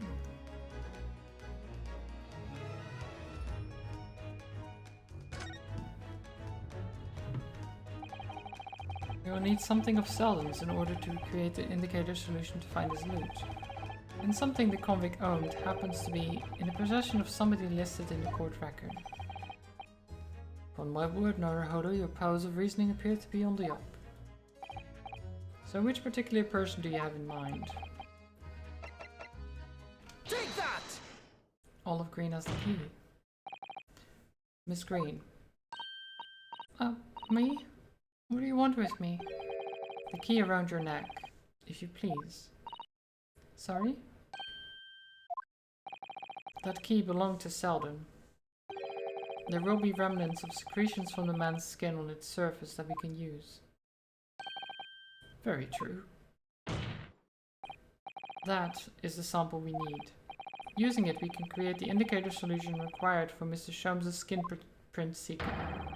I found out exactly what Selden touched in the room that he used to rent. Mr. Shamspeare is one grade to another, I assure you. If the late convict's haul is hidden somewhere in his former lodgings, I shall uncover it in no more than 30 minutes. So, Mr. Shamspeare, the truth is well within our grasp now, and as such, you will never get your hands on Selden's stolen wealth.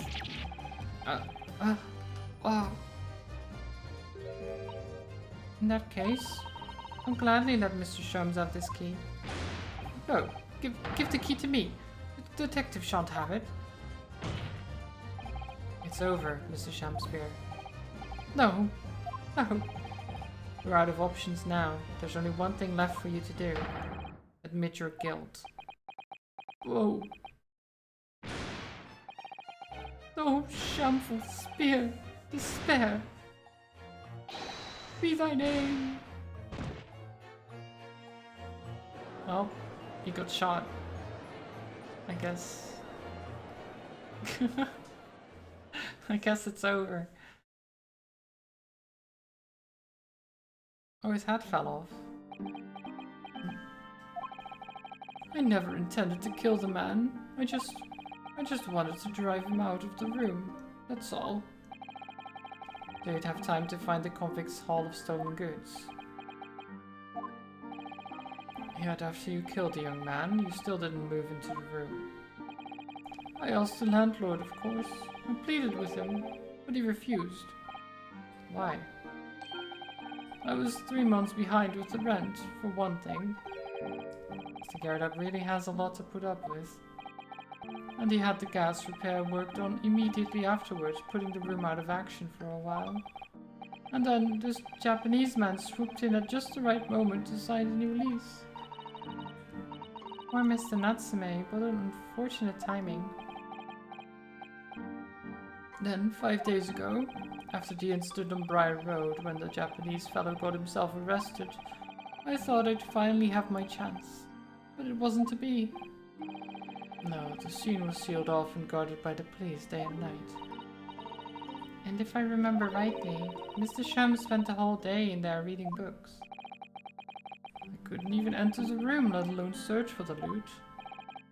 Which is why on the day Mr. Natsume was acquitted and returned to his room, you once again tried your trick of blowing air into the gas pipe that feeds the stove in his room. Unbeknownst to you, however, that action would lead you into a deadly trap.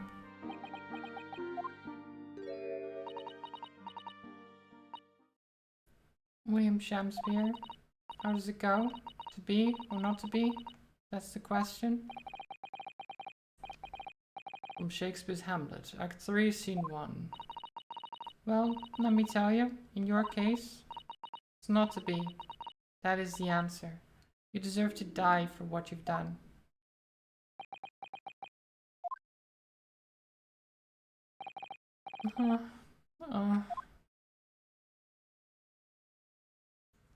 Well, GG, I guess.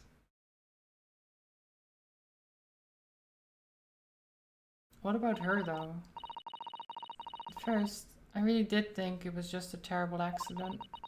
I'll never forget our conversation the night before Duncan died. The gas supply in my new lodgings are a complete disaster, you know, Olive. The gas supply? Yes, the stove always seems to go out in the middle of the night for some reason. That's no joke. They say it's the convict's curse. Oh, Duncan, please, don't stay there. I don't care about how cheap it is. Alright then, if it's that important to you, I'll start looking for a new place.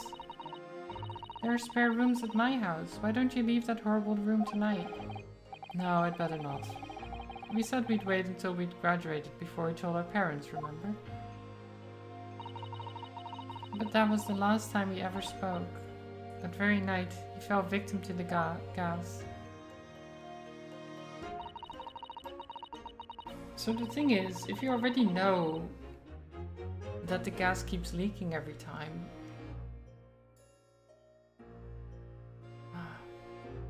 like, I understand that he didn't want to, like, stay with her, right? But then, why would you go back to that room?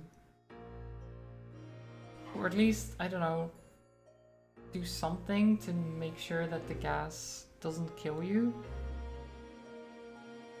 I don't know. Could have done something, but stay somewhere else, I don't know. If only I'd known it was going to happen, I'd have insisted he left that horrible room that instant. But instead, all I've been left with is bitter regret. I stopped going to school, but something kept drawing me back to the house on Briar Road.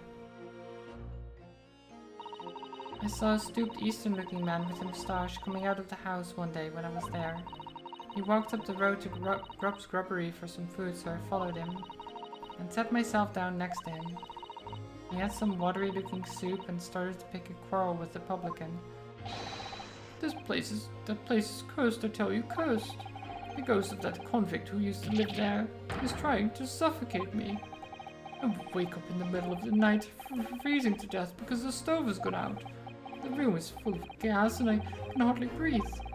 But the pipes have been checked, no problem there. It's like I'm the problem. That's what they're thinking. But how could that be? Duncan was gone, and now this man had almost suffered the same fate? Could it really be a curse?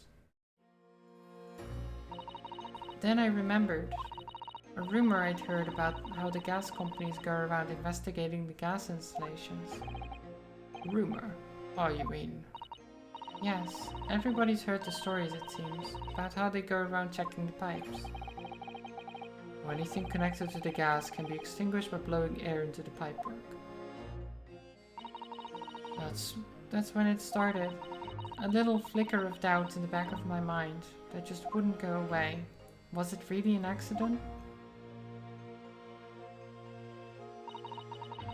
Once I'd had the idea, it wouldn't leave me alone. It plagued me night and day and night, switch yourself, but still. So I bought this at one of the black markets in the East End. A black market? I'd never been, I just heard people talk about them. And you really can buy anything you can think of there. In some ways, being able to get my hands on this so easily made me even more determined. I had to find out one way or another. Was Duncan's death an accident, or was it murder? And your chosen method for establishing the truth was simple, but highly effective. Smear poison on the gas pipe. You suspected the man to be tampering. Man of tampering with and weight. If Mr. Shamspeare was innocent, nothing would come of what you'd done. But if he was guilty, he would pay for his crimes dearly. I found out the name of the man I suspected, William Shamspeare, and then I wrote him this little note. I have information regarding the death of Duncan Ross. Wanted a slug and salad on Briar Road at 5 PM on the 17th. Don't tell anybody else about this letter. Or the meeting. If he'd done it, I knew that would worry him enough, so he'd be sure to go. So I waited to see if it worked. And of course, Mr. Shamspeare followed the instructions to the letter. I worked out where the gas pipe was straight away. So I smeared a good amount of the poison I bought all around the mouth of the pipe. All the time praying that the devil's work wouldn't be done, and that it was all just some wild fantasy. Actually, no.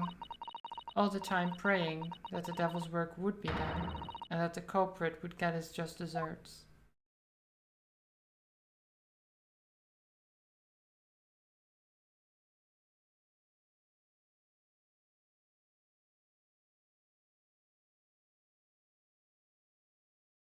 Well, I mean, at least he's going to jail.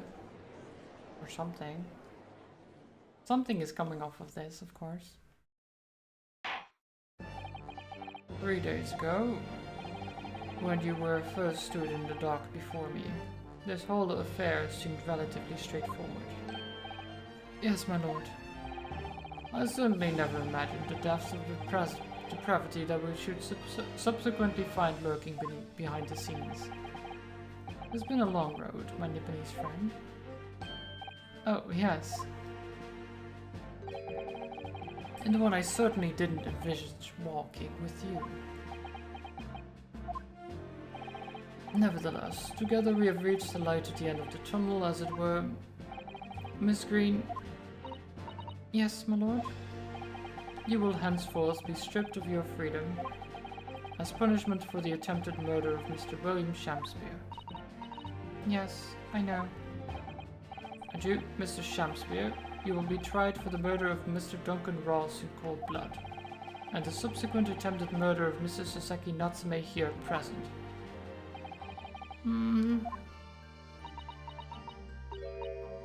Mr. Naruhodo? Yes? Yesterday at the hospital, and you and your friends stopped me from ending your life by drinking what was left in the poison bottle. I wasn't myself. Can't even really remember what was going through my mind. To be or not to be, I suppose. That's a question that's so hard to answer, it seems. Well, personally, I'm glad of you being here, Miss Green. Of your being here. Oh, and I'd like to believe that it's a blessing Mr. Shakespeare didn't die when he ingested the poison. For your sake, at the very least.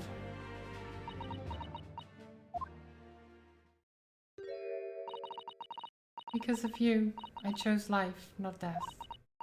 And now you've made the truth come out at last. Really, I can't thank you enough. Oh, Miss Green. Mr. Suzeki Natsume. Yes, my lord? The court declares that you are exonerated from all blame in this matter.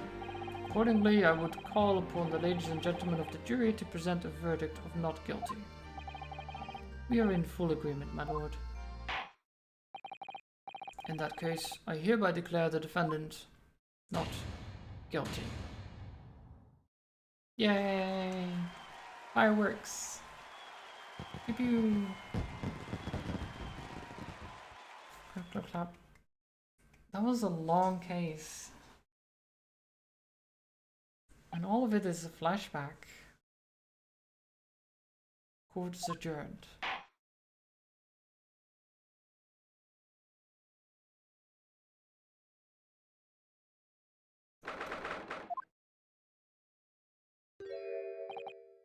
Oh, yes. Yes, at last.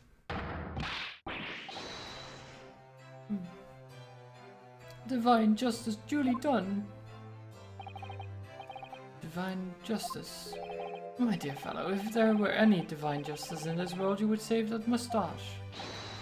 No, this has nothing to do with my moustache. Some say that a luxuriant moustache is a sign of physical prowess, Mr. Jones. Welcome, student Mr. Naruhodo Esquire. Once again, you've saved me from doom. I'm very happy to have been of help, Mr. Natsume. Congratulations on your acquittal. You're second in almost as many days. I was first acquainted with and gained affection for English literature whilst in our in our great homeland empire. And then, by a twist of fate, I was brought to the land that bore the fruit of that literature. Only, the city of bricks and mortar became my prison. Try as I might, I never found my feet here. In the end, I confined myself to my room and lived life through friendly old books. You've had such a difficult time, haven't you? Ah, but a week ago now. I dragged you out of that dark and dingy room of yours, did I not?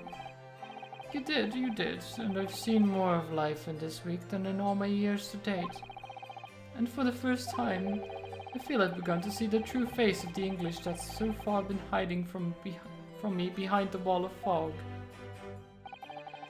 My dear fellow, there's nothing special about the true face of the English, as you put it. Wheresoever one goes in the world, humans are human. There are few genuine differences.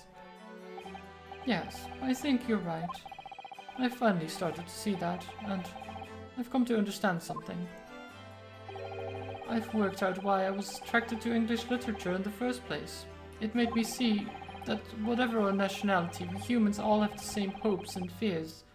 We're all just doing our best to live. Well said. I've come to feel the same way.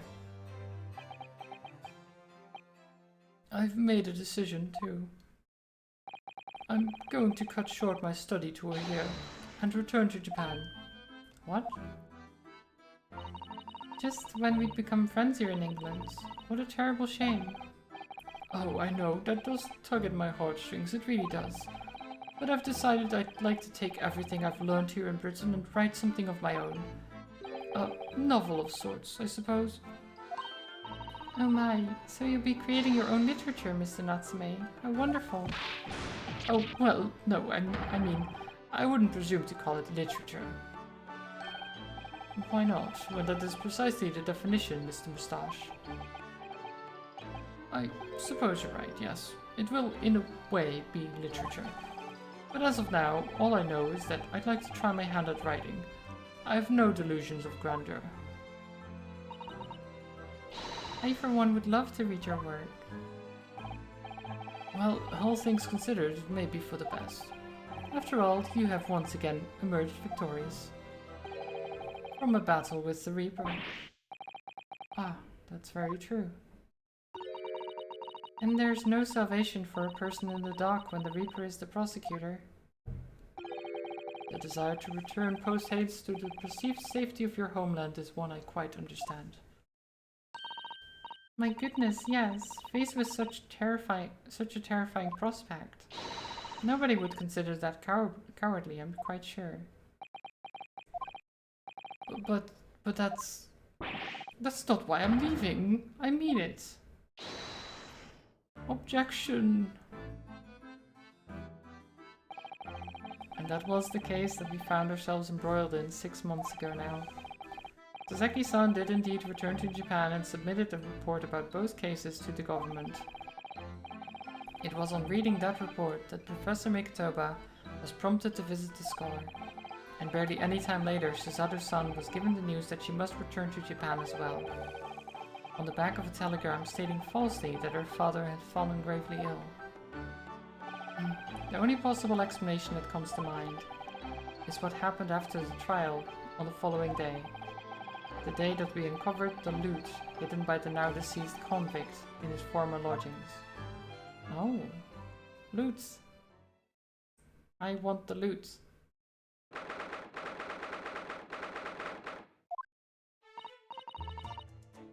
Well done, Mr. Sholmes. How simply marvelous of you. To uncover the secret hiding place in just one day. Wasn't it supposed to take 30 minutes?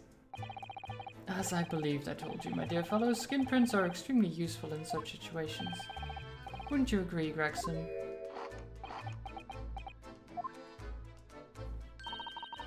Graxy's been happily munching in agreement this whole time, you know, Hurley. Happily? I think perhaps humorlessly might be closer to the truth. So, it transpires that the man fashioned a hiding place in the ceiling. And what's in it? What exactly is the loot? Let us look then. If you're ready, let's examine the late burglar's hall. What is that? Oh.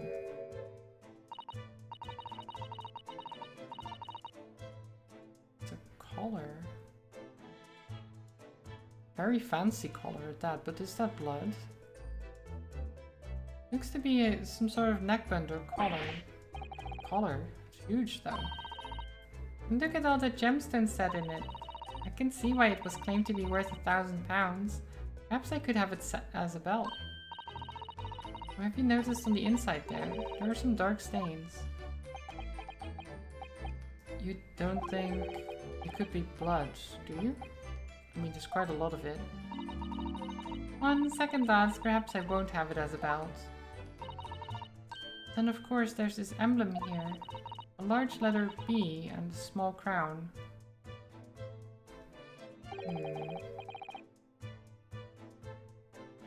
What does it signify, do you think? Oh, I hadn't noticed that. I feel as though I've seen that emblem somewhere before, you know? Where could it have been?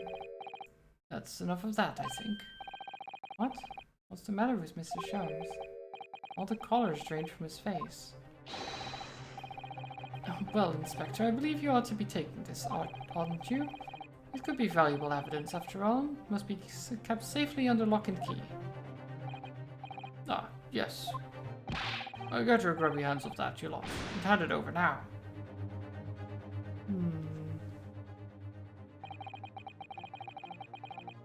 I've never seen a collar that large before, and all those jewels certainly look to be extremely valuable. But that's not what stood out the most to me, at least not once I'd noticed it. Those dark marks on the inside of the collar, those stains, could they really have been blood? I mean, probably. Well, that was a funny case, wasn't it? But it's all buttoned up now. I And you look very pleased, Iris. I am, because I was starting to wonder what I could use as the basis of this month's story in the magazine. But this case will be perfect. It's been so fascinating. You're talking about the latest installment of the Adventures of Sherlock Holmes, I presume. The mystery of the knife in the mist, and the mustached man and the convict's curse, perhaps. I could make it a two-part story. Oh, I can't wait. A word, please, Iris. Yes, what is it, Hurley? I'm sorry, but you can't write about this case. It's out of the question. What? Why not? It's a great case. Then I shall have to insist that you limit yourself to the first of your two titles. The second must never be written. Is that clear? Yes.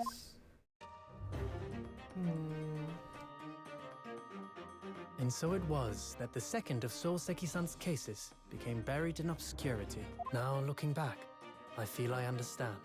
I can see why Mr. Sholmes forbade Iris from publishing the story. It would take a little longer before I saw the link between everything that had happened and would happen.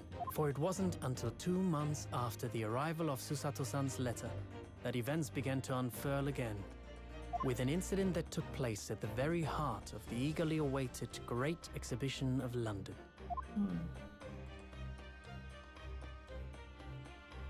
Interesting. Okay, so that should link everything together later on. But we still... It's basically given us a lot of questions. Like, what is that, like, collar thing? If it's so big as they claim, what is it used for? Why is there blood on it? What does the B signify? Why was it forbidden? Why was Iris forbidden to write about it?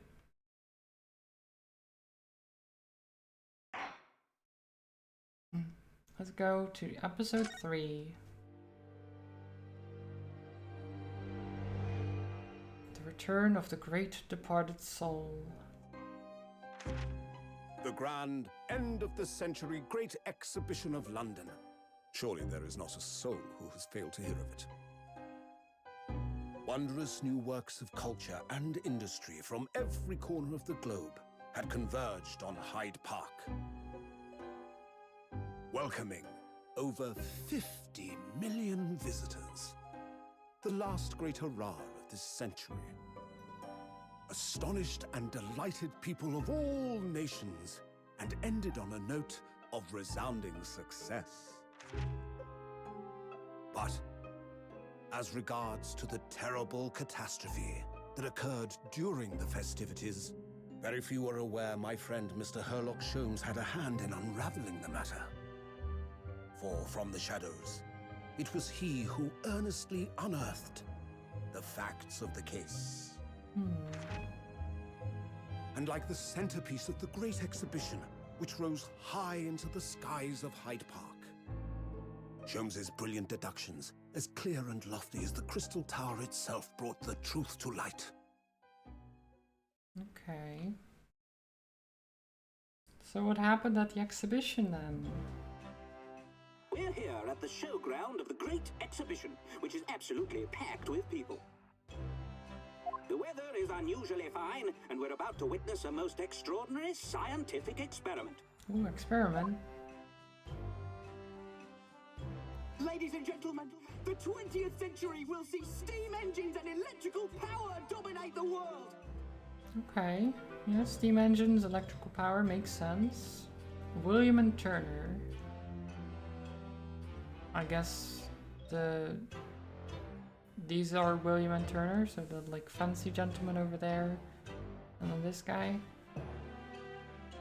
Good afternoon, Yoda. Welcome. The Great Exhibition of 20th century?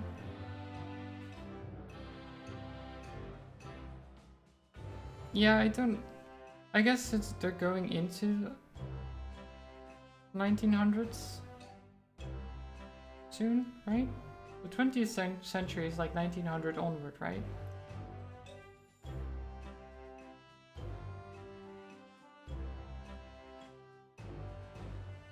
So it's like turn of the century into the 20s, I guess. I keep forgetting what year it's actually set in. I know it's 1800s, but it's like late 1800s. Exhibition was 1851. Okay. I mean, that makes sense.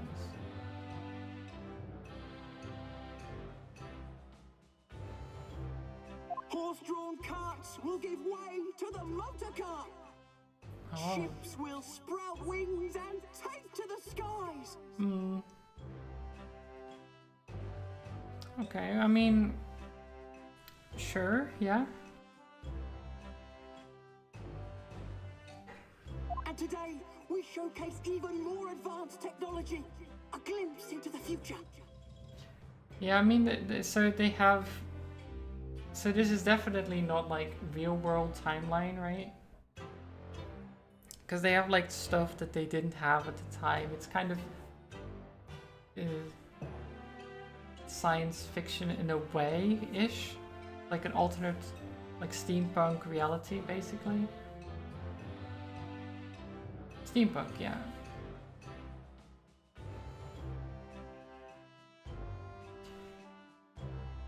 Because Sherlock Holmes as well has his like goggle thingies that he can like see things with that aren't there, like, you know, stuff like that.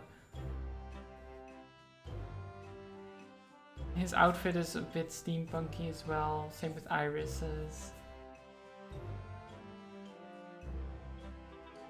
Some of their inventions as well, like the guns that they use.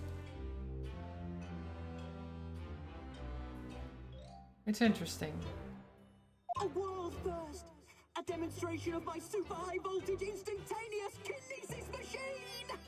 Instantaneous kinesis machine? What does that imply? More of a diesel punk or even solar punk? Way too much steampunk over the last few years. I guess. I'm not quite sure what it is. I know it's fiction at least. It doesn't quite line up with what was around in that timeline. In that time, not timeline, just time. So what does an instantaneous kinesis machine do? A man will literally be disassembled by a pulse of high voltage electricity and beamed to another location. Oh, okay, like it. Okay. I mean, I know that it moves things, but I was wondering, like, in what way? But this is basically like a teleporter thing. Like a...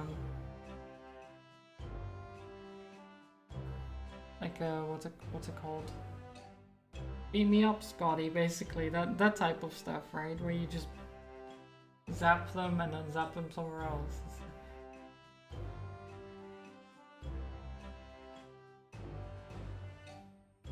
This is the era where electricity is the new big thing. Yeah. But disassembling someone by a pulse of high voltage electricity doesn't sound like a good idea. You know? It seems like a terrible idea. Whereupon his body will be reassembled by a series of complex calculations exactly as it was before. I mean, it's basically like disassembling it to a molecular level, or like making it into data and then reassembling it like they do in like Star Trek or like other pieces of media where like a transporter is a thing, right? Where teleportation happens. It's that type of thing, but using electricity, which is odd because that's kind of... Electricity is very unreliable in that matter.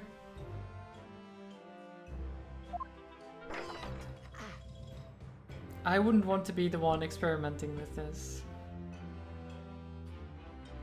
But I guess this guy is going to.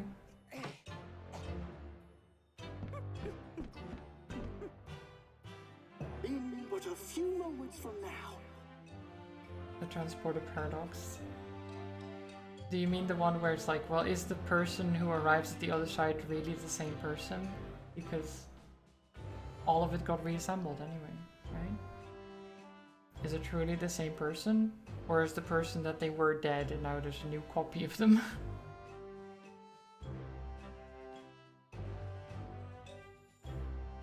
It's not a great thing. This gentleman will, in the blink of an eye, complete an incredible journey through the air. But where is he going then? Where are you zapping him to? To arrive an instant later on the Crystal Tower behind you! On the Crystal Tower. Okay. Like on top of the Crystal Tower? Oh god. I wouldn't do it so wildly. He's way too excited about it. Yes, yes, yes, yes!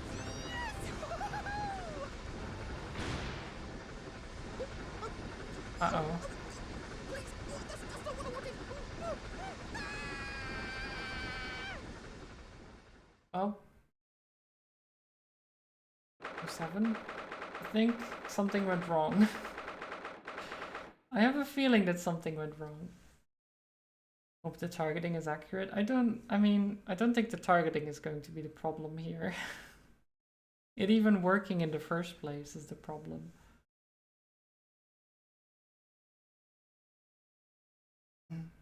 Most fictional versions kills the original and then creates a new one at the destination if you read how they work. Yeah, exactly. So I would never want to use them because I'd be like, well, is that really me though? Is that really me though?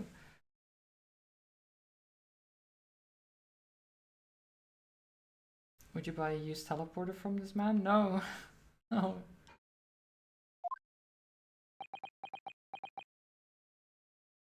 Sure, your identity is preserved. Well, that's the thing, like, are you truly sure that your current self doesn't just die and then like a copy of you who has your identity, sure, but it's just then takes over your life basically? Can you be certain that your same consciousness is still inhabiting that body? Not really. Not really.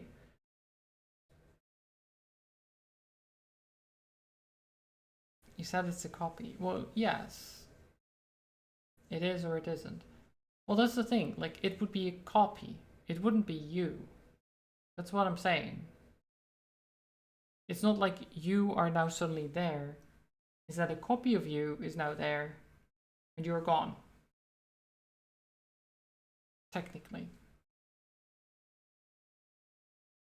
And since they would have to teleport back, they would get killed too. Yeah, it's basically just every time a new copy gets made from the same materials, but that are truly the same person.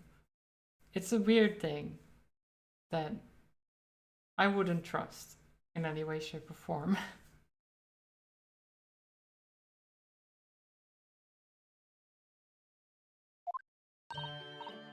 I wouldn't trust it to go well. There's too many things, too many variables that could go wrong. That type of thing. Runo, are you listening? Oh, sorry. What was that, Iris? What's the matter with you? You've been miles away all morning. Didn't you like what I cooked for breakfast? No, that's not it at all. What were you talking about again? Today's paper. It's full of news about the Great Exhibition again. Oh yes, the Great Exhibition. I'd like to go sometime. You're really not your usual self today. You seem very down. Don't you agree, Hurley? I think I'm not the only one. Did you say something, Iris? Oh gosh, you're even more down.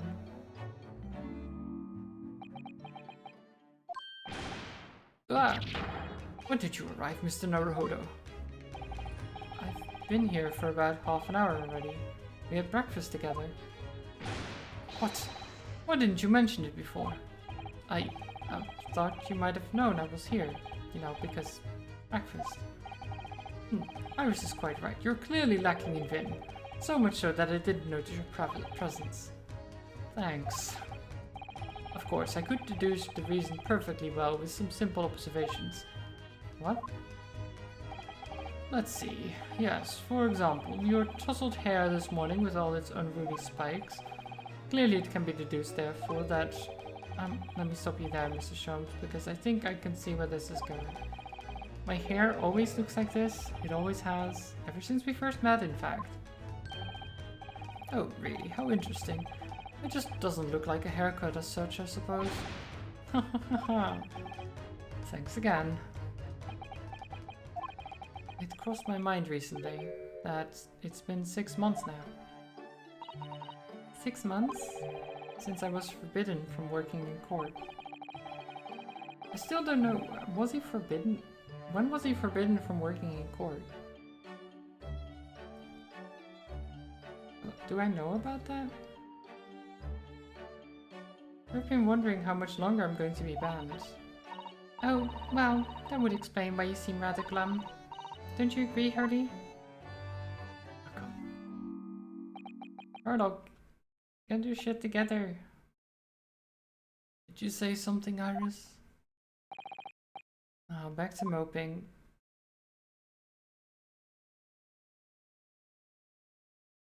Get it together already. What's the matter with Mr. Sholmes today? He seems even more down in the dumps than me. I know, and the Great Exhibition has opened. You'd think he'd be excited. Oh, why don't we all go see it together? I want to, of course I do, but I can't.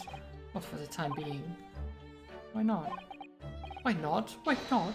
Because I'm a great detective after all. So you're embroiled in some tricky case that you can't be distracted from, is that it? I don't remember hearing you're working on a case, Hurley. I suppose I should try to find out what's going on.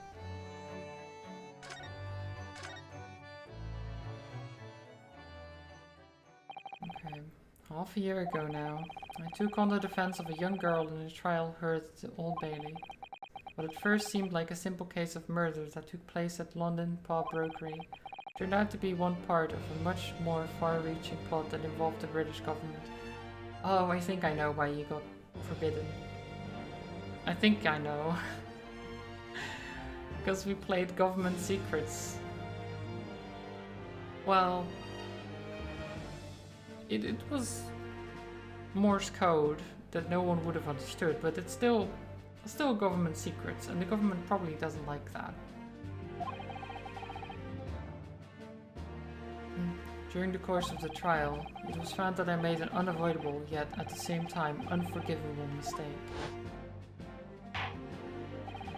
Words fail me. The situation is utterly deplorable.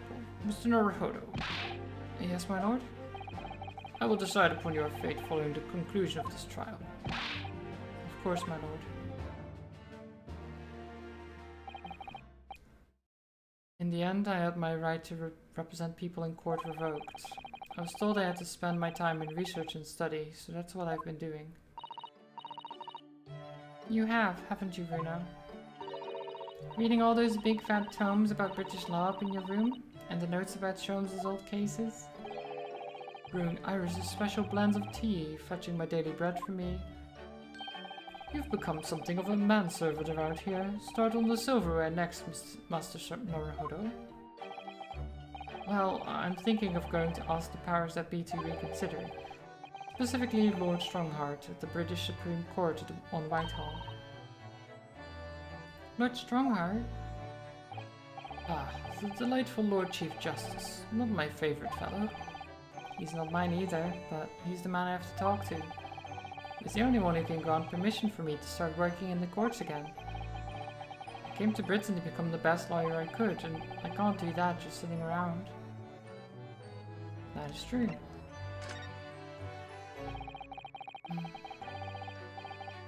The whole of London has been swept up in this great exhibition, hasn't it? the most advanced science, the most modern technology, the finest works of art and feats of engineering. For the next 6 months, our capital will be showcasing these things and the world will be watching. Oh, do you know what I'd like to do? I'd like to look down on London from one of those lovely balloons. Look down on... Do you mean those things fly? Well, that's what balloons do. Don't you know what balloons are, Naruhodo? Yes, of course. They fly high in the sky and don't even need wings to do it. All you need is hot air. But how? How does hot air have anything to do with flying? It makes no sense. I can't understand it at all. That's true of a lot of new scientific discoveries. Most people can't understand them at first. But in 100 years' time, all these things will just be common knowledge. I suppose they might be. Mind you, some of the science being demonstrated seems very questionable. Something went wrong on the open experimentation stage yesterday, apparently. There was a huge explosion. Still, I wish I'd seen it though. I'd love to see how bad some of these scam experiments really are. Ask the innocent 10-year-old girl. See here, every page of this paper carries some article or other about the Great Exhibition. But the brighter things shine, the darker the shadows that are cast behind them. Personally, I find myself drawn to the darkness, to the impenetrable. That is my proper atmosphere. Shadows cast behind? Is that a metaphorical way of referring to the back page of the paper? Okay, let me look at this. Every article on the front page is news about the Great Exhibition. Public experiments to demonstrate brand new scientific ideas, cultural exhibits from around the globe. It's also positive and hopeful about the coming century. We must all go to see it properly before too long. First test of meta transport device. I want to read it. Can't read it. The text is too small.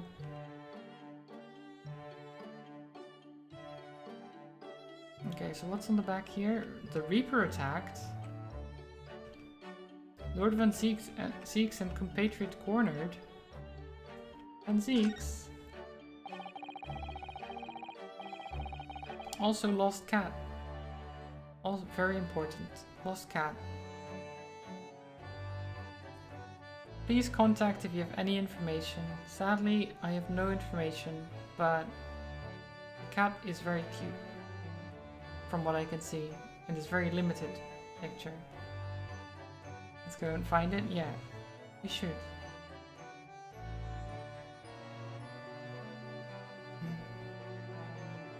I mean, it must be important because it's bigger than this text or this text.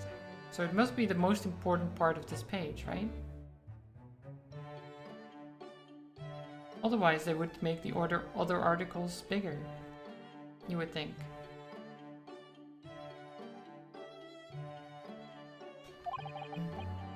Other than this rather gloomy looking one.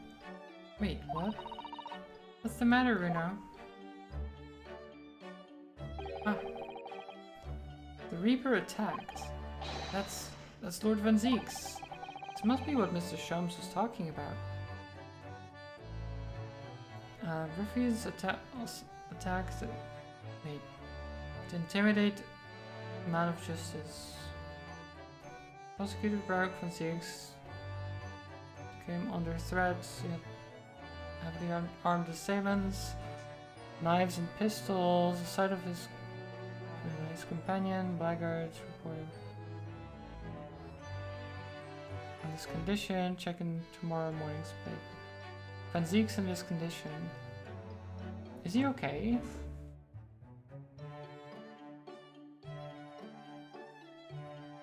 Fiery ball gown sets dance hall ablaze. An evening of cordial dancing turned into a blazing ball last week when one of the ladies' Antonice's dresses accidentally caught fire. In her panic at the sudden appearance of flames at her feet, the lady dashed madly about the whole of the dance hall, limiting no fewer than 3. Okay, I can't read the rest, but that's pretty fun as well. French court hears glass eye case. A lady who refused to pay her dues for the purchase of one glass eye. The whole affair began when Madame Pliette, the defendant, ordered the eye as a replacement for the natural eye she had lost. On its arrival, she found that she could see no more with it than she could before, and became incensed at the thought of paying for a deficient product.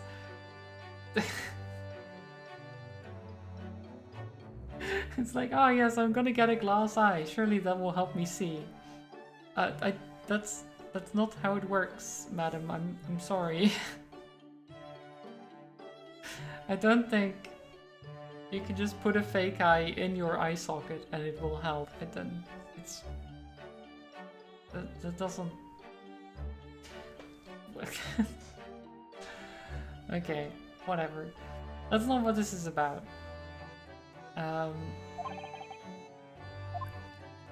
Does he know any more? Probably.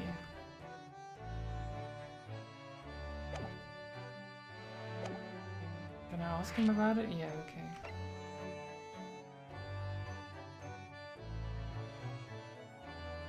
God, I keep yawning. It's probably because I'm talking so much.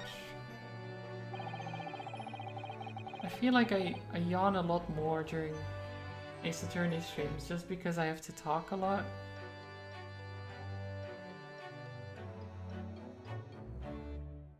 Are you investigating a particularly tricky case at the moment, Mr. Sholmes? You could say that, I suppose. Nothing more to add? It's not like you. What sort of case is it? Shh. Quiet, Mr. Naruhodo. We must not discuss it here. You never know who might be listening. You're acting very strangely, Hurley. What do you mean, Iris? Well, usually, the more mysterious and complicated the case is, the better Hurley's mood. Ah. Is it really a case that's bothering you? Iris, please, you mustn't exercise your astute powers of observation and deduction on me without invitation. Remember what I always say. Put yourself in the shoes of the individual about whom you're making deductions. You say that, do you? You, Mr. Sholmes? Never mind. Once I've had a cup of tea, I must make my way at once to the crime scene. Ah. That was a deep sigh. Okay. What crime? It says in the paper that Lord Van Zieks was attacked. That's terrible. You know the legend of the Reaper of the Bailey, of course, don't you? Only too well, in fact. Yes. Prosecutor Baruch Van Zieks. They say that if the Reaper is the prosecutor in a case, there's no salvation from whoever is in the dock, or whoever is in the dock, even if the defendant is found not guilty. Once the Reaper has someone in his sights, one way or another, that person's time left on this earth will be short. London's finest rogues always find ways around the law. They'll stop at nothing to secure an acquittal at trial. Falsifying evidence, paying sham witnesses, threatening jurors, bribing judges. But even such devious tactics as these cannot save them from the hand of the Reaper. As you've experienced yourself, haven't you, Mr. Naruhodo? Yes, I've seen the Reaper's retribution at work. Many of these criminal rogues are reckless and quite unafraid to die. If a leader among their fraternity is seen to have been taken by the Reaper, retaliation like this does occur. Really, the capital has a never-ending supply of such scoundrels. So, do you mean Lord Van Zieks has been attacked like this before? This isn't the first time? He's quite an accomplished combatant, you know. He doesn't take these attacks lying down. Although, it seems that his assailants were armed with guns this time. Oh my goodness. Is he alright then? Is Lord Van Zieks hurt?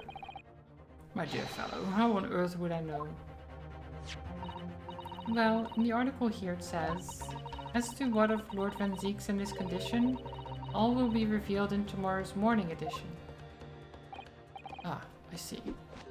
Well, we shall have to be patient then. No, I can't wait until tomorrow. In that case, you shall have to inquire with somebody in the know. But who? Lord Strongheart, perhaps? Maybe. Oh, he's got his coat on. That was quick. Well, I must be leaving now. Yes, understood. See you later, Mr. Sholmes. Ha, you really are a shameless liar sometimes, my dear fellow. What? You seek to put me off my guard and follow me, don't you? Well, you would be wasting your time. The thought hadn't crossed my mind, but now I'm wondering where you're going. Ha ha. Well then, see you later indeed. Listen to him. He's still laughing on his way out the door. Oh my god. Oh, nice outfit.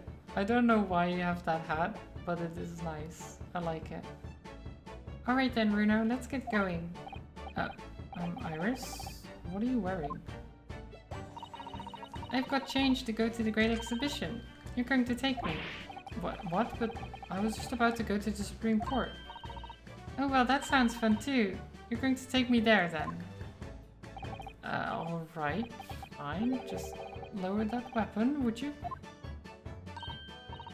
Of course. And after the Supreme Court, then we'll go to see the Great Exhibition. Well then, okay, I guess we're forced at gunpoint to do this. That's fine.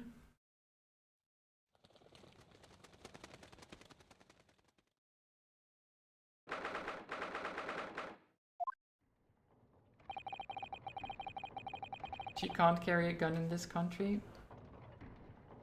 I mean, technically it's not a weapon. It is a gun, but it's not a weapon because it shoots smoke. It's more of like,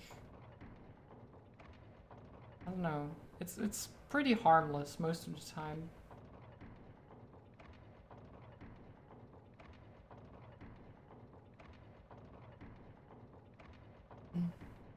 And I don't know how strict they were back then as well about guns, because apparently the criminals in the newspaper had guns. So, been about 6 months now since I was last here, but some things never change, like the sense of foreboding I always seem to feel in this place. Doesn't seem to be bothering Iris at all though. She's happily reading over there. Oh, I love this place. I always find so many interesting books here. Of course, I was forgetting that you've been here before. The time we came here 6 months ago. When Susato-san was given the news that she was to return to Japan.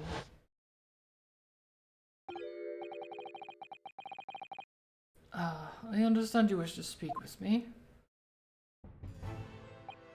Oh, Lord Strongheart. I trust you've been keeping well. Let's see. Since you arrived and requested an audience, it's been 4 hours, 32 minutes and 26 seconds. I've kept you waiting a while. My apologies. Oh no, not at all. I'd like nothing more than standing around staring into space. Good to know. Good to know that doesn't appear to bother him at all.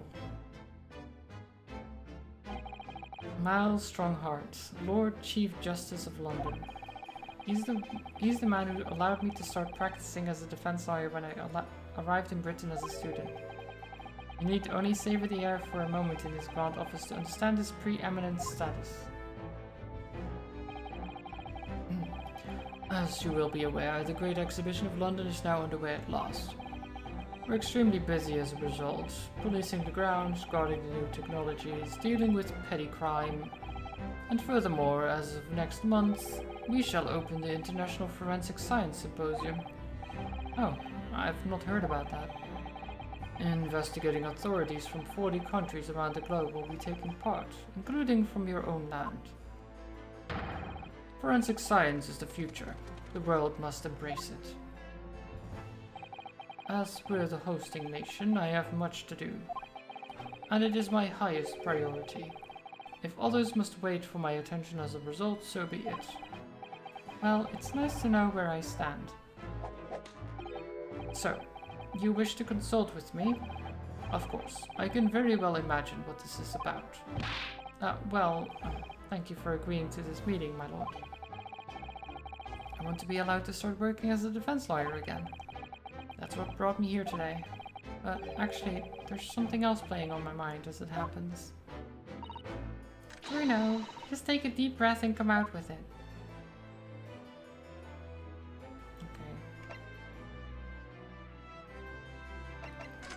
I'm just gonna present the paper, because I'm curious.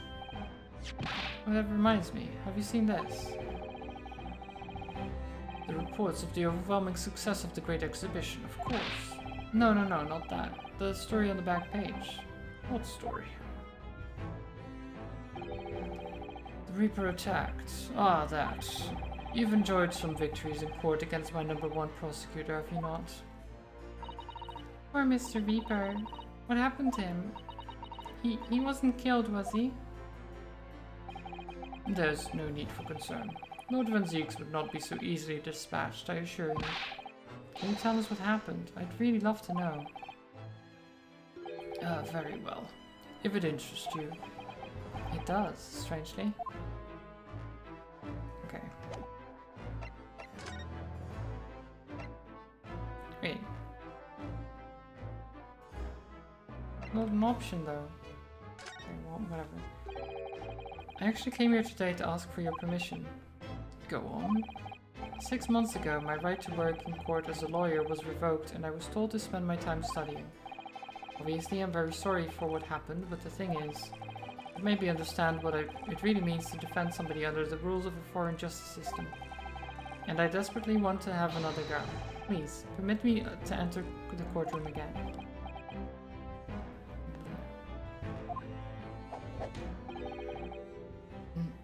Mr. Naruhodo. Yes? Here it comes. I'm sure you haven't forgotten your position here, have you? At best, you are a substitute for your compatriot. This was never your intended role.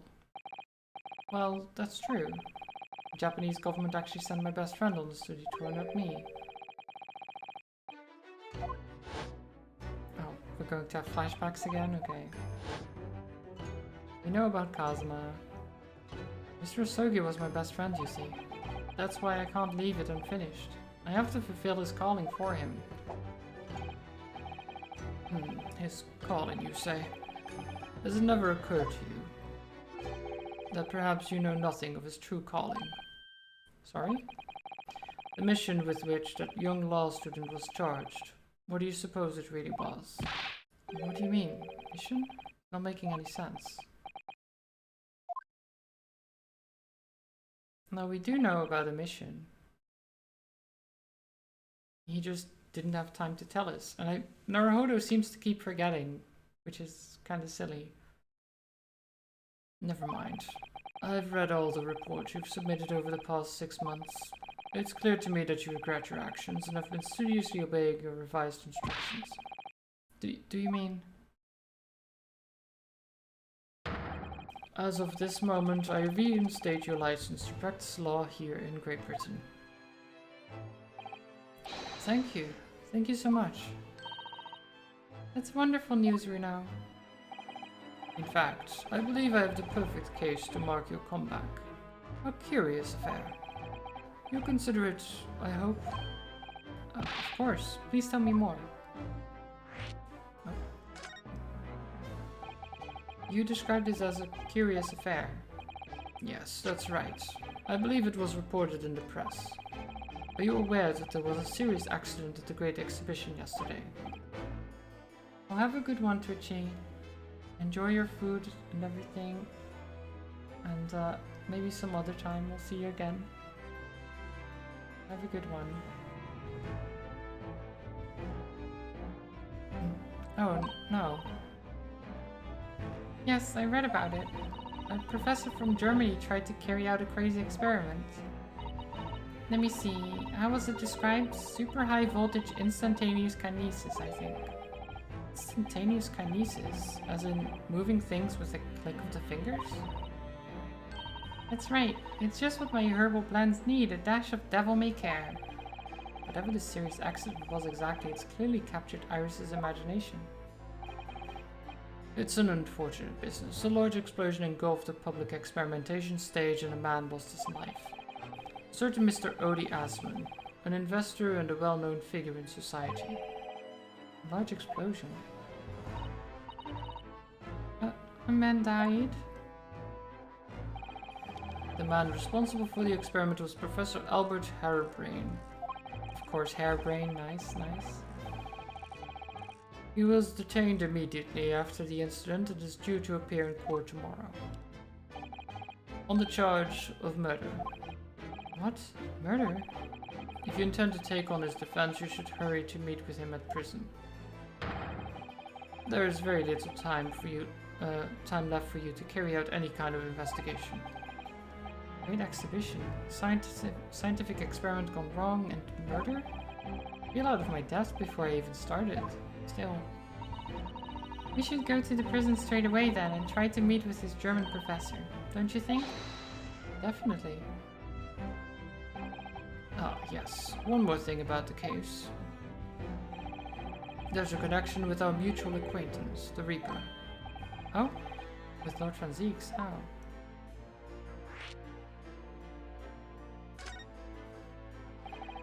Fortunately, Lord Van Zieks emerged from the attack unscathed. Street ruffians are no match for that man. He's a very capable fighter. But that's incredible. They were armed with guns. Why was he attacked, though? Do you know? It's related to the events that occurred a month ago. A leader of one of the capital's criminal organizations was indicted and prosecuted by Van Zieks. But the man was acquitted. I've no doubt large sums of money were involved behind the scenes. Large sums of money?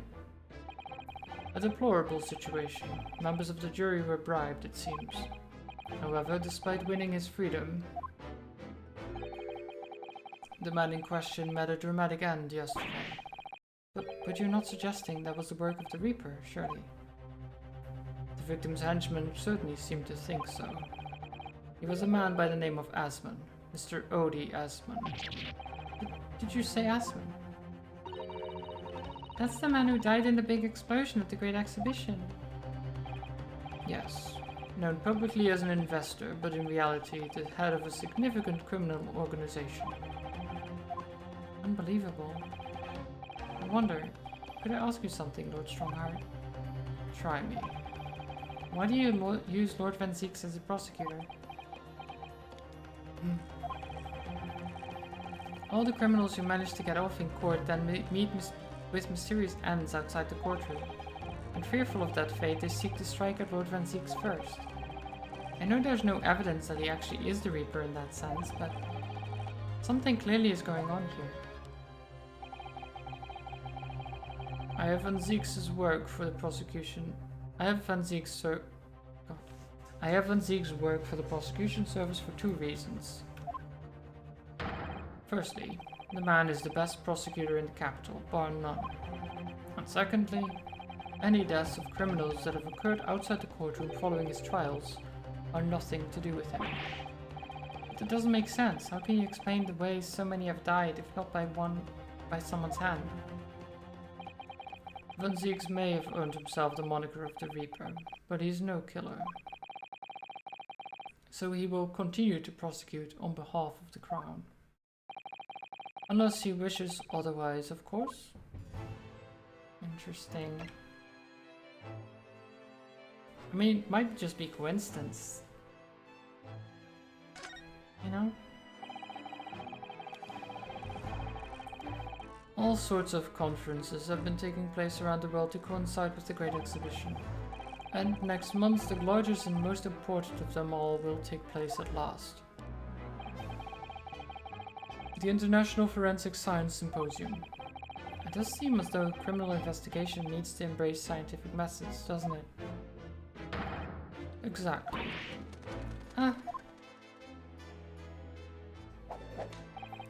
London, the global epicenter of culture, science and wealth, now has a population exceeding 6 million. Sadly, crime in the capital is growing at a similarly startling rate. So it's imperative that we use the latest scientific methods to investigate and resolve cases as efficiently as possible. Which is what is known as forensic science, isn't it? Exactly. The future of policing. Ah. Regrettably, however, Britain is currently dragging its feet when it comes to the adoption of forensic methods. Oh dear, that's alarming. Exactly. It's extremely alarming. Ah! Why do the birds fly every single time? If I were Her Majesty's Attorney General, you can be sure the numbers of crimes committed and resolved in London would be very different to the current figures. And I can cite 12 solid arguments and 223 individual reasons to support my claim. Sorry?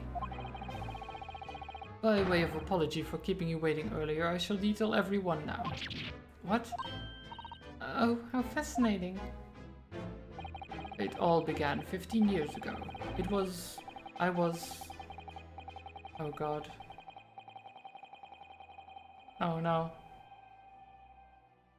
We are bored to death. No.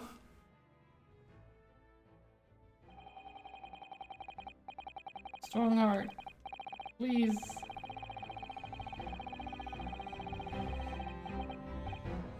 And that more or less sums up my feelings on the matter, in the simplest of terms, right, of course.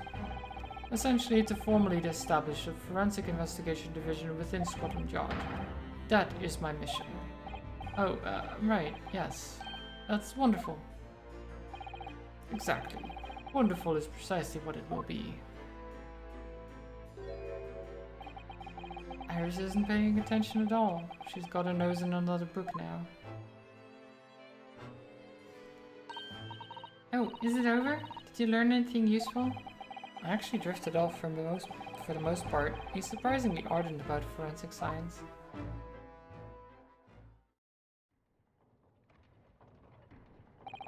Well, I must be leaving for my next engagement. I'm already 11 hours and 16 minutes late. My colleagues may be starting to fidget. 11 hours late? That's quite something. That meeting had already started when I arrived back here for this engagement with you. So lateness was inevitable. Time stops for no man. Sure, it stopped for me during those 12 solid arguments at 223 reasons. Oh yes, where would I find Lord Van Zieks now? I would assume at his office. Right, I'll go and ask him about the attack in person. I want to get this straight from the horse's mouth. Away with you now. I'm leaving Professor Harebrain's defense entirely in your hands. Of course. Thank you very much, my lord. Okay. Well, we've got a new case. And that is about where I'll leave it, I think, for today. Because I'm getting tired. And I want to get some food. The previous case was long. Very long. Let's go say hi to combat, I think. Or no. Actually, you can... don't often get to raid Steven. Steven is playing Train Valley. We'll go say hi over there. We can raid combat some other time. Let's go over there. Should be very chill. Steven is very nice. There we go. But yeah, thank you all for watching. I hope you had a good time. A lot of talking as usual. I think I did alright in court. I didn't make too many mistakes. Ignacio took off so you could draw and watch. Nice. I'm glad too, Aura, that you managed to do some more drawing. Always fun. I need to draw some more myself. Maybe I'll get the chance to tomorrow. I want to do some things, but it's always hard to get started, you know. But anyway, yeah, go say hi to Steven. Send some love over there. I will be back on Saturday with Horizon Zero Dawn. Maybe I'll see you then. go have some food, hydrate, you know, stretch, relax, or go watch Steven, you know, all those things. I will be, well, back on Saturday, as I said. Maybe I'll see you then. Otherwise, some other time. Have a wonderful rest of the week and weekend, and until next time. Bye bye.